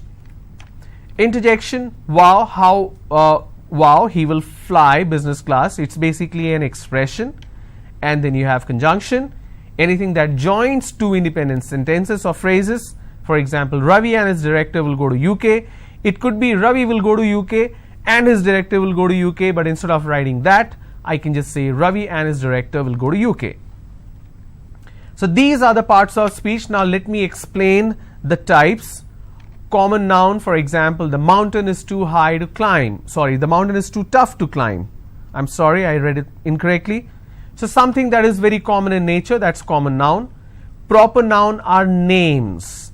Now these names are little complicated because these are pronounced differently in different parts of the world because of regional influence. So New Delhi is a capital city. In Hindi, New Delhi is pronounced as Nai Delhi, right? In English, the country Turkey, so we pronounce that as Turkey. But in different languages, it's pronounced differently. A name of a person can be pronounced differently. For example, the name April, it's a month, right? In French, it's pronounced as Avril. The name Clement is pronounced as Clement in French. So the names are pronounced differently. That's why don't focus on the pronunciation part. These are proper nouns and these has influence of the region. Abstract, something which you can't touch and feel, that's a noun. For example, fear is an obstacle, so fear is an abstract noun.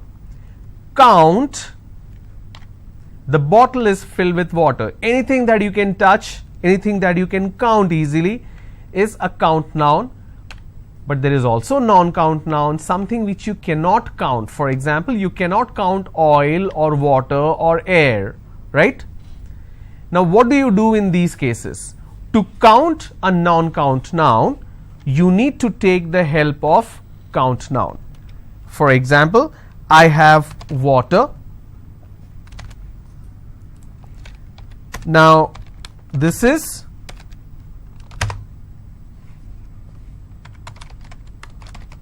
non-count noun. Now how do I count it? I need to use a count noun. For example, I have bottle, which is a count noun. in order to measure water or to count water, I need to make use of count noun. For example,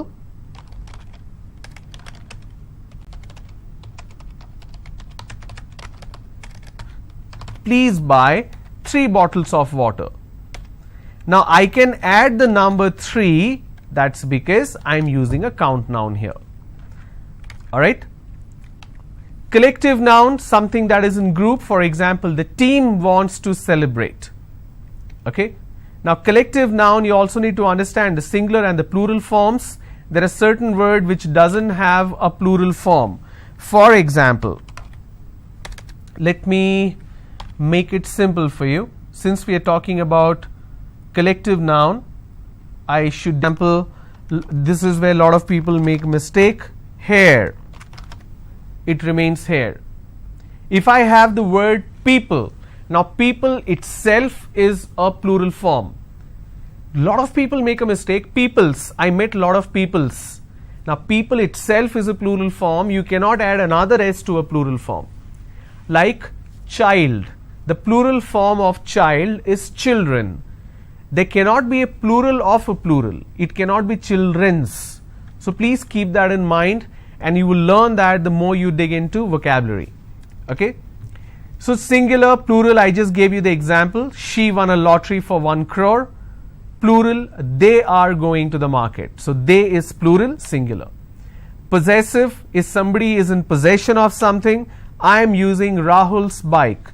Whenever you have a possessive noun, there will always be an apostrophe. Okay. Compound noun is basically a word. When you combine the word, it leads to a third meaning. For example, the ceiling fan is not working.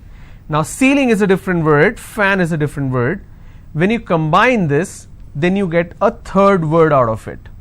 So that's compound noun. Okay. Alright, now let's quickly check if we understood this. I missed the bus because I was late. Identify the noun. What is the noun here? Bus. The queue was very long, so I didn't wait. The noun is queue. The distance was too long to cover. Of course, the distance is a noun here. The singular and the plural form, I just gave you certain examples. I went to the market and bought a lot of fruits. The traffic or traffics, of course it is traffic. There cannot be a plural form. I have to cut my hair or hairs, it's hair.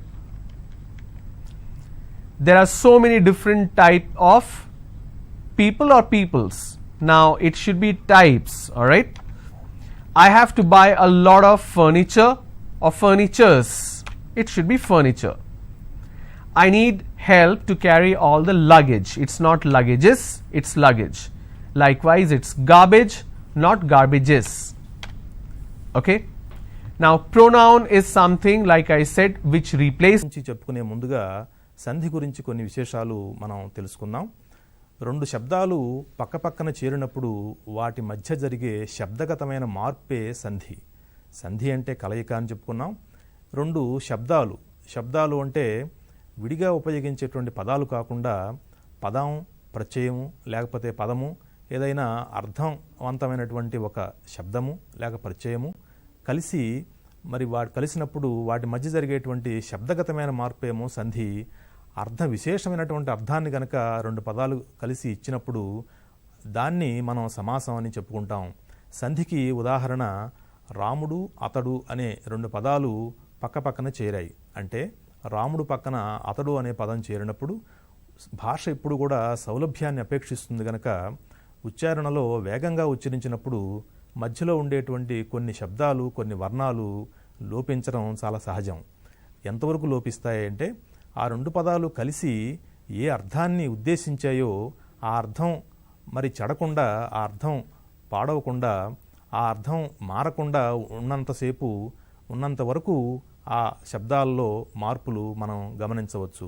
రాముడు, అతడు అన్నప్పుడు ఆ రెండు పదాలు కలిసి రాముడు, అతడు అనేటువంటి రూపం ఏర్పడింది. కాబట్టి ఇక్కడ మొదటి పదంలో చివరి అక్షరమైనటువంటి డు, రెండవ పదంలో మొదటి అక్షరమైనటువంటి ఆ మధ్య మార్పు జరిగి డు ప్లస్ ఆ కాస్త డా అనేటువంటి రూపంగా ఏర్పడింది. అలాగే ఇప్పుడు సంధుల గురించి సమాసాల గురించి నేర్చుకునేటప్పుడు మనం పూర్వపదం, పరపదం లేక ఉత్తర పదం అనే మాటలు సహజంగా వింటూ ఉంటాం. సంధిలో కానీ సమాసంలో కానీ కనీసం 2 పదాలు ఉంటాయి, లేక 2 శబ్దాలు ఉంటాయి. వాటిలోని మొదటి పదాన్ని పూర్వపదం అంటారు, రెండవ పదాన్ని పరపదం అంటారు, లేకపోతే దాన్నే ఉత్తర పదం అని కూడా అంటారు. ఉదాహరణకి రాజాజ్ఞ అనే ఒక సంధి ఉంది. అది సమాసంగా కూడా రాజు యొక్క ఆజ్ఞ అనే అర్థంలో సమాసంగా కూడా ప్రవర్తిస్తుంది. ఇందులో 2 పదాలున్నాయి, రాజా, ఆజ్ఞ అనే 2 శబ్దాలున్నాయి. వీటిలో రాజా అనేదేమో పూర్వపదం, ఆజ్ఞ అనేదేమో పరపదం లేక ఉత్తర పదం. ఇవి వ్యాకరణంలో మరి పూర్వపదం, ఉత్తర పదం అనేటువంటి కొన్ని పారిభాషిక పదాలు సహాయంతో మనం వ్యాకరణం సులువుగా నేర్చుకునేటువంటి అవకాశం ఉంటుంది. ఇక సంధులు ఎన్ని విధాలుగా ఉంటాయి? 2 శబ్దాలు పక్కపక్కన చేరినప్పుడు జరిగే శబ్దగతమైన మార్పులు సాధారణంగా 3 విధాలుగా ఉంటాయి. మనం గమనించినట్లయితే అది 1 ఆదేశం, 2 లోపం, 3 ఆగమం. ఈ 3 పదాల అర్థాలు మనం చక్కగా అవగాహన చేసుకున్నట్లయితే సంధి గురించి దాదాపుగా మనం సంధి గురించి చక్కగా తెలుసుకునే అవకాశం ఉంటుంది. మొదటగా ఆదేశం అంటే ఏమిటి? దీనికి పాణిని మహర్షి సంస్కృతంలో చక్కటి సూత్రాలు అందించారు మనకి. శత్రువత్ ఆదేశః అని చక్కటి సూత్రం ఒకటి సూత్ర రూపంలో ఇచ్చారు. అంటే అర్థం ఏంటంటే ఏదైనా ఒక వర్ణం ఉన్న వర్ణాన్ని తొలగించి దాని స్థానంలో శత్రువులాగా వచ్చి చేరిన వర్ణాన్ని ఆదేశం అంటారు. అంటే ఉదాహరణ చూస్తే మనకి బాగా అర్థమవుతుంది. ప్రతి అక్షము అనే 2 శబ్దాలు ఉన్నాయి. ఆ శబ్దాలు వెంటనే అంటే ప్రతి తర్వాత అక్షము వెంటనే పలికినప్పుడు ప్రతిలో ఉండేటువంటి ఈ అనేటువంటి వర్ణాన్ని తొలగించి దాని స్థానంలో హల్లు, పొల్లు యకారం ఆగమంగా వచ్చి చేరుతుంది. అలా చేరటాన్ని అంటే ఈ స్థానంలో ఈ అనేటువంటిది ఈ అనే దాన్ని తొలగించి దాని స్థానంలో మరి పొల్లు హల్లు యకారం మరి శత్రువులాగా వచ్చి చేరింది కాబట్టి ఆ యకారాన్ని ఆదేశం అని పిలుస్తాం. అలాగే అప్పుడు ప్రతి ప్లస్ అక్షములో ఈ స్థానంలో ఈ వచ్చి ప్రత్యక్షము అనే రూపం ఏర్పడుతుంది. అందులో ఈ అనేటువంటి అచ్చు స్థానంలో హల్లు అయినటువంటి ఈ అనేది ఆదేశంగా వచ్చింది. ఇది ఆదేశానికి సంబంధించింది. ఇక మనం వ్యాకరణంలో ఆదేశంతో పాటుగా ఏకాదేశం అనేటువంటి పదం వింటూ ఉంటాం. ఆదేశానికి ఏకాదేశానికి తేడా ఏమిటంటే ఆదేశం అంటే ఇప్పుడు చెప్పుకున్నట్టుగా ఏదైనా ఒక వర్ణాన్ని తొలగించి దాని స్థానంలో వచ్చి చేరిన వర్ణాన్ని ఆదేశం అంటాం. ఉదాహరణకి కాయగూరలు కకార స్థానంలో గకారం వచ్చింది. ఏకాదేశం అంటే ఏవైనా 2 వర్ణాల స్థానంలో ఆదేశంగా వచ్చిన వర్ణాన్ని ఏకాదేశం అంటాం. ఆదేశం అంటేనేమో ఒక వర్ణం స్థానంలో వేరొక వర్ణం రావటం. ఏకాదేశం అంటే 2 వర్ణాల స్థానంలో ఒకే వర్ణం ఆదేశంగా రావటం. ఉదాహరణకి కవి ప్లస్ ఇంద్రుడు అన్నప్పుడు కవిలో ఉండేటువంటి ఈ స్థానంలోను ఇంద్రుడులో ఉండేటువంటి ఈ ప్లస్ ఈ రెండింటి బదులుగా కవీంద్రుడు అనే సంధి ఏర్పడి ఈ అనేటువంటిది రెండింటి స్థానంలో వచ్చింది. దీన్ని ఏకాదేశం అంటారు. అలాగే లోపం అంటే ఏమిటి? అదర్శనం లోపహ.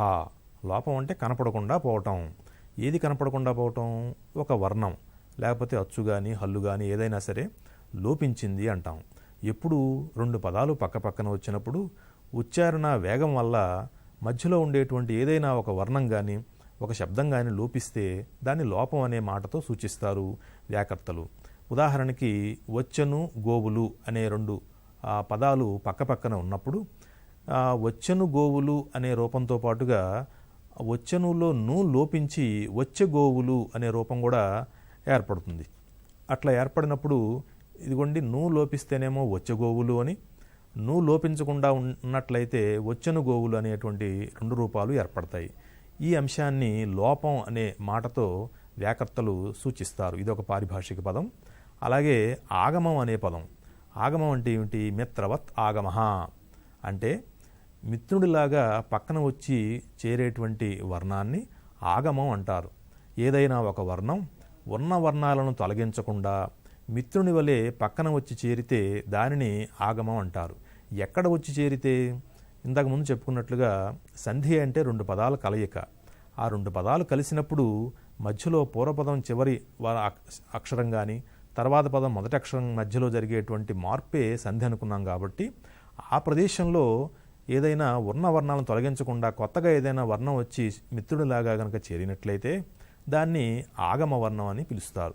ఉదాహరణకి మా, అమ్మ అనే రెండు శబ్దాలు వరుసగా ఉచ్చరించినప్పుడు అమ్మలో ఉండేటువంటి ఆ అనే అక్షరానికి ముందుగా ఈ అనే వర్ణం అంటే పొల్లు యకారం, పొల్లు హల్లు అయినటువంటి యకారం మరి ఉన్న వర్ణాలను తొలగించకుండా మిత్రునిలాగా వచ్చి చేరుతుంది. అప్పుడు మా ప్లస్ అమ్మ, మా ఈ అమ్మ, మాయమ్మ అనే రూపం ఏర్పడుతుంది. ఇక్కడ ఏం జరిగింది, మా అమ్మ అనే రూపం శబ్దాలు అలాగే ఉండి మాకి అమ్మకి మధ్యలో పొల్లు యకారం ఒకటి మిత్రునిలాగా వచ్చి చేరింది. దీన్ని ఆగమం అని చెప్పుకుంటాం.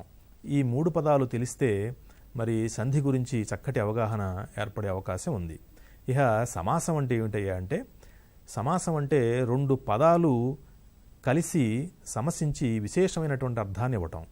విడిగా వాడుకలో ఉన్న పదాలు కలిసి విశేషార్థంలో ప్రయోగించబడితే దానిని సమాసం అంటారు. ఉదాహరణకి రామ, బాణం అనే రెండు పదాలు, ఇవి విడివిడిగా రామ అనేది రాముడు, రాముడితో అనేటువంటి రకరకాల ప్రయోగాల్లో మనం ప్రయోగిస్తాం. అలాగే బాణం అనేది కూడా విడిగా మనం ఉపయోగిస్తుంటాం. ఈ రెండు పదాలు కలిసి రామబాణం అనే రాముని యొక్క బాణం అనే అర్థంలో విశేషార్థాన్ని ఇచ్చేటువంటి రామబాణం అనేటువంటి రూపం ఏర్పడింది. ఇట్లా ఏర్పడటాన్నే మరి సమాసం అంటారు. ఆ రూపం ఆధారంగా సమాసాలు మూడు విధాలు. అంటే రూపం అంటే ఏమిటి, ఆ సమాసంలో ఉండేటువంటి రెండు పదాలు సంస్కృత పదాల, అచ్చ తెలుగు పదాల, లేకపోతే సంస్కృతము తెలుగు కలిసిన పదాల అనేది స్వరూపం ఆధారంగా సాంస్కృతికం, ఆచ్ఛికం, మిశ్రం అని సమాసాలు రూపం ఆధారంగా మూడు విధాలు. సాంస్కృతికం అంటే ఏంటంటే తెలుగు భాష మీద సంస్కృత భాషా ప్రభావం చాలా అధికంగా ఉండటం వల్ల సంస్కృతంలో ఉన్నటువంటి సమాసాలు కూడా తెలుగులోకి వచ్చి చేరాయి. నేరుగా సంస్కృతంలో సమాసంగా ఏర్పడిన రూపాలు కూడా తెలుగులో మనం తెచ్చుకుని ఉపయోగించుకుంటున్నాం. అలాగే సంధులు కూడా సంస్కృతంలో ఏర్పడినటువంటి సంధులను మనం తెచ్చుకుని అలాగే మనం ఉపయోగించుకుంటున్నాం. సాంస్కృతికంలో సంస్కృత శబ్దాలతో ఏర్పడే సమాసాన్ని సాంస్కృతిక సమాసం అంటారు. మళ్ళీ ఇది రెండు విధాలు, ఒకటి సిద్ధం, రెండు సాధ్యం అని రెండు విధాలు. ఈ సిద్ధ సాంస్కృతిక సమాసం అంటే ఏంటంటే కేవల సంస్కృత పదాలు కలిసి ఏర్పడిన సమాసాన్ని సిద్ధ సాంస్కృతిక సమాసం అంటారు. అంటే ఈ సమాసం సంస్కృత పదాలతో సంస్కృత భాషలోనే ఏర్పడిన సమాసం ఇది. ఆ సమాసాన్ని నేరుగా మనం తెచ్చుకుని మన భాషలో ఉపయోగించుకుంటున్నాం. దాన్ని సిద్ధ సాంస్కృతిక సమాసం అంటారు. ఉదాహరణకి రాజా, ఆజ్ఞ అనే రెండు సంస్కృత పదాలు. ఈ రెండు సంస్కృత పదాలు, రాజని సంస్కృతంలో రాజన్ అంటారు, ఆజ్ఞని ఆజ్ఞ అంటారు. ఈ రెండు కలిసి సమాసంగా సంస్కృతంలోనే ఏర్పడ్డాయి. రాజాజ్ఞ అనే ఒక సమాసం ఏర్పడింది. ఆ సమాసం ఏర్పడిన రూపాన్ని, సంస్కృతంలో ఏర్పడిన ఆ సమాసాన్ని మనం నేరుగా తెచ్చుకుని మనం ఉపయోగించుకుంటున్నాం. అట్లా ఉపయోగించుకుంటే దాన్ని సిద్ధ సాంస్కృతిక సమాసం అని అంటారు. ఇక రెండవది సాధ్య సాంస్కృతిక సమాసం. అంటే ఏమిటంటే సంస్కృతంలోంచి తెలుగులోకి వచ్చిన పదాలు. అంటే సంస్కృతంలోంచి తెలుగులోకి 3 స్థాయిల్లో, ఆ మాటకొస్తే 4 స్థాయిల్లో మన భాషలోకి ఈ భాష వచ్చి చేరింది పదాలు. ఒకటి వర్ణస్థాయి, అంటే మహాప్రాణాలన్నీ సంస్కృతం నుంచి వచ్చినవే. రెండవది పదస్థాయి, చాలా పదాలు సంస్కృతం నుంచి మన భాషలోకి వచ్చాయి. మూడవది సంధి సమాసాలు, అంటే సంధులు సంస్కృతంలోనే సంధి జరిగి అవి నేరుగా సంధి జరిగిన రూపాలను మనం తెచ్చుకుని మన భాషలో ఉపయోగించుకోవటం. అలాగే సమాసాలు కూడా సంస్కృతంలోనే జరిగినవి మనం తెచ్చుకుని ఉపయోగించుకోవటం. ఇప్పుడు సాధ్య సాంస్కృతిక సమాసం అంటే ఏంటంటే సంస్కృతంలోంచి తెలుగులోకి పదస్థాయిలో వచ్చిన రూపాలను తెలుగులోకి తెచ్చుకుని ఆ తెలుగులోకి సంస్కృతం నుంచి వచ్చిన పదాలను కలిపి సమాసం మనం చేసుకుంటే దాన్ని సాధ్య సాంస్కృతిక సమాసం అంటారు. ఉదాహరణకి రాజు అనే పదం రాజన్ అనే సంస్కృత పదం నుంచి, ఆజ్ఞ అనే పదం ఆజ్ఞ అనే సంస్కృత పదం నుంచి తెలుగులోకి వచ్చాయి. అంటే ఏంటి, వీటి సంస్కృత రూపమేమో రాజన్, తెలుగు రూపమేమో రాజు. రాజన్ కాస్త తెలుగులోకి రాజు అని మారి మనం ఉపయోగిస్తున్నాం. అలాగే ఆజ్ఞ అనే దీర్ఘాంత పదం తెలుగులో ఆజ్ఞ అని హ్రస్వాంత పదంగా మనం ఉపయోగిస్తున్నాం. ఇప్పుడు ఈ తెలుగులోకి సంస్కృతం నుంచి వచ్చి చేరిన రాజు, ఆజ్ఞ అనే పదాలతో గనక మనం మన భాషలో సమాసం చేసినట్లయితే అది సాధ్య సాంస్కృతిక సమాసం అవుతుంది. ఇట్లా ఉదాహరణకి రాజు, ఆజ్ఞ అనే రెండు సంస్కృత సమాలు కలిసి రాజు యొక్క ఆజ్ఞ అనే అర్థాన్ని ఇచ్చే రాజునాజ్ఞ అనే సమాసం ఏర్పడింది. దీన్ని సాధ్య సాంస్కృతిక సమాసం అని పిలుస్తారు. అలాగే ఆచ్ఛిక సమాసం. ఆచ్ఛిక సమాసం అంటే ఏంటంటే తెలుగులోని పదజాలంలో సంస్కృత సమాలు తప్ప, అంటే సంస్కృతం నుంచి తెలుగులోకి వచ్చినటువంటి పదాలు తప్ప తెలుగులో తక్కినటువంటి వాటికి ఆచ్ఛిక పదాలు అని పేరు. ఆచ్ఛిక పదాల కలయిక వల్ల ఏర్పడే సమాసాన్నే ఆచ్ఛిక సమాసం అంటారు.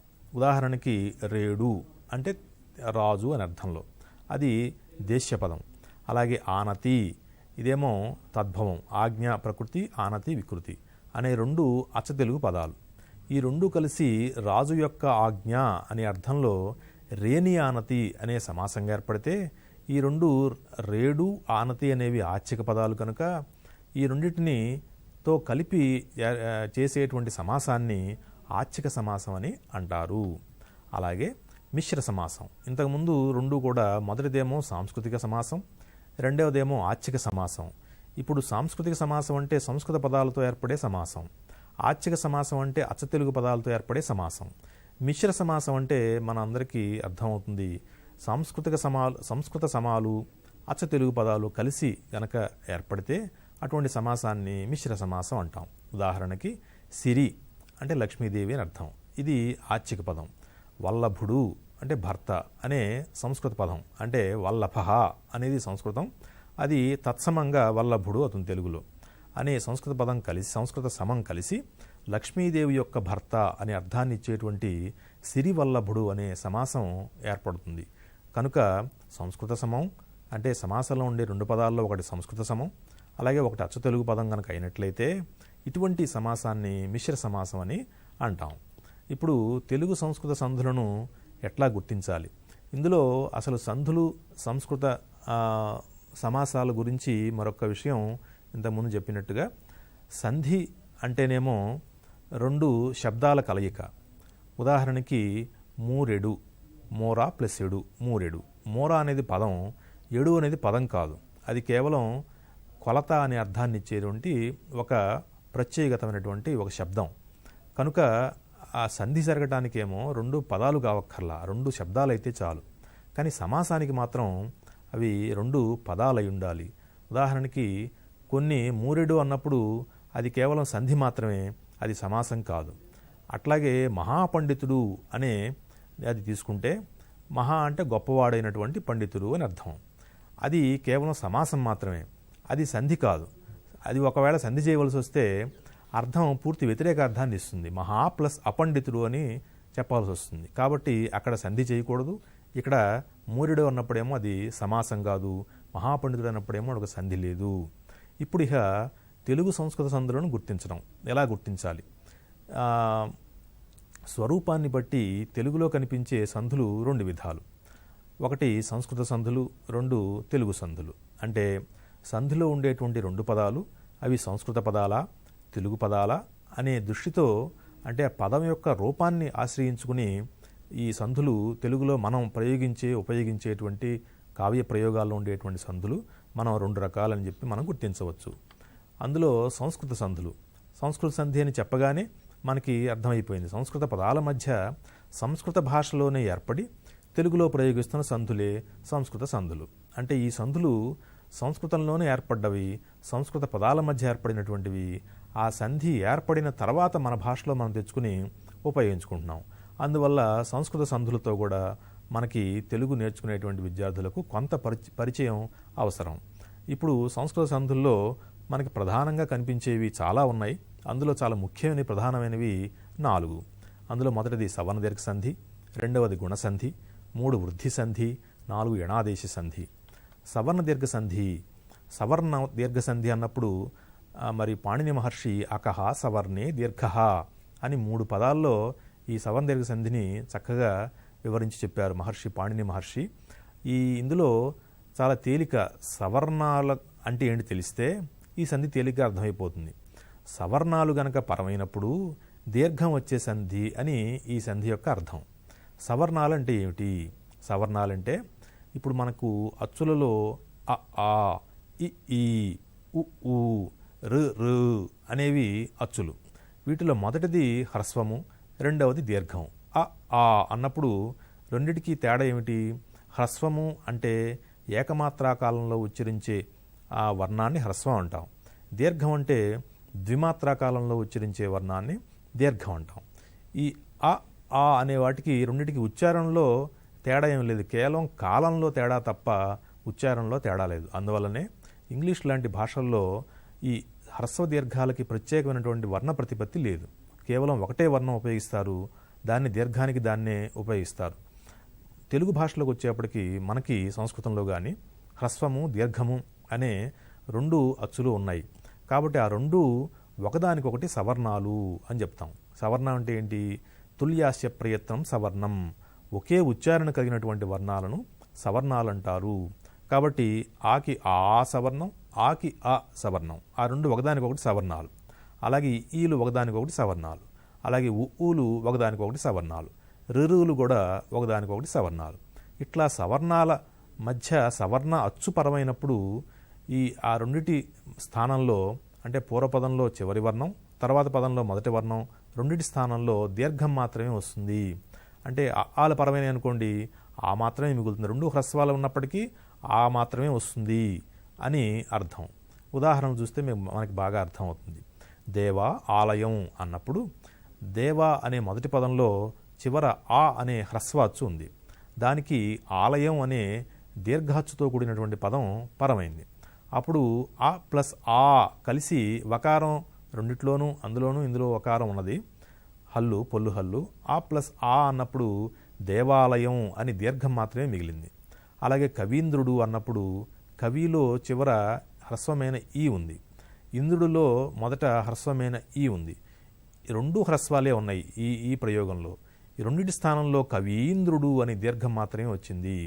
ఇంతకుముందు మనం చెప్పుకున్నట్లుగా మరి గురు ప్లస్ ఉపదేశము ఊల స్థానంలో ఊ మాత్రమే అంటే దీర్ఘం మాత్రమే వచ్చింది. మాతృ ప్లస్ రుణం అన్నప్పుడు రూల స్థానంలో రూ అనే దీర్ఘం మాత్రమే మిగిలింది. కాబట్టి ఇక్కడ దీన్ని బట్టి మనకి అర్థమవుతుంది, పూర్వపదంలో చివర హ్రస్వం ఉన్నా దీర్ఘం ఉన్నా, హ్రస్వం కానీ దీర్ఘం కానీ, తర్వాత పదంలో మొదట అచ్చుగా హ్రస్వాచ్చున్నా దీర్ఘాచ్చున్నా సరే చివరికి మిగిలేది మాత్రం దీర్ఘమే. ఇది సవర్ణ దీర్ఘ సంధి అనే దానికి అర్థం. మనం ఈ సూత్రం మనం ఎప్పుడు నేర్చుకున్నదే చిన్నప్పటి నుంచి. ఆ ఈ ఊరులకు సవర్ణములైన లేక సమానమైన అని కూడా అనొచ్చు. సవర్ణములైన అనొచ్చు, సమానమైన అనొచ్చు. అచ్చులు పరమైనప్పుడు వాటి దీర్ఘాలు ఏకాదేశం అవుతాయి. ఇక్కడ మరొకసారి మనం గుర్తు చేసుకుందాం. ఏకాదేశం అంటే రెండు వర్ణాల స్థానంలో ఒక వర్ణం ఆదేశంగా వస్తే దాన్ని ఏకాదేశం అంటారు. ఆదేశం అంటే ఏదైనా ఒక వర్ణం స్థానంలో వేరొక వర్ణం గనక శత్రులాగా వచ్చి చేరితే దాన్ని ఆదేశం అంటారు. తర్వాత ఇహ గుణసంధి. ఆ ప్లస్ ఈ ఏ అవుతుంది. ఉదాహరణకి రాజా ప్లస్ ఇంద్రుడు రాజేంద్రుడు అయింది. అలాగే ఆ ప్లస్ ఊ కాస్త ఓగా మారుతుంది. మానవ అందులో అంటే మొదటి పదాల్లోనేమో హ్రస్వ అకారం ఉంది, రెండవ పదాల్లో వరుసగా గమనించండి. మొదటి దాంట్లో రాజేంద్రుడిలోనేమో ఈ ఉంది, మానవ ప్లస్ ఉత్తముడులో రెండవ పదంలో మొదటి అక్షరంగా ఊ ఉంది, దేవా ప్లస్ ఋషి అన్నప్పుడు రెండవ పదం మొదటి అక్షరంగా రు ఉన్నది. అవి కాస్త ఎట్లా మారాయి? ఆ ప్లస్ ఈ కాస్త ఏ అయింది. రాజా అందులో ఆ ఉంది, ఇంద్రుడు ఈ ఉంది. ఆ ప్లస్ ఈ కాస్త రాజేంద్రుడు అన్నప్పుడు ఏగా మారింది. అలాగే మానవ అన్నప్పుడు ఆ ఉంది, ఉత్తముడు అన్నప్పుడు ఊ ఉంది, ఆ ప్లస్ ఊ కాస్త ఓగా మారింది. అలాగే దేవా అన్నప్పుడు ఆ ఉంది, ఋషి అన్నప్పుడు రి ఉంది, రెండు కలిపి దేవర్షి అయింది. కాబట్టి సూత్రం మనం చెప్పుకునేది అకారానికి. అకారానికంటే ఎక్కడ అకారానికి? సంధి అంటే రెండు పదాల కలయిక కాబట్టి పూర్వపదంలో చివర ఉండేటువంటి అకారానికి తర్వాత ఈ గాని ఊ గాని రూ గాని పరమైతే వాటికి వరుసగా ఏ ఓ అరలు ఆదేశంగా వస్తాయి. అంటే ఏమిటన్నమాట? అకారానికి ఈ పరమైతే ఏ మాత్రమే వస్తుంది, అకారానికి ఊ పరమైతే ఓ మాత్రమే వస్తుంది. అకారానికి రూపరమైతే అర్ మాత్రమే వస్తుంది అని మనం అర్థం చేసుకోవాలి. అలాగే వృద్ధి సంధి. వృద్ధి సంధిలో అకారానికి ఏ గాని ఐ గాని పరమైతే అయ్యే వస్తుంది. అలాగే అకారానికి ఓ గాని అవు గాని పరమైతే అవు మాత్రమే వస్తుంది. ఎట్లా? ఏక ప్లస్ ఏక. ఏక మొదటి ఏకలో చివర హ్రస్వ అకారం ఉంది. దానికి ఏక అనే రెండవ పదంలో మొదట ఏ అనే అచ్చుంది. కాబట్టి ఆ plus A is equal to ఏమైంది? ఏకైకా అయింది. కాబట్టి ఐ అనేది వచ్చింది. అలాగే అకారానికి ఐ పరమైనప్పటికీ కూడా ఐ మాత్రమే వస్తుంది. అలాగే అకారానికి ఓ పరమైన అవు వస్తుంది. అకారానికి అవు పరమైన అవు మాత్రమే వస్తుంది. కాబట్టి అకారానికి ఏ ఐలు పరమైతే ఐకారం, ఓ అవులు పరమైతే ఔకారం ఏకాదేశం అవుతాయి అని వృద్ధి సంధికి మనం సూత్రం చెప్పుకుంటున్నాం. ఇక ఎణాదేశ సంధి. ఎణాదేశ సంధి ఏమిటంటే ఈ ఊరులకు ఒకసారి సంధి గుర్తు చేసుకుంటే సూత్రం ఈ ఊరులకు అసవర్ణమైన అచ్చు పరమైనప్పుడు. ఇంతకుముందు మనం అనుకున్నట్లుగా సవర్ణమైన అచ్చు అంటే ఏమిటి? ఆ రెండు ఒకదానికొకటి సవర్ణాలు. కాబట్టి ఆలు రెండు ఒకదానికొకటి సవర్ణాలు కాబట్టి ఆలకి మిగతా అచ్చులన్నీ కూడా అసవర్ణాలు. సవర్ణం అంటేనేమో సమానమైనటువంటి ఉచ్చారణ కలిగిన దాన్ని సవర్ణం అంటాం. అసవర్ణం అంటే సమానమైన ఉచ్చారణ లేనటువంటి దాన్ని అసవర్ణం అంటాం. కాబట్టి ఇక్కడ గమనించవలసింది ఏంటంటే పూర్వపదం చివర ఈ గాని ఊ గాని రు గాని ఉండి వాటికి అసవర్ణమైన అచ్చులు ఇందులో చూడండి ఈ ప్లస్ ఈకి పూర్వపదం చివర ఈ ఉందనుకోండి, దానికి ఈకి సవర్ణాచ్చేది ఈలు ఒకదాని కూడా సవర్ణాలు. మరి తక్కిన అచ్చులన్నీ అసవర్ణాలే కదా. కాబట్టి ఈకి ఆ గాని ఆ గాని ఊ గాని ఊ గాని రు గాని రు గాని ఏది పరమైనా సరే వాటికి ఈ స్థానంలో ఇకార స్థానంలో ఈ అనేటువంటిది హల్లు ఆదేశంగా వస్తుంది. అతి ప్లస్ అంతము అన్నప్పుడు తీలో ఈ ఉంది, దానికి అసవర్ణమైనటువంటి అచ్చు ఆ అనేటువంటి తర్వాత పదంలో పరమైంది. కలిపితే ఈ స్థానంలో ఈ వచ్చి అత్యంతము అయింది. అలాగే అణు ప్లస్ అస్త్రము అణ్వస్త్రము, పితృ ప్లస్ ఆజ్ఞ పిత్రాజ్ఞ. ఈ ఊరు అనే వర్ణాలకు అసమానమైన వర్ణాలు పరమైతే వాటి స్థానంలో వరుసగా ఈ ఎవ్ ఎర్ర అనేవి ఆదేశంగా వస్తాయి. అలాగే ఇహ ఈ తెలుగు సంధులు. సంధి అన్నప్పుడు ఇంతకుముందు చెప్పుకున్నాం, రెండు పదాలు కలయిక కలిసినప్పుడు వాటి మధ్య జరిగేటువంటి శబ్దగతమైన మార్పు అనుకున్నాం. అయితే మరి బాల వ్యాకరణం రచించిన పరవస్తు చెన్నై సూరి గారు చాలా ప్రసిద్ధమైనటువంటి తెలుగు వ్యాకరణ గ్రంథం. అందులో ఆయన సంధికి నిర్వచనం చెప్పారు.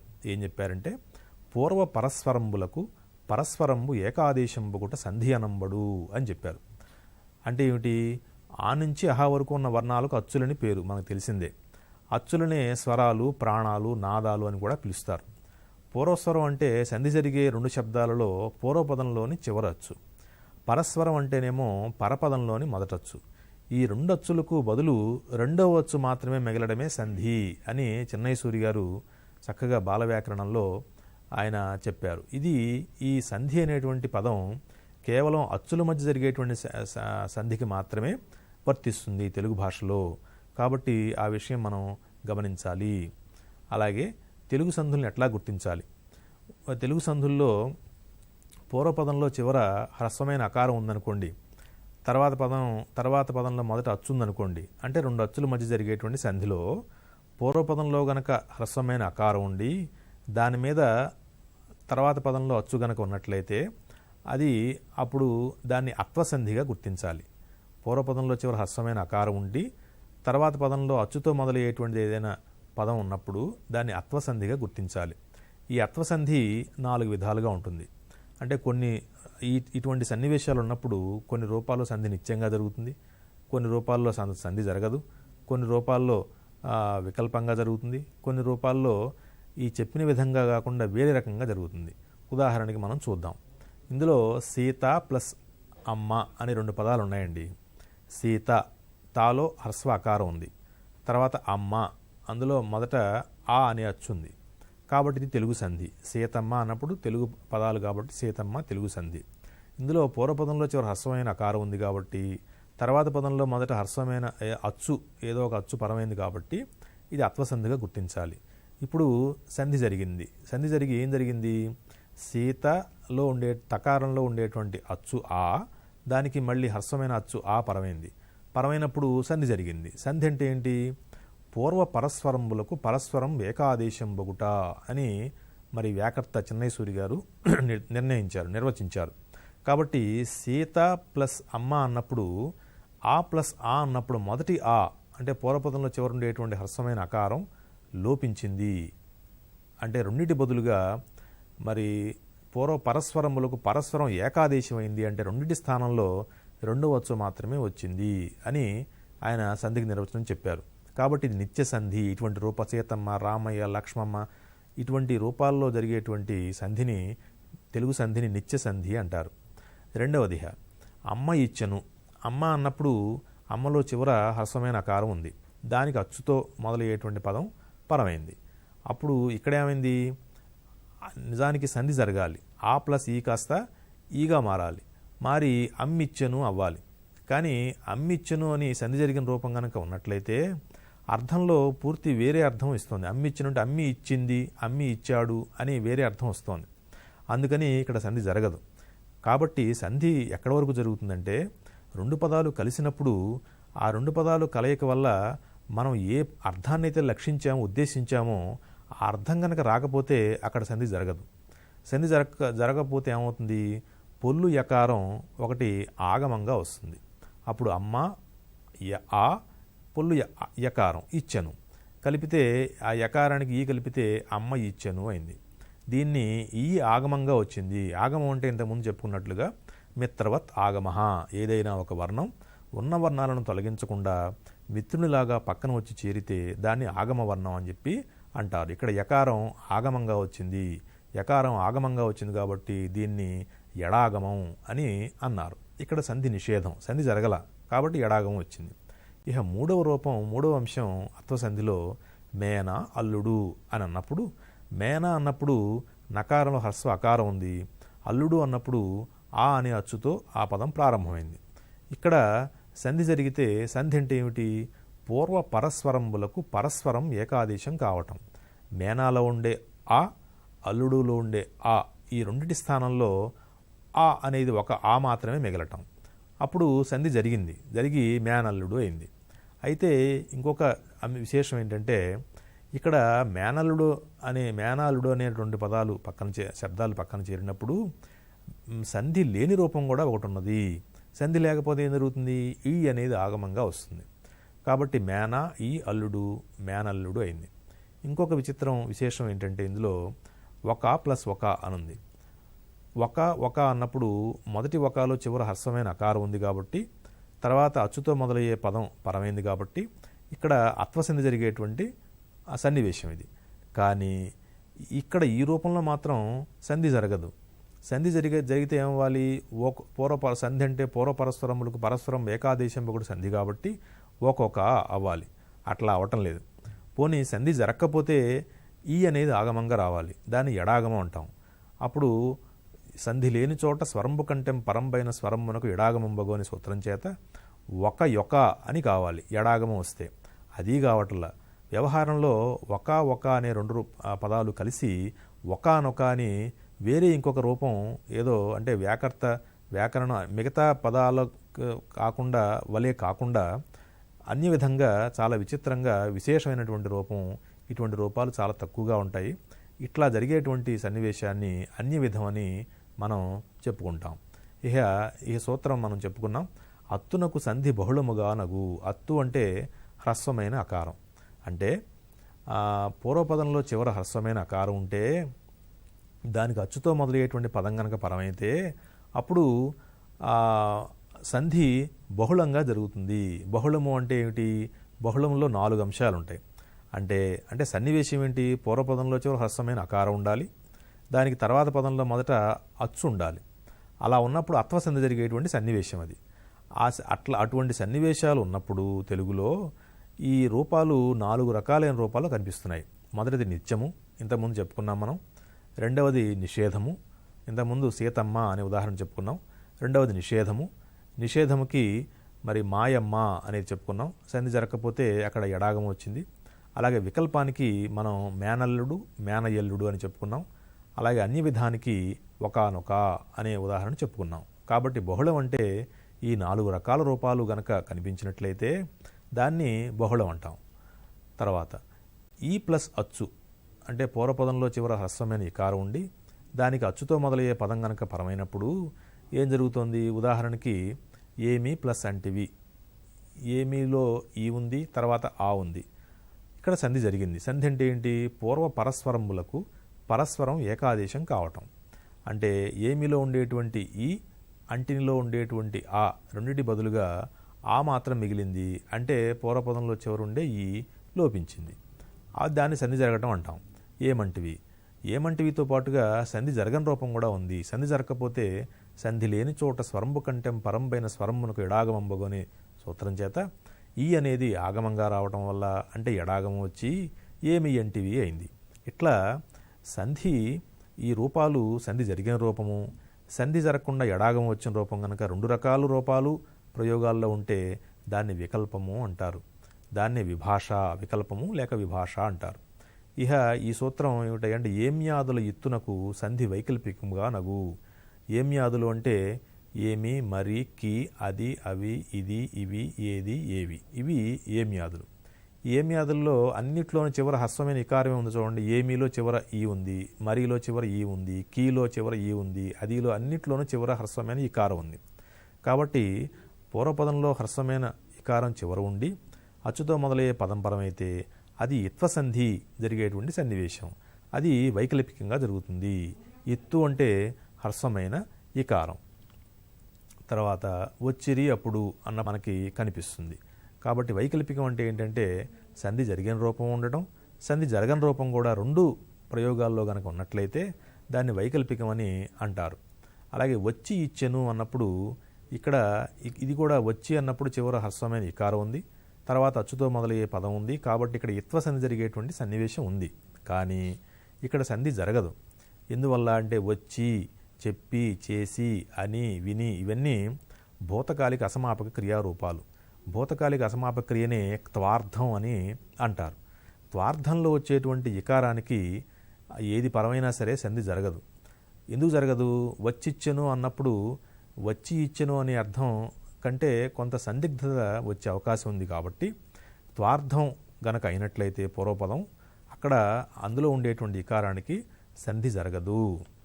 అలాగే ఏలితివి అప్పుడు అనేటువంటి క్రియలో, ఇది మధ్యమ పురుష క్రియలో సంధి నిత్యంగా జరిగింది. సంధి అంటే ఏంటి? పూర్వపరస్వరములకు పరస్పరం ఏకాదేశం కావటమే సంధి. తర్వాత ఊ ప్లస్ అచ్చు అంటే పూర్వపదంలో చివర హ్రస్వమైన ఊ ఉండి దానికి అచ్చుతో మొదలయ్యే పదం ఉంటే కనుక అక్కడ సంధి నిత్యంగా జరుగుతుంది. ఈ సన్నివేశాన్ని ఉత్వసంధి అంటారు. ఉత్తు అంటే హ్రస్వమైన ఉకారం. అంటే పూర్వపదంలో చివర హ్రస్వమైన ఉకారం ఉండి అచ్చుతో మొదలయ్యే పదం గనక పరమైనప్పుడు అది ఉత్వసంధి జరిగేటువంటి సన్నివేశం. కాబట్టి ఉత్తునకు అచ్చు పరం బొగునప్పుడు, ఉత్తునకు అంటే ఎక్కడ ఉండే ఉత్తునకు పూర్వపదంలో చివర గనక హ్రస్వమైన ఉకారం ఉన్నట్లయితే దానికి అచ్చుతో మొదలయ్యే పదం గనక పరమైతే సంధి అవుతుంది. సంధి అంటే ఏంటి? పూర్వ పరస్వరములకు పరస్వరం ఏకాదేశం కావటమే సంధి. తర్వాత అలాగే నన్ను ప్లస్ అడిగే, నన్ను అడిగే, నన్ను అడిగే, ఇక్కడ వికల్పం. కొన్ని రూపాలు ఇటువంటి రూపాల్లో వికల్పంగా జరుగుతుంది. ఎక్కడయ్యా అంటే ప్రథమ కాకుండా ఇతర విభక్తులు, శత్రార్థ చూర్ణాలు. శత్రార్థం అంటే వర్తమాన కాలిక అసమాపక్రియ. వచ్చుచున్, చెప్పుచున్, చేయుచున్, అనుచున్, వినుచున్ ఇవన్నీ మరి వర్తమాన కాలిక అసమాపక్రియలు. ఇటువంటి రూపాల్లో కూడా సంధి వికల్పంగా జరుగుతుంది. వికల్పం అంటే సంధి జరిగిన రూపము, సంధి జరగని రూపము 2 మనకి కనిపిస్తాయి. అలాగే ఎడాగం సంధి. ఎడాగం సంధిలో ఏం కనిపిస్తుంది అంటే అచ్చు ప్లస్ అచ్చు అంటే పూర్వపదంలో చివర అచ్చు ఉండి తర్వాత పదంలో మొదట అచ్చు కూడా ఉన్నట్లయితే వీటి మధ్య సంధి జరిగితేనేమో పూర్వపరస్వరములకు పరస్పరం ఏకాదేశం బొగినప్పుడు సంధి అవుతుంది. సంధి జరగకపోతే ఈ అనేది ఆగమంగా వస్తుంది. ఇట్లా ఈ అనేది ఆగమంగా రావటాన్నే ఎడాగమము అంటారు. ఆగమం అంటే ఏమిటి? మిత్రవత్ ఆగమ. ఏదైనా ఒక వర్ణం ఉన్న వర్ణాలను తొలగించకుండా మిత్రునిలాగా పక్కన వచ్చి చేరితే దాన్ని ఆగమం అంటారు. కాబట్టి ఇది ఎడాగమ సంధి. అలాగే గసరదవాదేశ సంధి అంటే గా, సా, డా, దా, వా అనేవి ఆదేశంగా వచ్చే సంధి. ఎక్కడొస్తాయి ఇవి అంటే పూర్వపదం ప్రథమా విభక్తిలో ఉండాలి. దాని మీద కాతో మొదలయ్యేటువంటి పదం కనుక ఉన్నట్లయితే అప్పుడు ఆ కాస్త కా స్థానంలో గా ఆదేశంగా వస్తుంది. అలాగే పూర్వపదం ప్రథమా విభక్తిలో ఉండి తర్వాత పదం మొదటి అక్షరం కా గాని, చా గాని, టా గాని, తా గాని, పా గాని ఉన్నట్లయితే వాటికి వరుసగా కా ఉంటే గా వస్తుంది, చా ఉంటే సా వస్తుంది, టా ఉంటే డా వస్తుంది, తా ఉంటే దా, పా ఉంటే వా వస్తుంది. కాబట్టి ఉదాహరణకి వాడు ప్లస్ కొట్టే, వాడు గొట్టే, వాడు కొట్టే, ఇది బహుళంగా వస్తుంది. అంటే సంధి జరిగిన రూపం ఉంటుంది, సంధి జరగని రూపం ఉంటుంది, ఇంకా విశేషమైన ప్రయోగాలు కూడా ఇందులో ఉన్నాయి. ప్రథమ మీది పరుషములకు గసడదవులు బహుళముగానగు అనేది ఇది సూత్రం. ప్రథమ అంటే ప్రథమా విభక్తిలో ఉన్న పదం అని అర్థం. పరుషములు అంటే కచడ తపలు, అంటే మనకు 5 వర్గాక్షరాలు ఉన్నాయి. కవర్గము, చవర్గము, టవర్గము, తవర్గము, పవర్గము అని. ఆ వర్గాలలో ఉండే మొదటి అక్షరాలను వర్గ ప్రథమాక్షరాలు అంటారు. సరే, బహుళం అంటే ఇంతకుముందు చెప్పుకున్నట్టుగా మరి ఆ సన్నివేశాల్లో కొన్ని చోట్ల సంధి నిత్యంగా జరగటం, కొన్ని చోట్ల నిషేధం, సంధి జరగకపోవటం, కొన్ని చోట్ల వికల్పంగా జరగటం, కొన్ని చోట్ల అన్య విధంగా జరగటం, దీన్ని బహుళం అని చెప్పి మనం చెప్పుకుంటాం.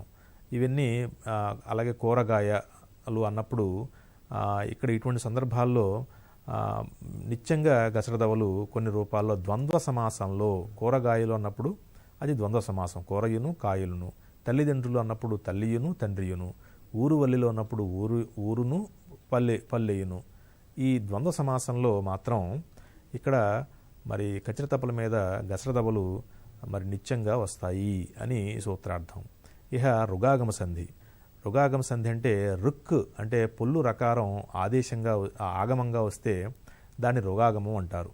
ఉదాహరణకి పేద ప్లస్ ఆలు అనే 2 శబ్దాలు ఉన్నాయి. వాటి మధ్య నిజానికి సంధి జరిగితే సంధి పూర్వపరస్వరాలకు పరస్పరం ఏకాదేశం అయితే పేదాలు అవ్వాలి. కానీ ఇక్కడ ఎర్ర అనేది మధ్యలో ఆగమంగా వచ్చి పేద ఆలు పేదరాలు అవుతోంది. అలాగే బేదరాలు మనుమరాలు. సూత్రం ఏంటంటే, అయితే ఇక్కడ నియమం ఏంటంటే ఈ రోగాగమం జరగడానికి కర్మధారయ సమాసం అయి ఉండాలి. కర్మధారయ సమాసం అంటే ఏంటి?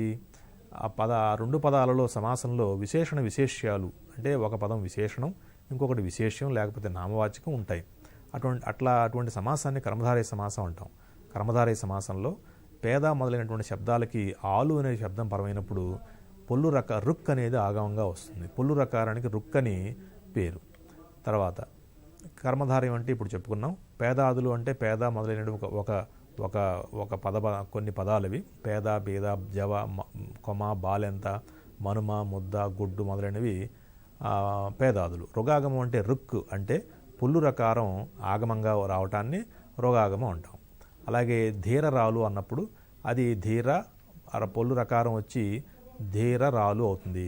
అది కాస్త ధీరాలో ఉండే రా కాస్త రు అయి ధీరురాలు అనే రూపం ఏర్పడుతుంది. ఇది ఎందుకు ఏర్పడుతుంది? ఇది కూడా కర్మధారయ సమాసమే. కానీ ధీర, గుణవంత అనే పదాలు తత్సమ శబ్దాలు, అంటే సంస్కృతం నుంచి తెలుగులోకి వచ్చినటువంటి పదాలు. అందువల్ల ఇటువంటి తత్సమ శబ్దాల్లో మరి అందులో అకారం కనుకున్నట్లయితే అది కాస్త ఊగా మారి ధీర కాస్త ధీరు అవుతుంది, గుణవంత కాస్త గుణవంతు అవుతుంది. కాబట్టి ఇహ టుగాగమం అంటే పొల్లు టకారం ఆగమంగా రావడాన్ని టుగాగమం అంటారు. ఆగమం అంటే మనం చెప్పుకున్నాము మిత్రవత్ ఆగమః. ఇందులో నియమం ఏంటంటే కర్మధారయ సమాసం అయి ఉండాలి. ఇది కూడా కర్మధారయ సమాసం అంటే విశేషణ విశేష్యాలకు మరి సమాసం చేస్తే దాన్ని కర్మధారయ సమాసం అంటారు. ఆ కర్మధారయ సమాసంలో మరి పూర్వపదం ఉత్తునకు అచ్చుపరమైతే పూర్వపదం హర్షమైన ఉకారం ఉండాలి. దానికి అచ్చుపరమైతే టుక్ అనేది ఆగమంగా వస్తుంది. అలాగే చిగురాకు, చిగురుటాకు, పేరురము, పేరుటరము ఇది వికల్పంగా ఇవి వచ్చే అవకాశం. అలాగే ఆమ్రేడిత సంధి. ఆమ్రేడితం అంటే 2 పదాలు ఒకే పదం 2 సార్లు చెప్పినప్పుడు ఆ రెండోసారి చెప్పే పదాన్ని ఆమ్రేడితం అంటారు. ఇక్కడ సంధి జరుగుతుంది. ఔరా ప్లస్ ఔరా. ఔరా అనేది ఒక పదం, అది మళ్ళీ రెండోసారి వెంటనే ప్రయోగించబడింది. అటా రెండోసారి ప్రయోగించినటువంటి అదే పదాన్ని ఆమ్రేడితం అంటారు. అచ్చునకు ఆమ్రేడితం పరమైనప్పుడు సంధి అవుతుంది. సంధి అంటే పూర్వపరస్వరములకు పరస్వరం ఏకాదేశం కావటం. ఇహ కడ ప్లస్ కడ అన్నప్పుడు ఇది కూడా రెండవ కడ ఆమ్రేడితమే. చివర ప్లస్ చివర అన్నప్పుడు రెండవ చివర కూడా ఆమ్రేడితమే. పగలు అన్నప్పుడు కూడా రెండవ పదం ఆమ్రేడితం. ఇందులో మాత్రం ద్విరుక్త టకారం వస్తుంది. అంటే కడ అన్నప్పుడు మొదటి అక్షరం కాకుండా తక్కిన శబ్దాలన్నీ లోపించి వాటి స్థానంలో టకారం, ద్విత్వ టకారం, అకారంతో కూడా ద్విత్వ టకారం ఆదేశంగా వస్తుంది. చివరాల్ ప్లస్ చివర, చిట్ట చివర, పగలు ప్లస్ పగలు, పట్ట పగలు.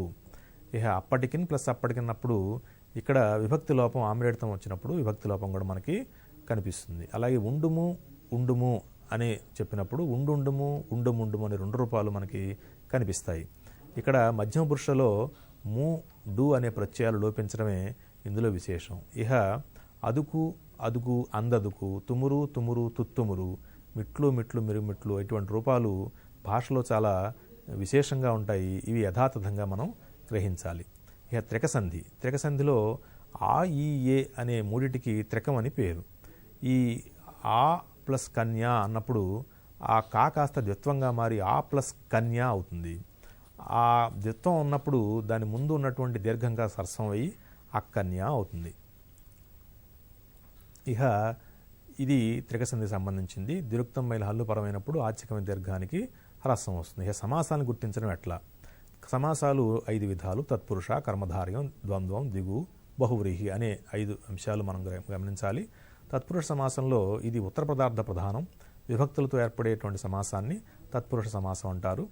ఉదాహరణకి పూర్వకాలము, కాలము యొక్క పూర్వం ప్రథమా తత్పురుష, నెలతాల్పు, నెలను ధరించిన వాడు ద్వితీయ తత్పురుష, ఇట్లా గుణాధికుడు, దేవరమేలు, దొంగ భయము ఇవి విభక్తులతో ఏర్పడేటువంటి సమాసాలు.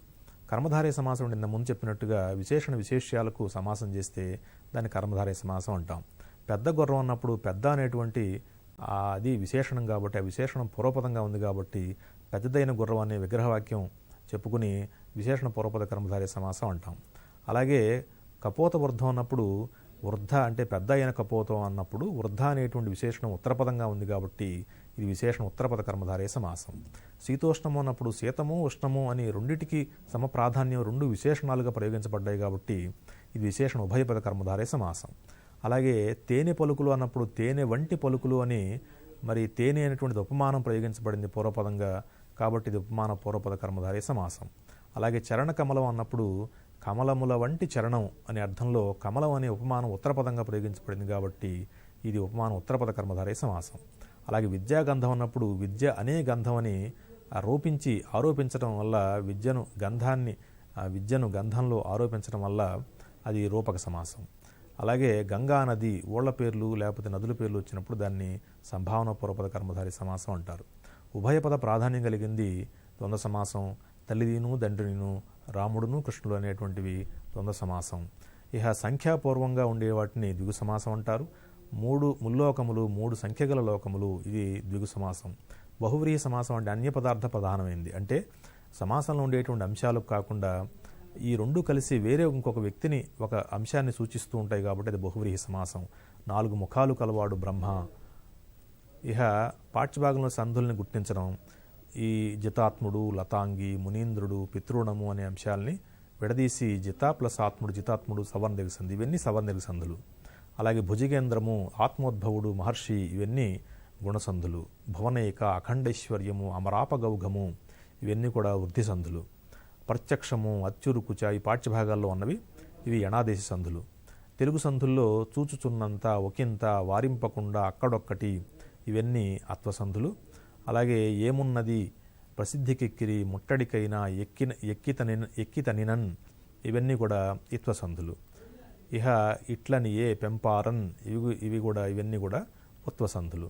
అదృశ్యయ్యే, మాయమ్మ, ఓట యొక్కింత ఇవన్నీ ఎడాగమ సంధులు. పనిసేయు, అన్నదమ్ములు, వేణివట్టి, వేమ గసడదవాదేశ సంధులు. అజ్ఞానపుట అందయుగం అనేది టుగాగం సంధికి ఉదాహరణ. ఇంతలింతలు, పట్టపగలు, చెచ్చర ఇవన్నీ ఆమ్రేడ్ సంధికి ఉదాహరణలు. ఇంకా చాలా అంశాలు ఉన్నాయి. ఎన్నాళ్ళు, అచ్చోటు, అమ్మానిని ఇవన్నీ త్రికసంధికి ఉదాహరణలు. అలాగే అయ్యేతివ అనేది ఎడాగమ త్రికసంధి. ఇహ సమాసాలు పుత్రార్థి, లోకవంద్యులు ఇవన్నీ కూడా తత్పురుష సమాసాలు. అలాగే ఇవన్నీ తత్పురుష సమాసాలు. ధర్మ మార్గం, నైలు నది, పుణ్యలక్ష్మి ఇవన్నీ కర్మధారయ సమాసాలు. ఆలుబిడ్డల అన్నదమ్ములు అనేదేమో ద్వంద్వ సమాసం. 4 అడుగులు త్రిభువనం అనేది ద్విగు సమాసం. తోయరుహానన అనపచ్చుడు అనేది బహువ్రీహి సమాసం. ఈ విశేషాలన్నీ కూడా మనం గమనించినట్లయితే సంధులు సాధారణంగా సంస్కృత సంధులు తెలుగులో చాలా అధికంగా ఉన్నాయి. సమాసాల్లో సంస్కృత సమాలు చాలా ఉన్నాయి. ఇహ ఈ సంధులు కింద విశేషాలకు వచ్చేటప్పటికి రుగాగమ సంధి టుగాగమ సంధులు కర్మధారయ సమాసంలో మాత్రమే ఏర్పడతాయి. అది కర్మధారయ సమాసం అయితేనే ఆ సంధులు జరుగుతాయి. అలాగే సంస్కృతంతో సమానమైనటువంటి సమాస వ్యవస్థ తెలుగులో ఉన్నది. సంధుల్లో మాత్రం సంస్కృతం కంటే భిన్నమైనటువంటి వ్యవస్థ సంధుల్లో మనకు కనిపిస్తుంది. అంటే సంస్కృత సంధులు ఉన్నాయి, వాటికి పోటీగా తెలుగులో కూడా చాలా చక్కటి వ్యవస్థ, తెలుగు సంధులు అనేటువంటి వ్యవస్థ ఉన్నది. ఇంకా ఇలాగే సంధులు ఏమో 2 శబ్దాల మధ్య జరుగుతాయి, సమాసాలేమో 2 పదాల మధ్య జరుగుతాయి. కాబట్టి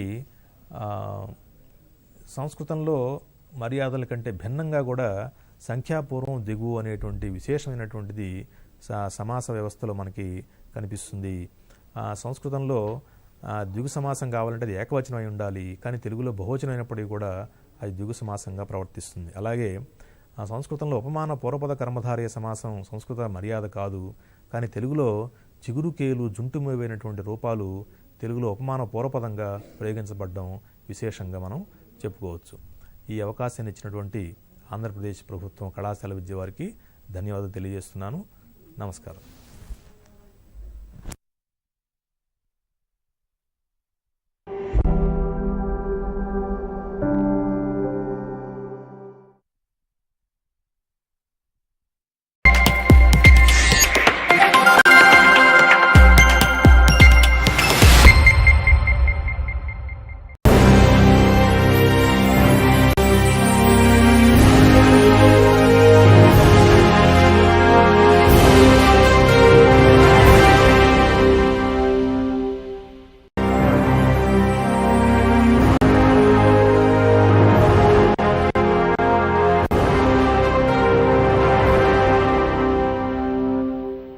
Hello students, welcome to LMS of CCE AP.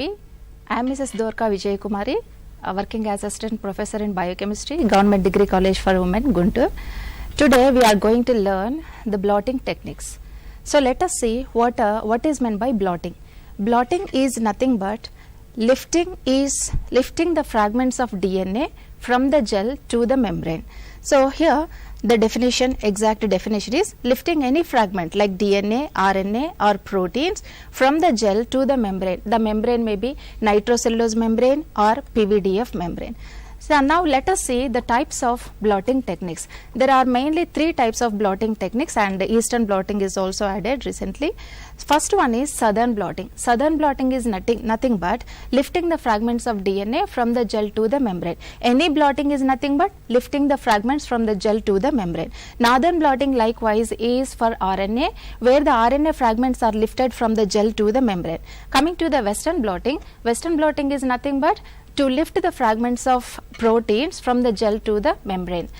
Eastern blotting is also used for post-translational modifications, to see any modifications or lectins whatever that are present can be identified by the Eastern blotting technique. So here Southern blotting, it was first discovered by Edwin Southern in 1975. He is the main scientist.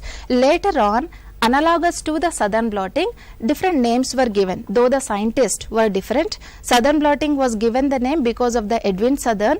Northern blotting is invented by James Alvin, David Kemp, George Stark at the Stanford University, USA. Western blotting was given by Taubin in 1979, and Eastern blotting for post-translational modifications. Coming to today, we are going to deal with these 15 minutes with Southern blotting technique. Southern blotting is nothing but a method used for the detection of specific sequences from DNA samples of the individuals. As you know that it was invented by Edwin Southern from the Oxford University in 1975. It was a revolutionary technique at that time. Coming to the principle of Southern blotting, it is nothing but DNA hybridization. The gel electrophoresed DNA is hybridized with radio-labeled isotopes, and the restriction fragments, the DNA is restriction digested to characterize the DNA. So it is nothing but DNA hybridization at the end, for which the gel electrophoresis technique is used. This is the flow chart for the Southern blotting technique. The first one is we have to isolate the DNA. In this flowchart, only main steps were plotted.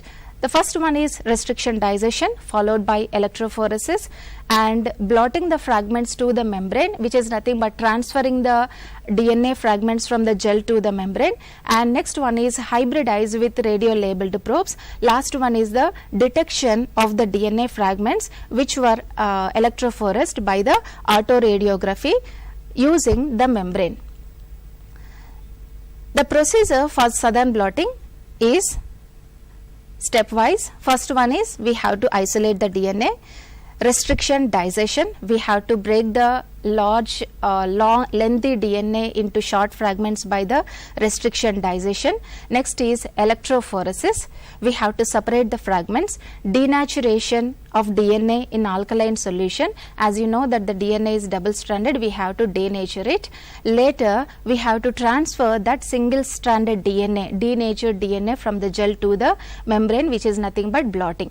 So later that membrane is taken out and baked at 80 degrees centigrade, followed by pre-hybridization blotting for preventing unspecific binding.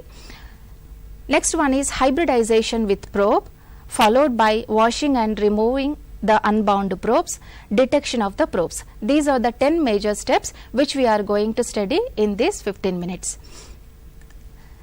First is isolation of the DNA. DNA can be isolated from any organism from which we want to do the Southern blotting technique. So here the DNA can be isolated from the E. coli or the plant cells or the animal cells. We can isolate DNA from any cells and we have to obtain pure DNA. That is also a good protocol. We have to obtain pure DNA from the DNA samples, maybe from the animal cells or the plant cells. Next one, after isolating the pure DNA, we have to digest. So dissection is done by the restriction fragments. So you know that the restriction enzymes are there. Restriction enzymes are those which are used to cut the DNA at specific double stranded length palindromic sequences. So we have to cut the DNA into short fragments. After digesting the DNA sample with appropriate restriction enzyme, we have to incubate them overnight with the restriction enzyme. This is the same procedure. And if the concentration of the DNA is very less, after dissection we have to concentrate that. After restriction dissection, we have to go for the third step, which is nothing but the electrophoresis. Electrophoresis, as you all know that the DNA is loaded into these wells. See here, you can see the wells here.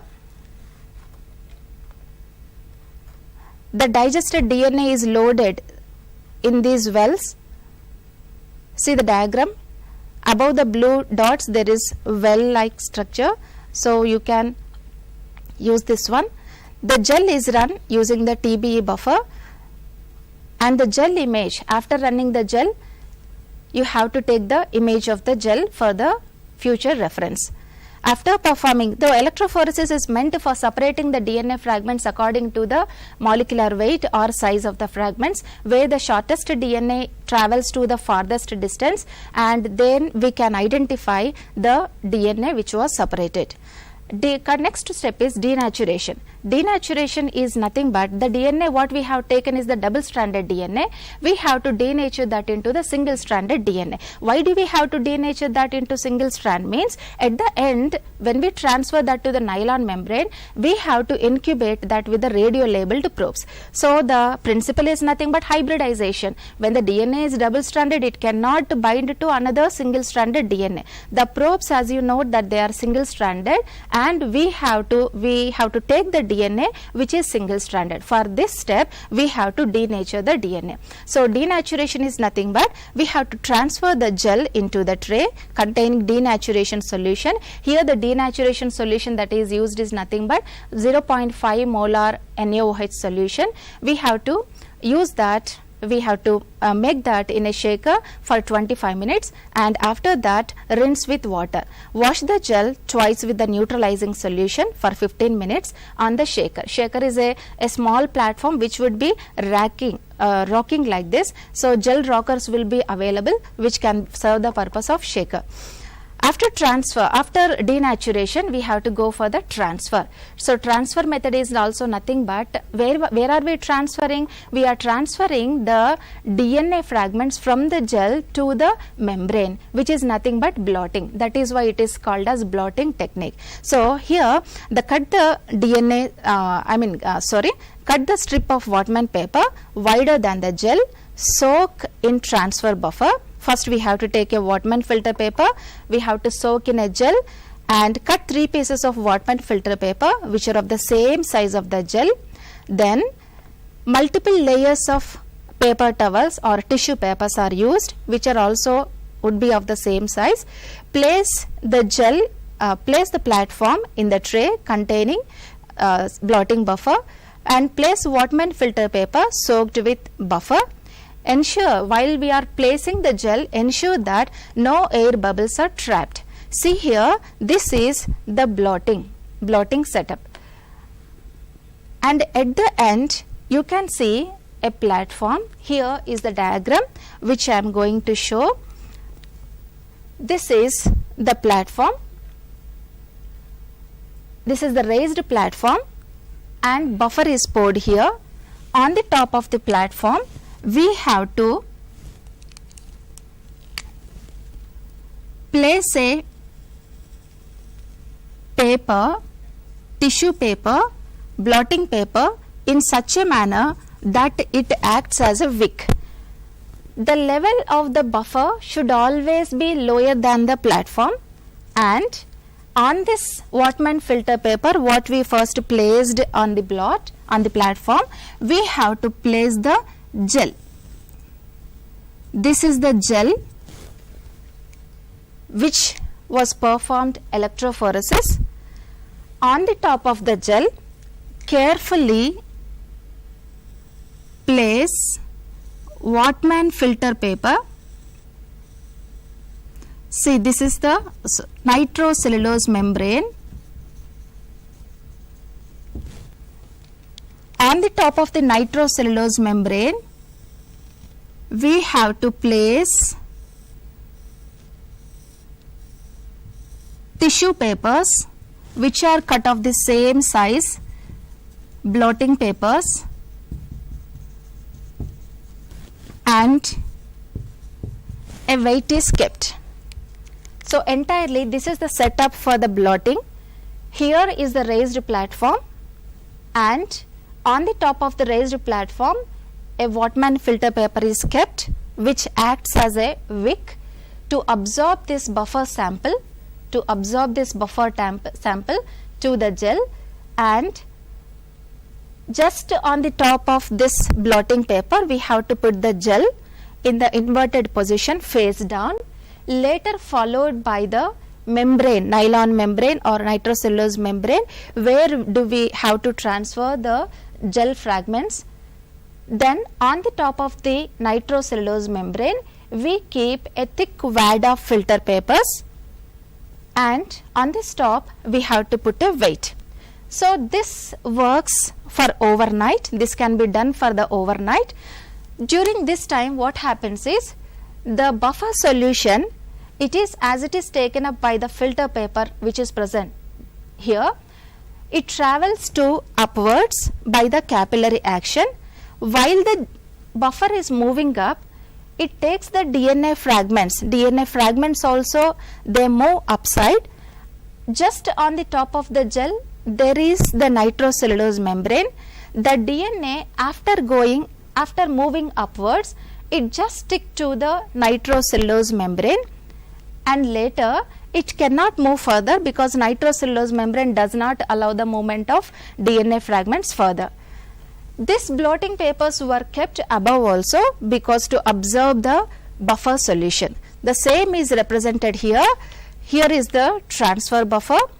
We have taken a platform, raised platform at the end, and the red mark which is immersed in the buffer which act as a wick, and the purple one what you can observe is the gel. On the top of the gel a membrane is kept. While keeping the membrane we should take care that there are no air bubbles. Just on the top of the membrane, Whatman filter paper stack were kept, later followed by these tissue papers, followed by the weight. So this is the blotting setup. It is kept undisturbed overnight. So continuing to the blotting itself, ensure that the edges of the Whatman paper are touching the buffer. So here in the diagram also, the blotting paper should touch the buffer solution, thereby the buffer travels upwards. Place the gel face down and place the membrane on the top of the gel. As we have seen, place 3 Whatman filter papers on the top of the membrane, followed by filter paper towels, and this setup is allowed undisturbed for about 24 hours or overnight can be done for small DNA fragments. After transfer, see here, the below one is nothing but the gel where the DNA was separated previously, and this yellow one, what you can observe is the nitrocellulose membrane or nylon membrane where all the DNA fragments were moved. Now the gel is without any DNA fragments and the membrane contains all the DNA fragments in the particular location like that of the gel. So on the membrane, the DNA fragments would be exactly located. Then after that one, gel what we have taken, it is of no use, and we have to fix the DNA fragments to the membrane. So before we go into the fixing of this one, I will show you the blotting setup. See here,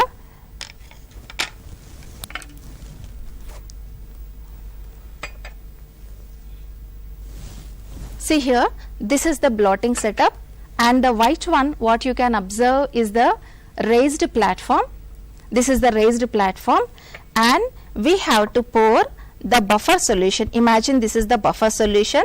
We have to pour that so that it won't come above the platform. Then we have to place a Whatman filter paper so that it absorbs the buffer solution. Here I have taken the gel. This is the dummy gel. Remember that you have to use the gloves while doing this experiment. As this is dummy experiment, I am not using, but remember to use the gloves always. So I have placed this gel. Here are the wells. This is the gel where the DNA fragments were run, and we have to place this upside down just on the top of this one. Just on the top of this gel, we have to put a nitrocellulose membrane. So imagine this is the nitrocellulose membrane, and which is cut exactly of the same size of the gel. It is kept on the gel. Previously there is gel, and above which the nitrocellulose membrane is kept. On the top of the nitrocellulose membrane, so when we kept the nitrocellulose membrane, remember not to allow any air bubbles in between the gel as well as the membrane, and later we'll keep about 2 to 3 Whatman filter papers soaked in the gel. Likewise, we'll keep a thick wad of filter papers, which are kept on the top of the Whatman papers, and a weight is kept. A glass plate or any weight can be kept on this one. So this is nothing but the blotting setup which can be used for transferring the DNA fragments from the gel to the membrane, and this setup is undisturbed for about 12 to 24 hours. Now after fixing the fragments, we have to take the nitrocellulose membrane. Imagine that this is the nitrocellulose membrane. The bands, you can see the bands, but actually whenever we are doing the experiment, you cannot see the bands. So it is just for our understanding. Imagine that this is the nitrocellulose membrane. The gel, from the gel, the DNA fragments have moved to the nitrocellulose membrane. Then we have to fix this nitrocellulose membrane by heating. So heating can be done at 80 degrees centigrade for 2 hours, or UV cross-linking can also be done for fixing the DNA fragments from the gel to the membrane. Later, after doing this, we have to block or use the pre-hybridization method. Why do we need to use the pre-hybridization method? Means in order to minimize the non-specific binding of the probe to the membrane. Later in the next step, we are using DNA probes. DNA probes are nothing but single-stranded DNA which are labeled with the radio labeled isotopes. So when we are using that single stranded radio labeled probes, they have to bind to the single stranded DNA on the membrane. When we add the probes, they should not bind to the empty places of the gel. For that purpose, we have to block all the free areas on the nitrocellulose membrane with the blocking solution. Remember, these are the fragments which are separated, and in order to avoid the probes binding to the empty spaces, we need to add the pre-hybridization solution for blocking all the free areas on the membrane. So the free area may be here. So DNA fragments bind here. Whenever we add the DNA fragments, they will bind to the nitrocellulose membrane. That is why whenever DNA probes are added, in order to prevent them binding to these empty spaces, we have to add the pre-hybridization solution. What is the pre-hybridization solution means? Salmon sperm DNA is usually used, which is of 50 micrograms per ml. That is used to soak the nitrocellulose membrane so that it binds to it covers all the non-specific areas. 50 micrograms per ml are used, and it can be done for 5 hours. After this step, hybridization with probe. The next step is we have to hybridize the DNA nylon membrane with the probe. DNA probes are used to detect the desired DNA fragment on the membrane. The probes are usually P32 labeled, and before that we added the pre-hybridization solution, discard the pre-hybridization solution, and we add the hybridization solution. After hybridization, adding the hybridization solution, incubate that overnight for 45 degrees centigrade. During this time, the labeled probes will hybridize with the DNA on the membrane. So whenever they find the DNA, suitable DNA, complementary DNA, they will bind to the fragments. Here the separated fragments are there, they will bind to the separated fragments. After, see here, this is the hybridization, where about many radio labeled probes in blue color you can see. These radio labeled probes, many probes were bound. Later we have to wash the unbound probes. Only few probes were bound. We added excess of probes, so that is why we have to wash them, wash the nitrocellulose membrane to remove the excess probes. Then check the activity in the Geiger counter. Readings of 10 to 50 counts per second would be sufficient to get the good bands. See here, this is the yellow one. The upper one is nothing but the nitrocellulose membrane where the radio labeled probes were bound to the complementary DNA. So the probes hybridized to the complementary DNA sequences. The DNA sequences are present on the nitrocellulose membrane. Then later, after binding, we have to, after washing steps also, we have to go for the detection of the probes. Here, the nitrocellulose membrane is taken into the dark room, expose that membrane to the X-ray film. This setup is kept overnight at minus 80 degrees centigrade, and when the nitrocellulose membrane and the X-ray film is in close contact with each other, imagine this is the nitrocellulose membrane, another paper, another X-ray film is kept in close contact, and when it is developed in the dark room, we will get the DNA fragments. The detection can be done on the X-ray film. So the the presence of the desired DNA can be identified on the X-ray film as they appear as dark spots on the X-ray film. Let us recap this entire procedure once again. First of all, we have to isolate the DNA. Stepwise it's given here. Electrophoresis can be done. The blue one is electrophoresed gel. We have to transfer to the nitrocellulose membrane. Nitrocellulose membrane, you can see the first figure, which is without any bands, DNA bands. Later, we have to, after transferring, we have to go for the blotting setup. Blotting is nothing but the transfer. After transferring, the third step, when you can see here, the gel is without any DNA fragments, and the yellow sheet, yellow is nothing but the nylon membrane, where all the fragments of DNA are transferred from gel to the membrane.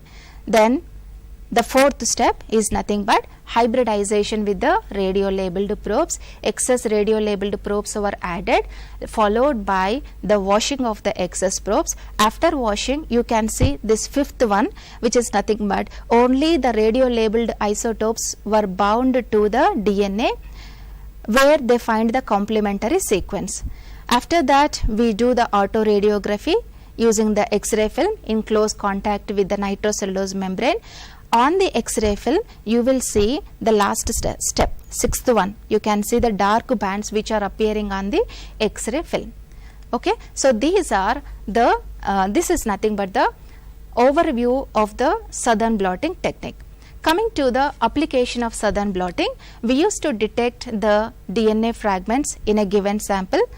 If appropriate probes are used in diagnostics of sickle cell anemia, for the it is also used for the identification of genes transferred from the organisms. It is used in the DNA fingerprinting, a routine technique used in the DNA fingerprinting for paternity testing and forensic science by the forensic science department, and it is a very compulsory technique almost for all the DNA recombinant DNA experiments.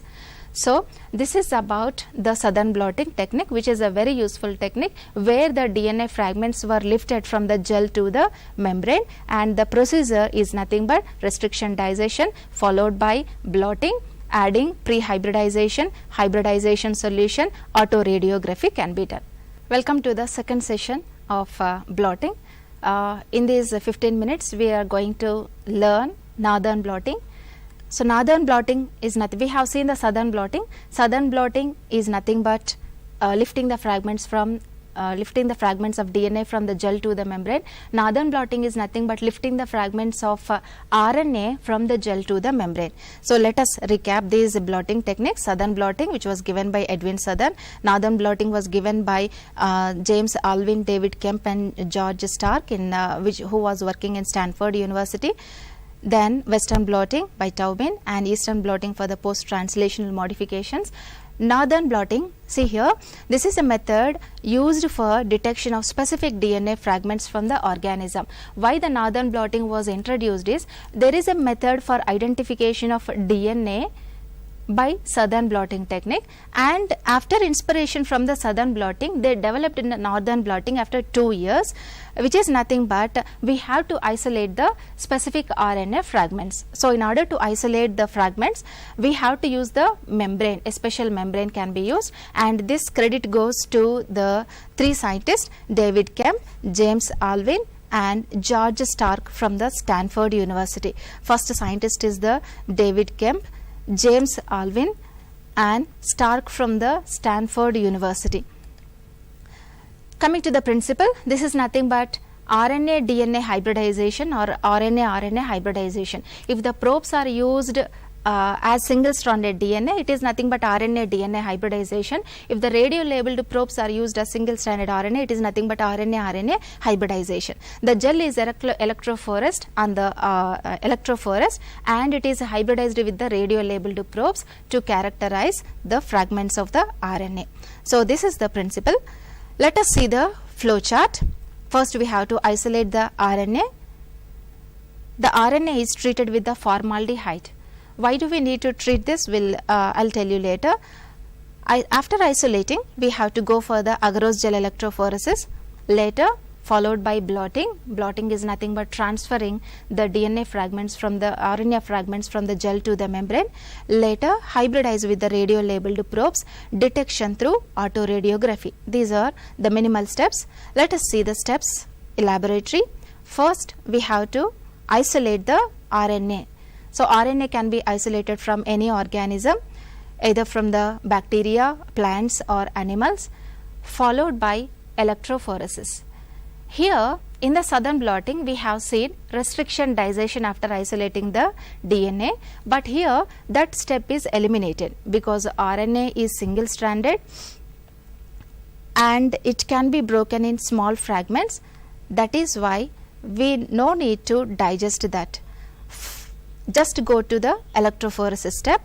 The third step is nothing but transferring the RNA from the gel to the membrane, later followed by membrane which is baked at 80 degrees centigrade, followed by pre-hybridization step, hybridization step, washing to remove the unbound probes and detection of the probes. These steps are same like that of the southern blotting. The steps that are not present in the northern blotting are restriction digestion and denaturation. They are not required in the northern blotting. Remaining all the steps are same like that of the southern blotting. So, when we learn the southern blotting, it is very easy to learn the northern blotting also. RNA is isolated first from different organisms and utmost care is taken as RNA is very easily degraded by the nucleases. So, we have to use gloves and the work area should also be ultra clean for isolating the RNA. The second step is electrophoresis. It is performed in formaldehyde. Why do we need to use the formaldehyde is to prevent the folding of the RNA strand on itself. Sometimes when we leave the RNA strand, it folds on itself forming pseudo base pairs. That is why in order to avoid that folding on itself, we have to use the formaldehyde when we are performing the electrophoresis. During the gel electrophoresis, the RNA fragments are separated based on the size and the smaller RNA fragment travels to the end of the gel and the larger RNA fragment would be traveling somewhat further. The next step is we have to get the image on UV transilluminator which can be used as a reference. After electrophoresis, we have to go for the blotting. Blotting is nothing but lifting the fragments of RNA from the gel to the membrane. Here the blotting setup would be same like that of the southern blotting. Here in the diagram where we have seen for the southern blotting, the same setup we have to follow. We have to take a tray with a raised platform and a buffer is used here. That buffer should be lower than the platform and a Wattpan filter paper is used as a wick whose ends are immersed in the buffer. On the top of this blotting, we have to place the gel. While placing the gel, take care that there are no air bubbles in between. Just above the gel, place the nitrocellulose membrane followed by a thick wad of filter papers, Wattman papers also, and a weight is kept. So, as we have seen in the southern blotting, the same setup is used for the northern blotting also. See here, we have to cut the Wattman paper and place the platform. After placing the platform, we have to place the Wattman paper soaked in the buffer, and this is the blotting setup which you have already seen in the southern blotting. A transfer buffer is kept at the end, followed by the Wattman filter paper, followed by the gel. The green one is the membrane which is kept in close contact with the gel.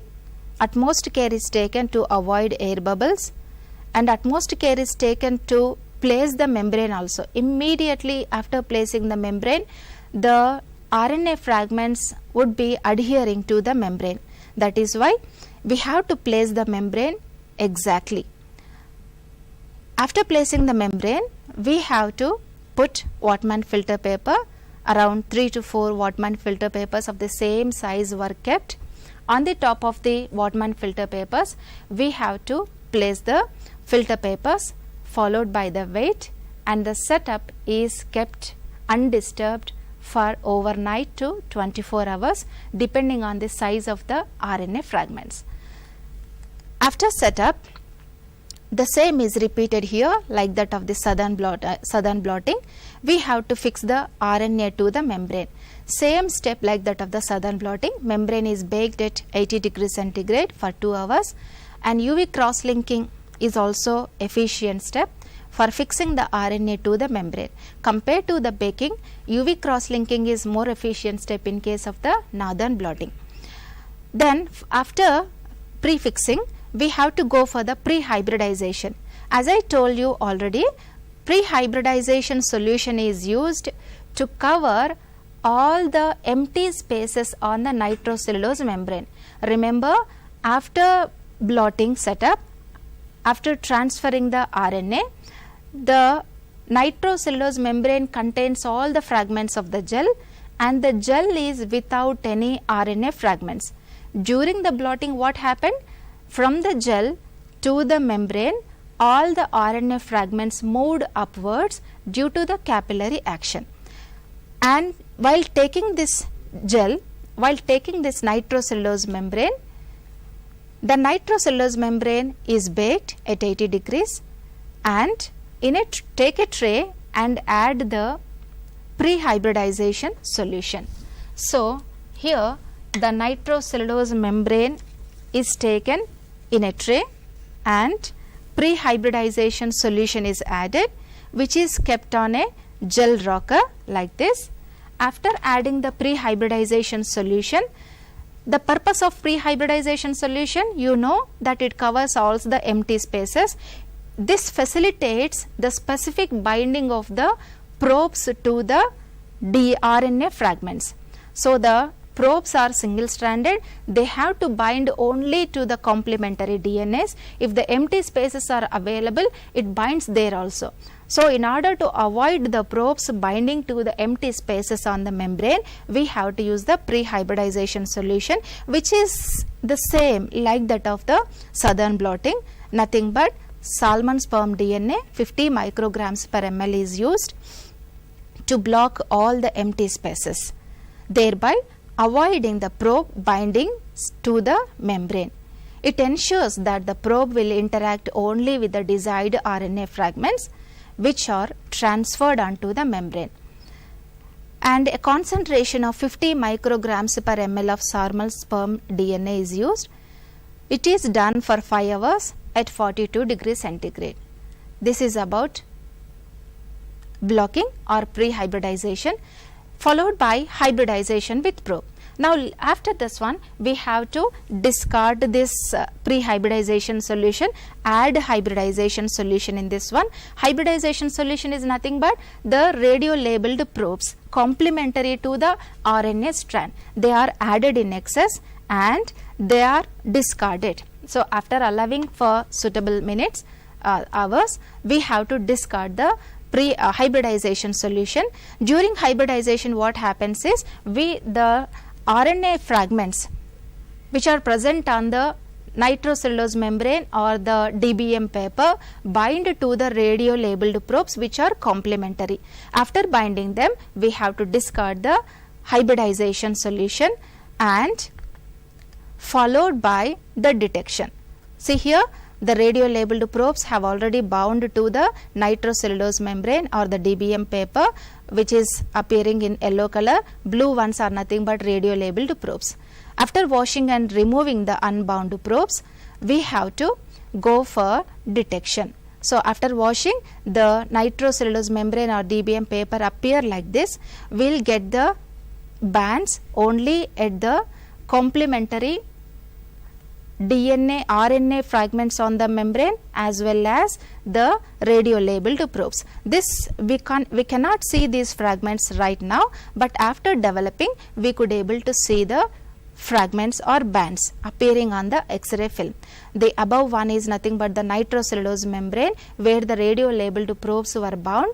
Later the nitrocellulose membrane is kept in close contact with the X-ray film and it is done in the dark room at 80 degrees centigrade, and overnight it is done. The presence of the RNA fragments, suitable RNA fragments can be identified from the X-ray film which appear as dark bands on the X-ray film. So this is about the northern blotting. Coming to the applications of northern blotting, to study the conditions of the genes that are expressed.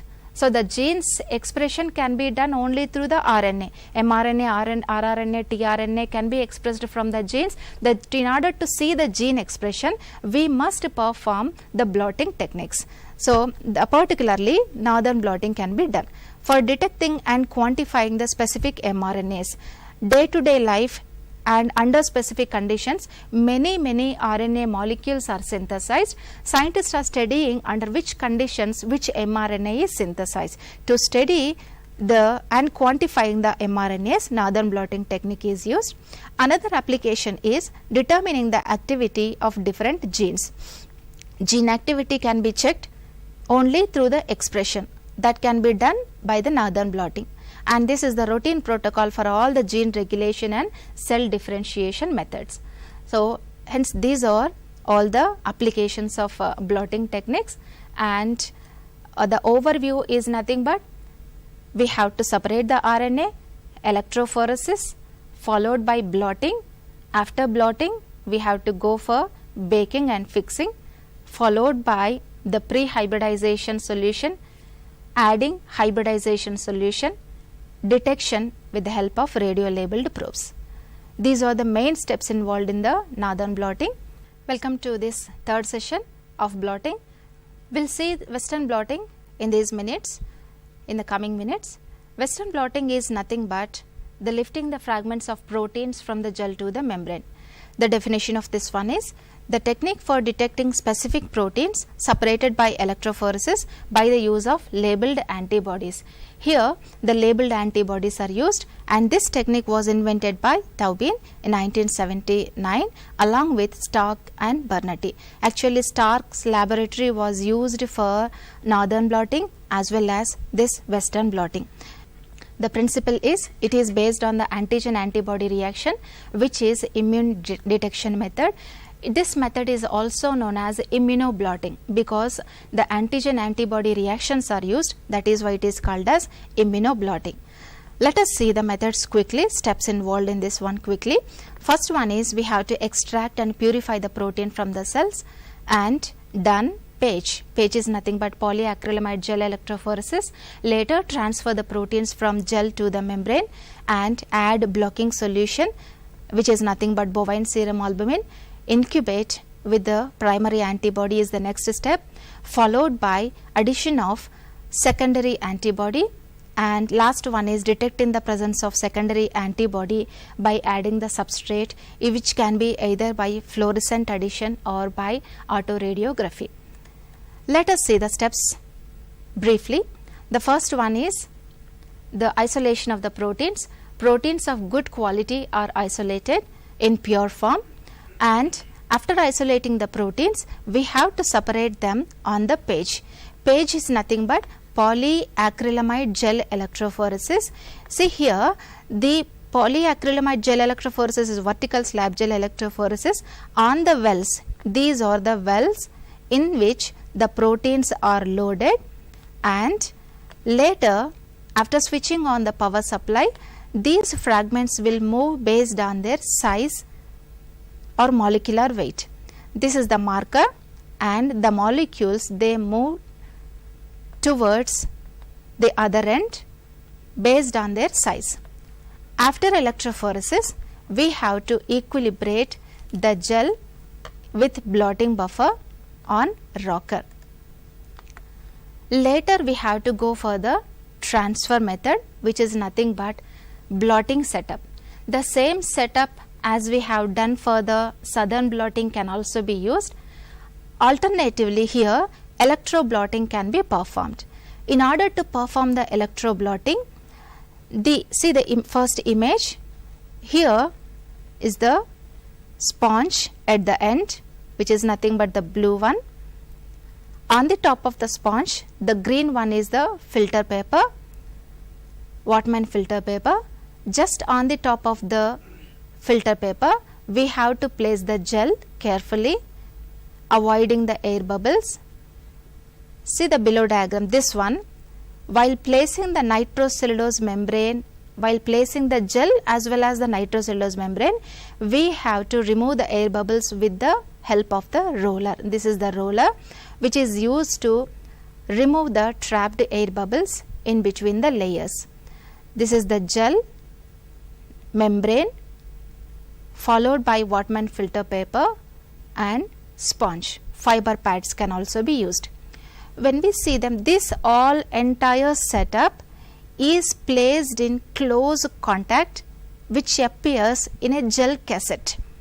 This gel cassette is kept in a setup where the power is, when it is switched on, the molecules of the proteins, as they are negatively charged, because in SDS page the molecules are negatively charged. Why means we added SDS. SDS is anionic detergent, thereby which gives negative charge to all the proteins which are traveling. So obviously they move to the positive electrode.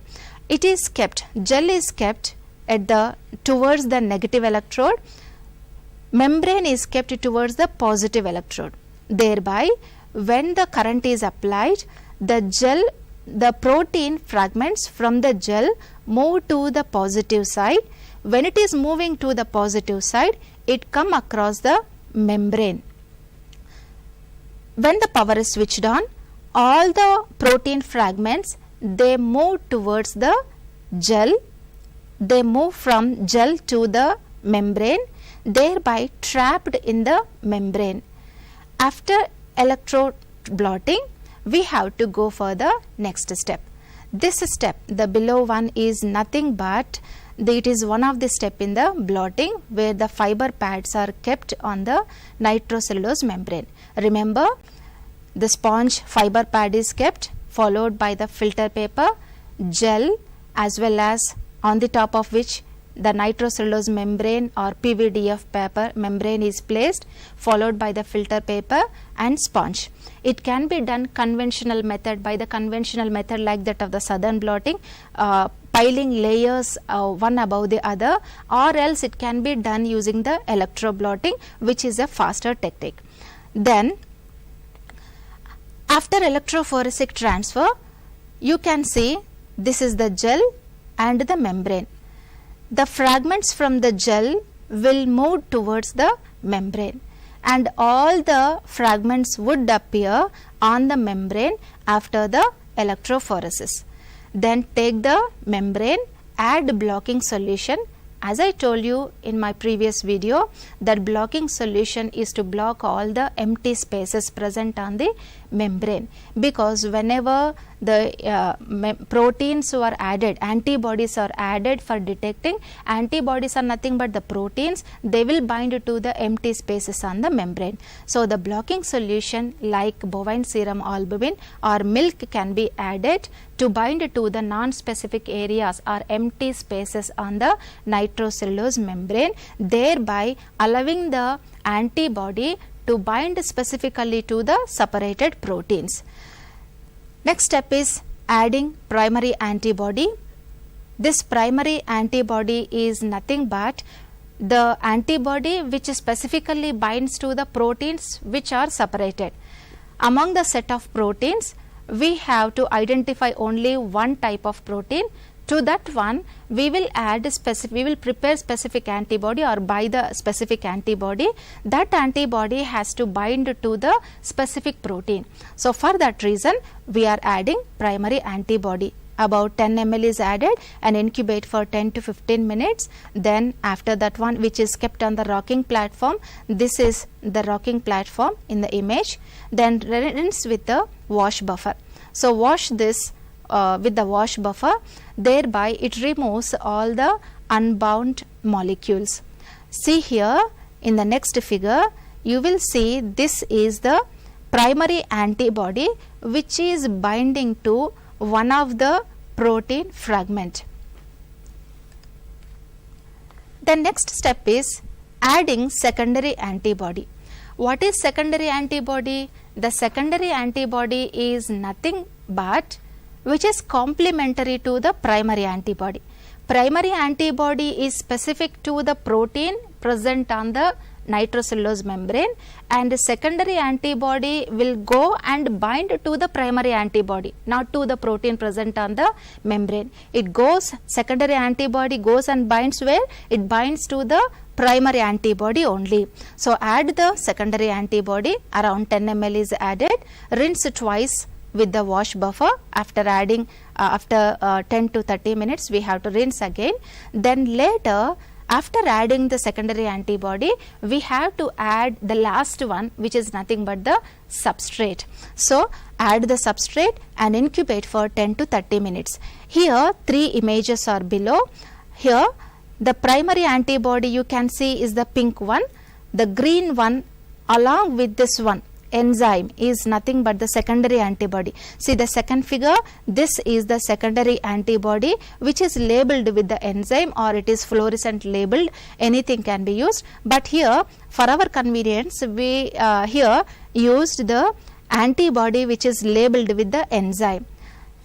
The third figure, see here, this is the primary antibody. Where it is binding? It is binding to the protein on the nitrocellulose membrane. Primary antibody to the primary antibody, secondary antibody is bound which is tagging with the enzyme. In order to detect this secondary antibody, we added substrates. So the last step is addition of the substrate. These orange ones are nothing but the substrates. If the enzyme horseradish peroxidase enzyme, the yellow one, horseradish peroxidase, if it is used, suitable substrate is used. When this substrate react with this enzyme, we will get a colored product.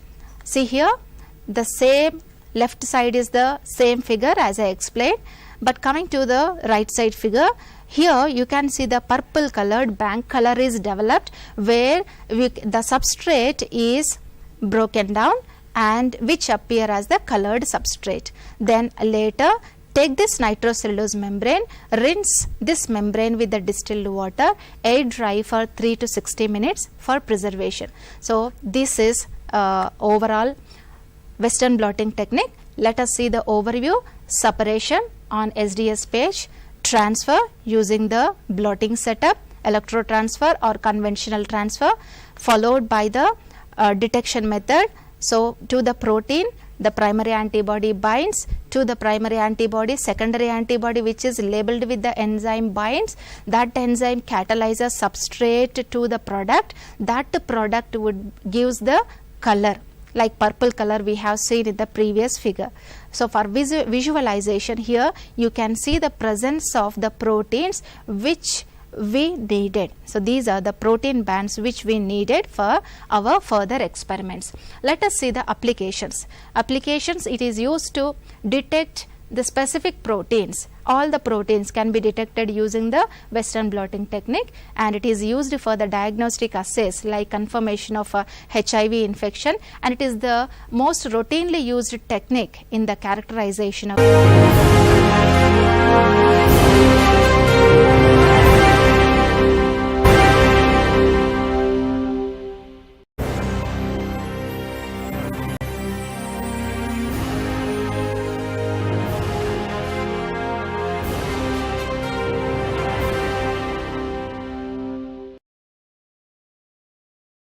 The title of the story is The Lost Child.